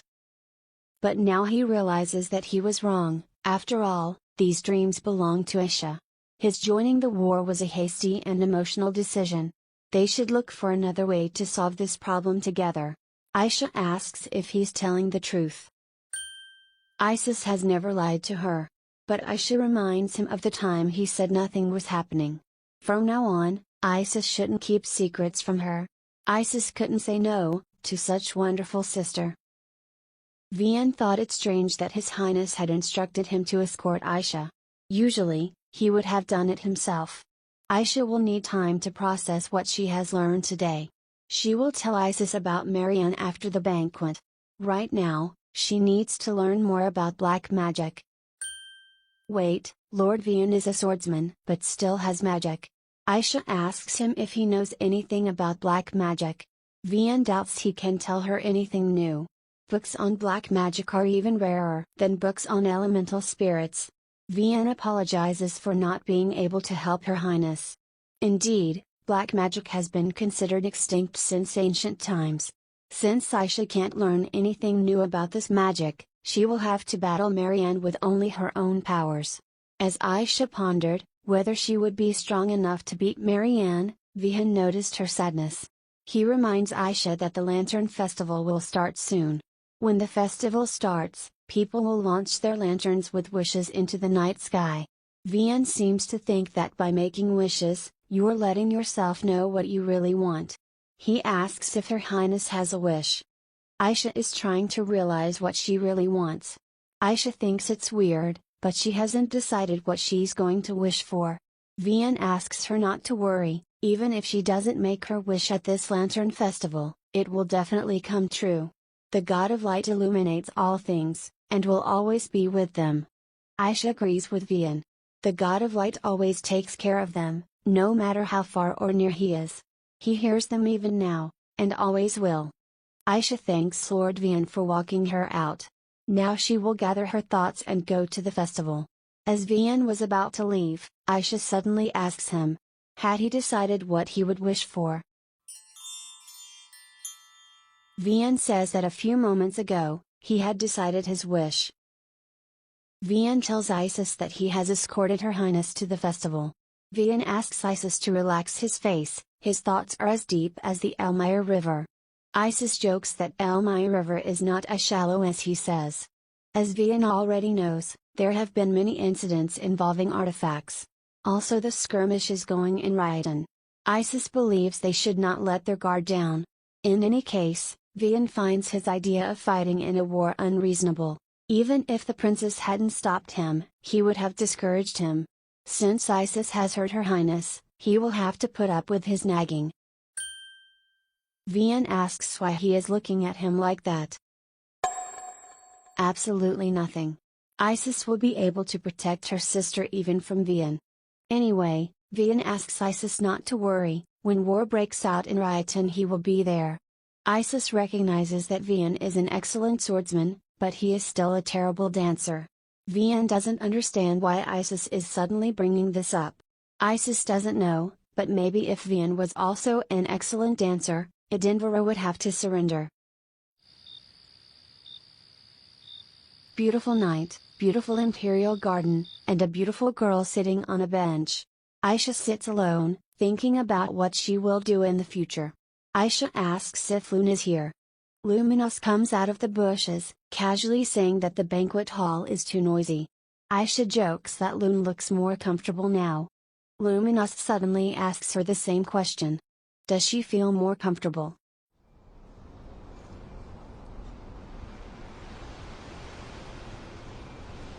Aisha confesses that she still has some unresolved issues. It was a long time ago, but no matter how hard she tries to forget it, what happened then remains in her heart like sediment. Now the past threatens her family. Luminous asks if that's why there's darkness in her heart. That's right, only by resolving all of this, Aisha will be able to move on.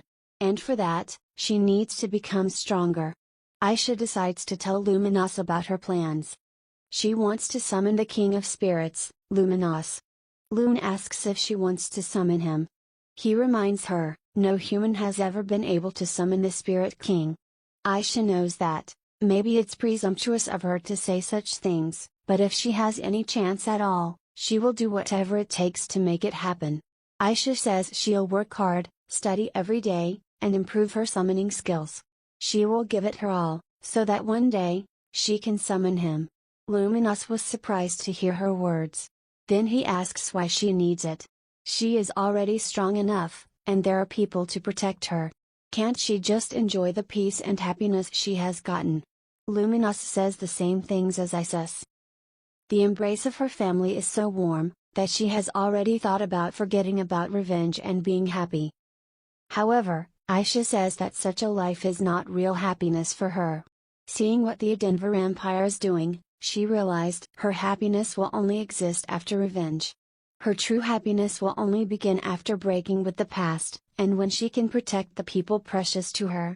Right now her strength is not enough, so she needs to become even stronger.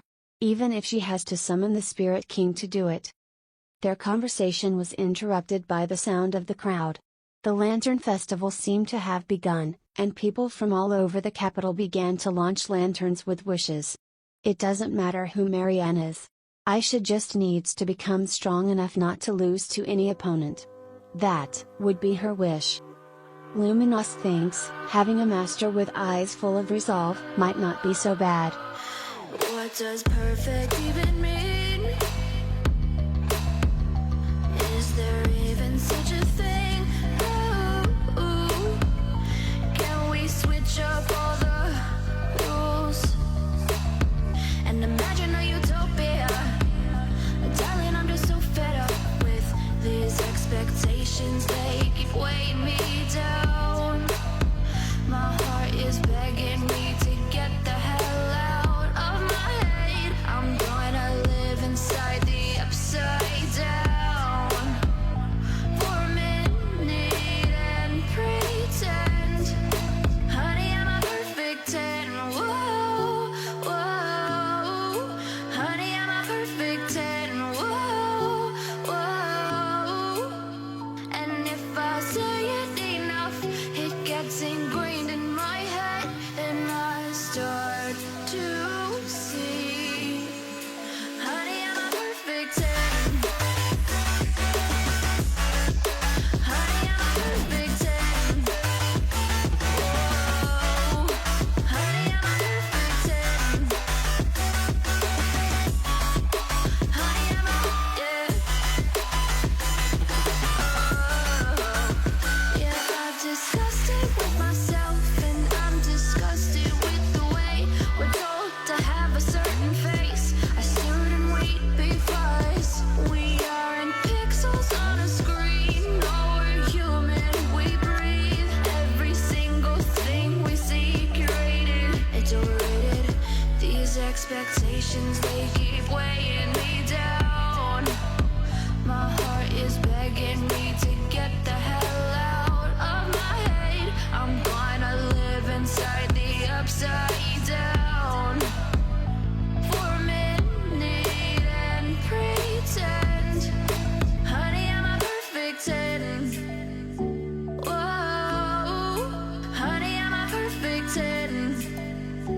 Whoa, and if I say it enough, it gets ingrained in my head, and I start to think, honey, I'm a perfect 10. Honey, I'm a perfect 10. Whoa, honey, I'm a perfect 10. Honey, I'm a, yeah.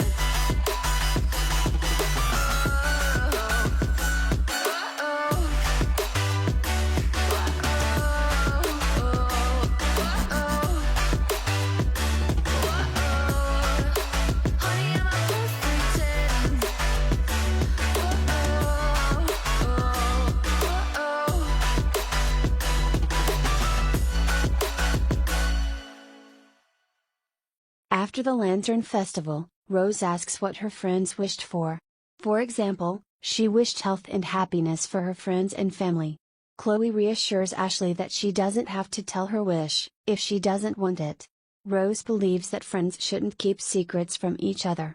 Ashley wished to be a better person, Chloe prayed for the prosperity of her family. The ladies notice the person walking toward them. Everyone is curious as to what Her Highness wished for. Aisha says that it is such a warm day, they could use a couple glasses of refreshing juice. The liquid of one of the glasses seemed very strange to Aisha. Her throat was on fire from just one sip. Everyone was worried, asking what had happened to Her Highness. Isis and Vian are already running to help. Isis can't believe it, it's the poison again. He asks Aisha to wake up. They need the priest immediately. Isis finds Aisha looking rather strange. She smiles. Aisha is so happy that her older bro came to her. Isis is shocked. Vian concludes that Her Highness has drunk wine, rather strong wine. So, Aisha is drunk. But she's also so cute. The first thing Isis should do is take Aisha away from here, there are too many people around. But Aisha wants to tell him something. He's so stupid, why he didn't consult her. After all, she's lived longer than he has. Isis asks Aisha not to upset so much, everything will be alright. Vian asks if Loon can wipe people's memories. Loon can do that, but only if it's necessary.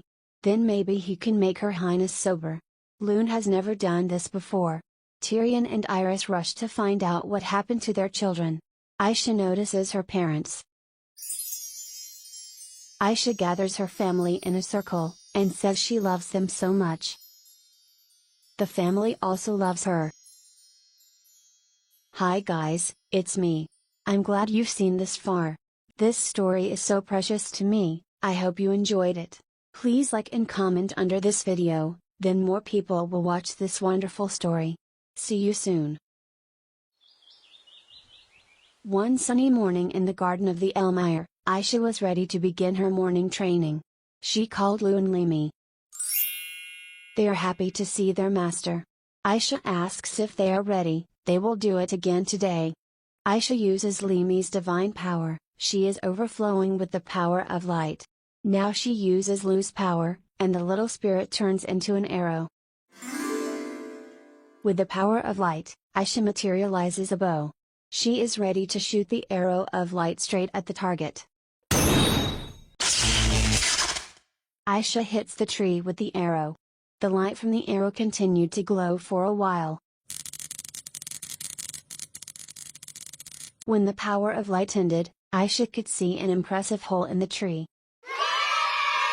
Aisha congratulates her friends. After the summer solstice banquet, Aisha's daily routine changed.